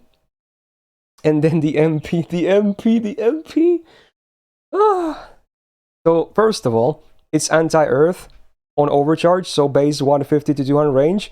Pretty damn good. Fairly common attribute as well. Then 20% AoE crit chance down for 3 turns. Great for bosses, yeah, sure. And then as well, before damage, it removes all defensive buffs, because that wasn't balanced. And biggest of them all, yes, it's a 5-hitter AoE Arts MP. 5 hits, that's insane, dude. This MP is cracked. Just absolutely cracked. Like, this is even better than Morgan and Arjuna Alter. The only reason Arjuna Alter MP is good is because of his first skill. This MP would be amazing on anyone. Any servant in the game. So yeah. And for those that don't know, she literally is the best arts farmer in the entire game. It's not even close. It's not even close. Like, sure, Space Star is still great and legit. For instance, Summer Kama. Yeah, you can make them work. But have you tried Summer Ibuki? Yeah, look at these comps. Like, she has so many options as well. It's just stupid. Like, these are some crazy high numbers for an arts farmer, dude. Oh my god. Like, she can eat. I'm pretty sure she can even work on some mixed nodes as well because of how high the refund is. Oh my god. Disgusting. She works like 2. Does she work 2? I don't know. Maybe. Probably. Yeah. Probably. I mean, if you plug Overon or something, you can make it work. You have comments on Summer Ibuki? I mean, I have a grilled 100 one. I don't want to admit it because, you know, meta griller, but yeah, she's pretty stupid. Her damage and refund is so good that you can run her in multi-damage, multi-core, multi-DPS farming comp. Yeah, like, not only does she herself have a lot of support options for solo looping, but you can also do stuff like that too. Yeah, like sometimes with just one Castoria and another like weird AoE char like Tezca or something, like she also gets her MP back. Or I very often do like double Castoria, Ibuki, and then one single target to do extra damage. So like she just she loops if she loops either way. She loops whatever, whenever. Like, I don't know. Yeah. Ugh. Would you agree that she goes above and beyond, if you know what I mean? Oh, Or do you feel she should share the tier? look, for farming maybe. Her CQ is also really good because the buff She removal. just But I feels don't. amazing, though. I've been using mine so much on JP as well. It's just God, so are we gonna put her amazing. EX plus? I don't know. I mean, I grilled mine, so mine might be skewed. I do Dude, I use know her. it's all the Arjuna Alter and Morgan fans are gonna mob, but I have to. I have first-hand experience as well. She's disgusting in every I sense of the think that is word. fair. Yeah, that She's just is fair. absolutely That ridiculous, is dude. fair. The Probably. best arts looper in the game, bar none. Just That could be disgusting. fair. That could be fair. Ooh. Okay, Sure. now like 10 people, like 100 people press the dislike button because they see there's someone above Morgan. But you know what? So be it. I'm here to make people bad anyway.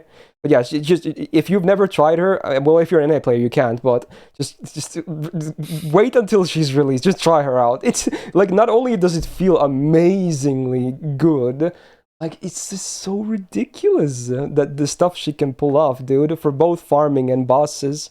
It's just ridiculous. There she is. Alright, then we're gonna talk about the Final Servant, which is a pretty cool one, actually. Maybe not as crazy as Ibuki, but certainly a very interesting case. We got the Senorikyu, the good old tea lady. AoE, quick DPS, and farmer. I think she's kind of legit for both as well, honestly. You can tell, again, a fairly modern servant. Once again, a very high attack of 12.4k. These berserkers kind of wilding over here. Very nice. Triple quick deck though.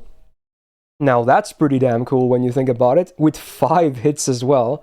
Like, we actually legit have a berserker that can gain as well. Can you believe that? I mean, honestly, Summer Ibuki does gains as well. At least MP gain. Maybe not so star gen, but Rikyu kind of does both really well, honestly. Both star and MP generation. Just because of how the deck is constructed. So, consistent across the board. Alright, skills. We got Party, Quick, and MP generation up 20%, 3 turns on a 6-turn cooldown, and a 15-star bomb. Just a great, simple skill. Works for her looping, works for helping your allies and supporting, works with challenge quests. It's just good. I like that even the name is Simplicity at its finest. It's like the whole skill itself, gameplay-wise as well. I know the skill is named after lore, but still, like, it makes sense. Second skill is a targeted 30% battery that also gives the target 2-step 1-time 3-turn overcharge, and also a 1-hit invul for 3 turns, 6-turn cooldown. Very cool and flexible skill, actually. I kind of like this. And it's a 2-step overcharge, not even 1. It gives you like a minimum of 300% overcharge on the MP, whoever you target it on. Maybe even more if you combo your MPs. So it's a very cool, versatile skill. You can definitely use it on herself too, easily. And in fact, maybe in most cases you even might do that, honestly. And then the third skill, self-crit damage, 3 turns, 50%.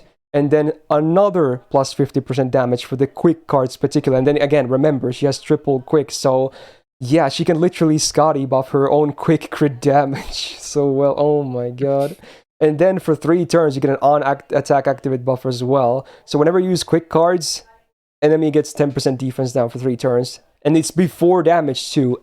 And it works with the MP, because it's still included in this one. So it even adds MP damage when you think about it. Wow. There's like Hokusai's third skill as well, but before damage, so it's even better. Brr. Dude, her kit is so cool though. Her numbers are amazing, her deck is awesome, her skills are great, so yeah, so far, pretty damn amazing. Passives, 10% buster up, 5% crit damage, very good, at least for the crit damage. The buster up is like whatever, because there's only one. 8% arts, 20% mental debuff rest, cool little bonus once again. Another 10%. Oh wait, no, this is debuff success rate up. Again, very cool. There's definitely debuffs. And then also, because it wasn't already, her deck wasn't good enough, she gets 10% MP gain on all her quick cards by 10%. Again, this includes MP as well. Oh, did the stream die for a second? I hope nothing big was missed. But yeah, even that accounts for the MP as well. Like, that's kind of crazy. This passive is just so good. Right, third append is anti-saber for the crit resistance. Then the MP. First of all, the curse is easily the worst part. It's just a 1k curse for 5 turns. How you doing, Morgan? And then a full MP seal for 1 turn on all enemies. 100% base rate. Actually, more than that. It's 110% with this passive, so you can counter some of the resistances too. And then it's anti-man overcharge damage. 150% base up to 200, the standard range. And again, it's a Berserker, so it's really nice and flexible. Now her looping numbers, again, she's fairly versatile. You can do a lot of different comps. And honestly, I can already tell you, she's a top 5 quick looper in the entire game. Even up there with the likes of like Charlie and Summer, Okitan, etc. She is definitely a top tier quick looper. Now, I'm not saying quick looping is still like the best, of course, but you know, if you want to do quick looping, she is a top tier choice.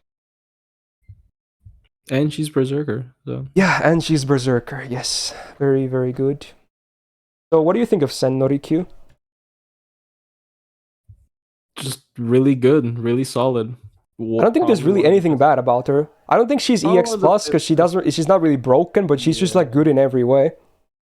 Her battery not being big enough and her being quick inherently makes her a little bit harder to like just throw into a team like Ibuki. But if you have a dedicated quick team, she is definitely EX tier in my opinion. Yeah. I don't really see her being below EX, honestly. No, she is not. She's one of the best quick AoEs in the game, period. Like, she has good utility and skill too as well, like good crits.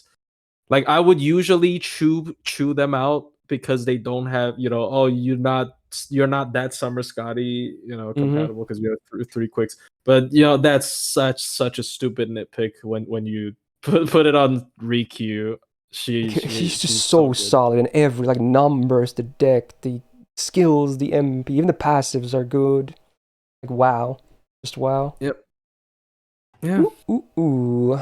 Alright. With that, we are done with the initial placements. Now, before we lock in, of course, let me actually make sure everything is visible here. We're gonna talk about if something should be moved. Okay, preferably some other stuff that are not like Arjuna, Alter, and Morgan only. So let's see what people think. You can also say things now. I think Kintoki's too low. Yeah, maybe he should be higher, honestly.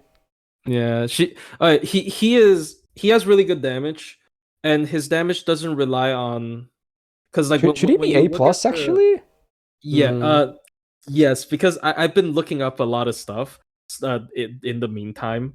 So like because we're looking at the looping chart, it's assuming double buffers. But Kintoki's damage is you don't even need a buster buffer. You can put like his CQ is not good.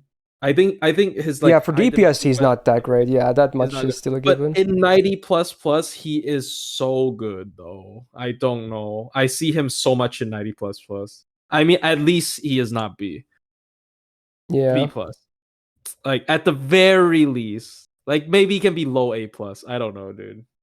Because he appears a lot in 90++ and raids. It's he's kind of consistently has uses, yeah, for sure.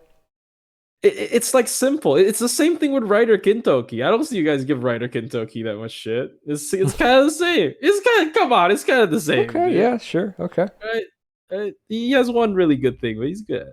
He's good. I don't know. Maybe I got brainwashed by the golden, but anything else? Kintoki besides Kintoki? Anything else? Oh yeah, you said you were saving something for the end, right? What was that? Who was it again? You were going to talk about something. when we were gonna do this after initial placement. I forgot what it was. That was just Kintoki. Oh, was it Kintoki? Yeah, that was just, okay. and okay. Okay. Because Shang Yu, because I like him so much. I know they're not the same rarity, but I like him so much more than Zerkalot though. You think he should be bumped down, or what? I think he should be bumped up. Yeah, maybe. Pierce. Yeah. Yeah, I hate his MP. Honestly, I hate his MP. No! Oh my god, why? I mean, he's probably honestly like I think George was saying there. I think he probably might be top 5 worst SSRs in the game, and even with Summer Scotty, honestly. Yeah, it's just a bit rough, but man, he laced that MP buff or something huge. His dude. cards are good though. His cards are fine. I think his cards are fine. I don't think he's that bad. I think his cards are fine. I don't know. Okay. If anyone really likes him, and in the end, feel free to give me shit for it. But I don't know. I kind of like him down there. He has only crits once every 6 turns, dude. No, but okay, but you can run other people that can boost. I don't know. I mean, I like Dimble Pierce. It could be midterm brain rot, but yeah, I like Dimble Pierce. I feel like it's midterm brain rot, yeah, in this case. That's tough though. All right, what else? What else do we got here? Salome D plus. Did you come down? Should she come down? Does that matter? I mean, I don't think that really matters. I mean, sure. I honestly, I'm gonna bump her down because honestly, yeah, her payoff is big, but it's probably not really worth. Yeah, she's just an okay DPS otherwise. Yeah. I don't mind. Yeah. And she's really insanely hard to keep alive. Okay, a part of me does want to put Herc in EX plus, but I'm just gonna leave him in EX this time. I think we said what we're going to say as well. Like I still think he's like invaluable with his Bonsi for sure, though.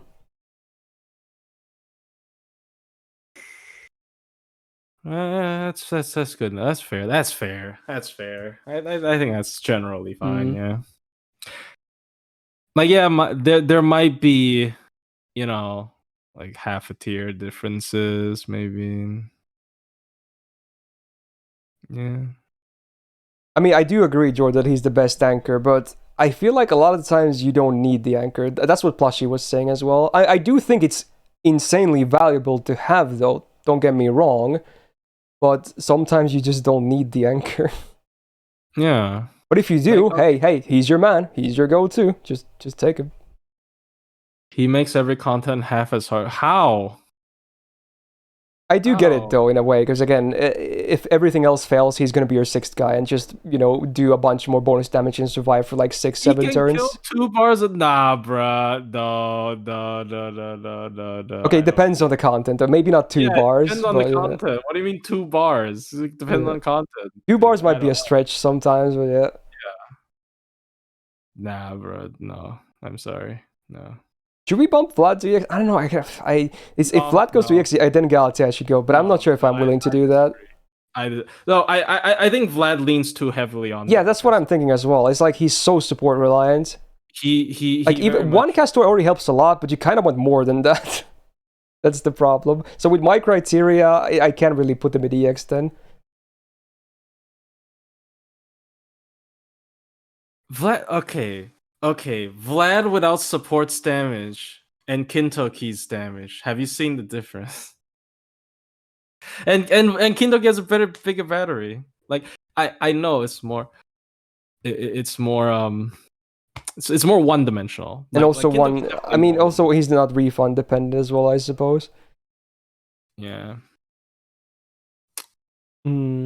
I don't know. I mean, yeah, it's more controversial. I guess it's more fun. Should we make A++ for Vlad and Galatea? No, I don't agree. It could be a thing though. I'll be real. I think single target arts loopers are overrated. Okay, fair enough. A little bit. But like people are gonna be even more mad because I did make a community. I do agree. The A++, it would be kind of copium for sure. Yeah. Yeah, I even made a community post putting down Draco, but that's another story for another day. But yeah, they're getting I saw the summary of it as well. yeah, I guess I think she will be in the one of the extra lists, so we get to talk about her more as well yeah, then. she'll be fun. She'll be fun. Yeah. Yeah. Crim might be better than both of them. I think if you grail Crim, because I know Rio Emerald because he's in my server, so he did do the calculations. I do think if they get grailed, Crimhild outskills them, but I mean, So yeah, Crimhild's higher. There you go. Jordan saying Bryn should maybe be A tier. Bryn? I don't know. Okay, I don't know too much about Bryn, but I don't know. It's either B plus or A. I don't know actually. I just don't like that the stars per turn is kind of useless on her. Her self stories are a bit small.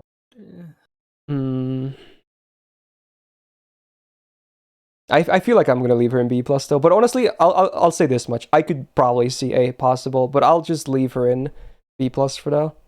Wait, okay, there's one more question. Okay, hear me out. No support Vlad and Kindogi, but the question is winner. Okay, I'm not saying no support, right? I'm saying when you randomly splash them into 90 plus farming teams, like 90 plus farming teams, a lot of times are random AOE's mixed with random single targets, and when you have that, you can't rely on the full-on buffs from 2 meta supports. And Vlad is really good when he's buffed by 2 full-on meta supports. Which I will dock a little bit points off of him just for that. Which I mean, he's not low. He's A plus is high. A plus is high. Yeah. Some people are saying Etch on EX. I don't know. I feel like she's good there, honestly. I think she's just because she. The problem is my main problem is that she can die sometimes very easily. She has no good defensive option, and quick supports are really bad at keeping you alive as well. Yeah. I think I'm gonna leave her an A plus for now. If she ever gets like a good defensive skill or whatever, I can maybe see an EX. I mean, she is still the best quick single target Berserker, and one of the best quick single targets. So, yeah, but I feel like if she wants to be EX, she has to be kind of as nutty as Sen Norikyu. Yeah, like a lot, like most of these EX tier servants does a lot of stuff. Yeah, like Sen does so much. It's crazy. Yeah. And I guess the anti-man isn't wasted on quick like compared to like Buster, right? So yeah, that's also really good. I might honestly lock this in already. There's a lot of similar, pretty okay. Yeah, similar things in the chat now. But again, in my opinion, even though let's just say I'm gonna lock this in right now. So there you go. There's the list. But again, I always say this: if it's only like a half tier, I can see anyone being moved. Like whatever, you can always do shit like this, so it's fine. I can easily see it be possible. Anything else? I think we should have conversations about it. But you know what?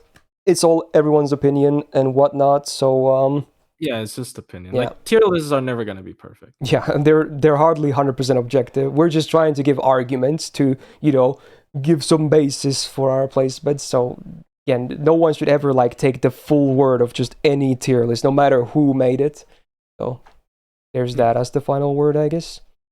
So there you go. I am pretty pleased with this myself, at least. Very cool.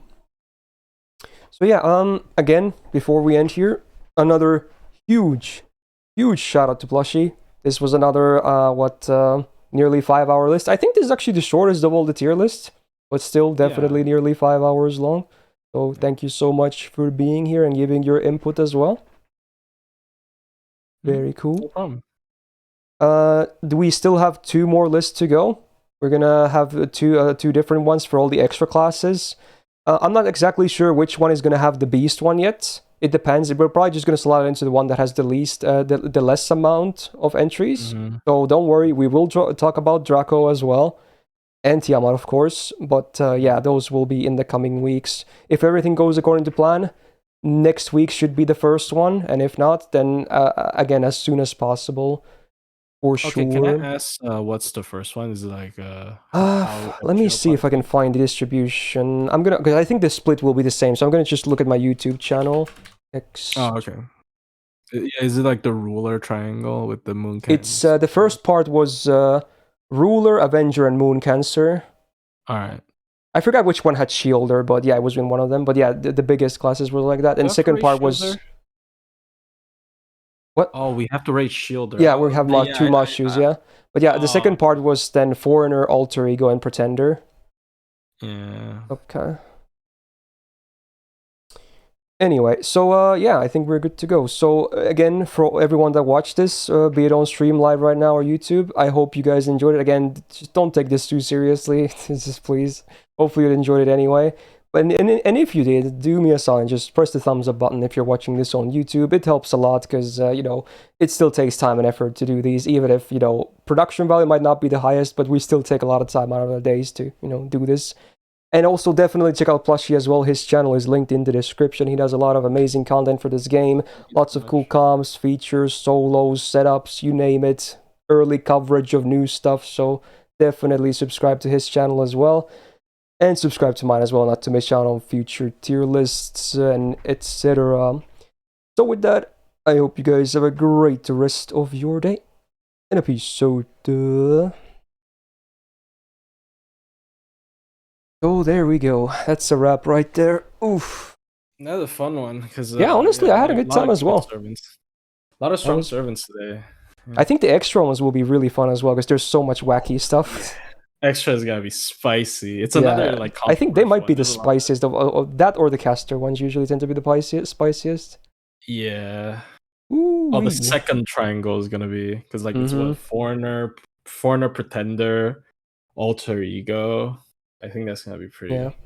Oh, Zara, I'm gonna do first impressions to Tanta maybe next week. It might be a bit delayed because I think we already have access to him and whatnot, but I'm probably going to do it when I'm streaming in JP again, so it might be a bit delayed, but I will probably cover it eventually, though, so don't worry. Ooh, so yeah, okay, I'm not going to keep you any longer here again, because I assume you have other stuff to attend to as well. But hey, dude, again, thank you so much, man. It's always nice to have you here, because again, my chat loves you as well here. No problem. Very awesome. I have a lot of fun, yeah. I'm glad to hear that, so I'm not, like, forcing you to be here or anything. Nah, it's just fun. Dude, I'm actually really glad I decided to do this with like this format this year. I think this is way better than what I did solo last year mostly. This is fun. There you go. Yeah, I hope you also have a great rest of your Friday. I assume it's soon, like still morning maybe, not even afternoon there, but yeah. Yeah, it's 11:51. Yeah, it's quite early. Maybe you grab some food or something. I don't know what you're gonna do next. I don't know. Yeah. Hey, again, thank you so much, and hopefully maybe talk to you with the extra class tier list as well next week if you're not busy. Of course, I will let you know as soon as possible. Awesome. All right. See you then. See ya. All right. So normally at this point I would roll the subset games, but again I have to repeat these. Sadly, tomorrow I don't think I'm streaming because I might have a date going on. So yeah, I'm kind of already nervous as hell about that. So I just really want it to go well. I could maybe squeeze in a stream, but it would be very tight anyway. So sadly, no subset tomorrow. So we'll be back on Sunday with some Persona 4 and Dark Souls 3, but also quite a bit of JP rolls on. We're probably gonna go overtime on Sunday with some more like MP5 Draco rolls. And speaking of which, you're gonna see another gacha highlight drop after this stream on the YouTube. It's a short one, but it shows what I did yesterday. So yeah, enjoy that, I guess. But yeah, no stream tomorrow, but we'll be back on Sunday. Maybe we'll have a long subset next week, because I do feel bad about skipping the stream though. Also, let me read some subs before we end off here, because again, alerts were off. We got 23rd for the... Oh, brand new sub, actually. Thank you so much. Hedgie with the 32 and Crowley with the 22.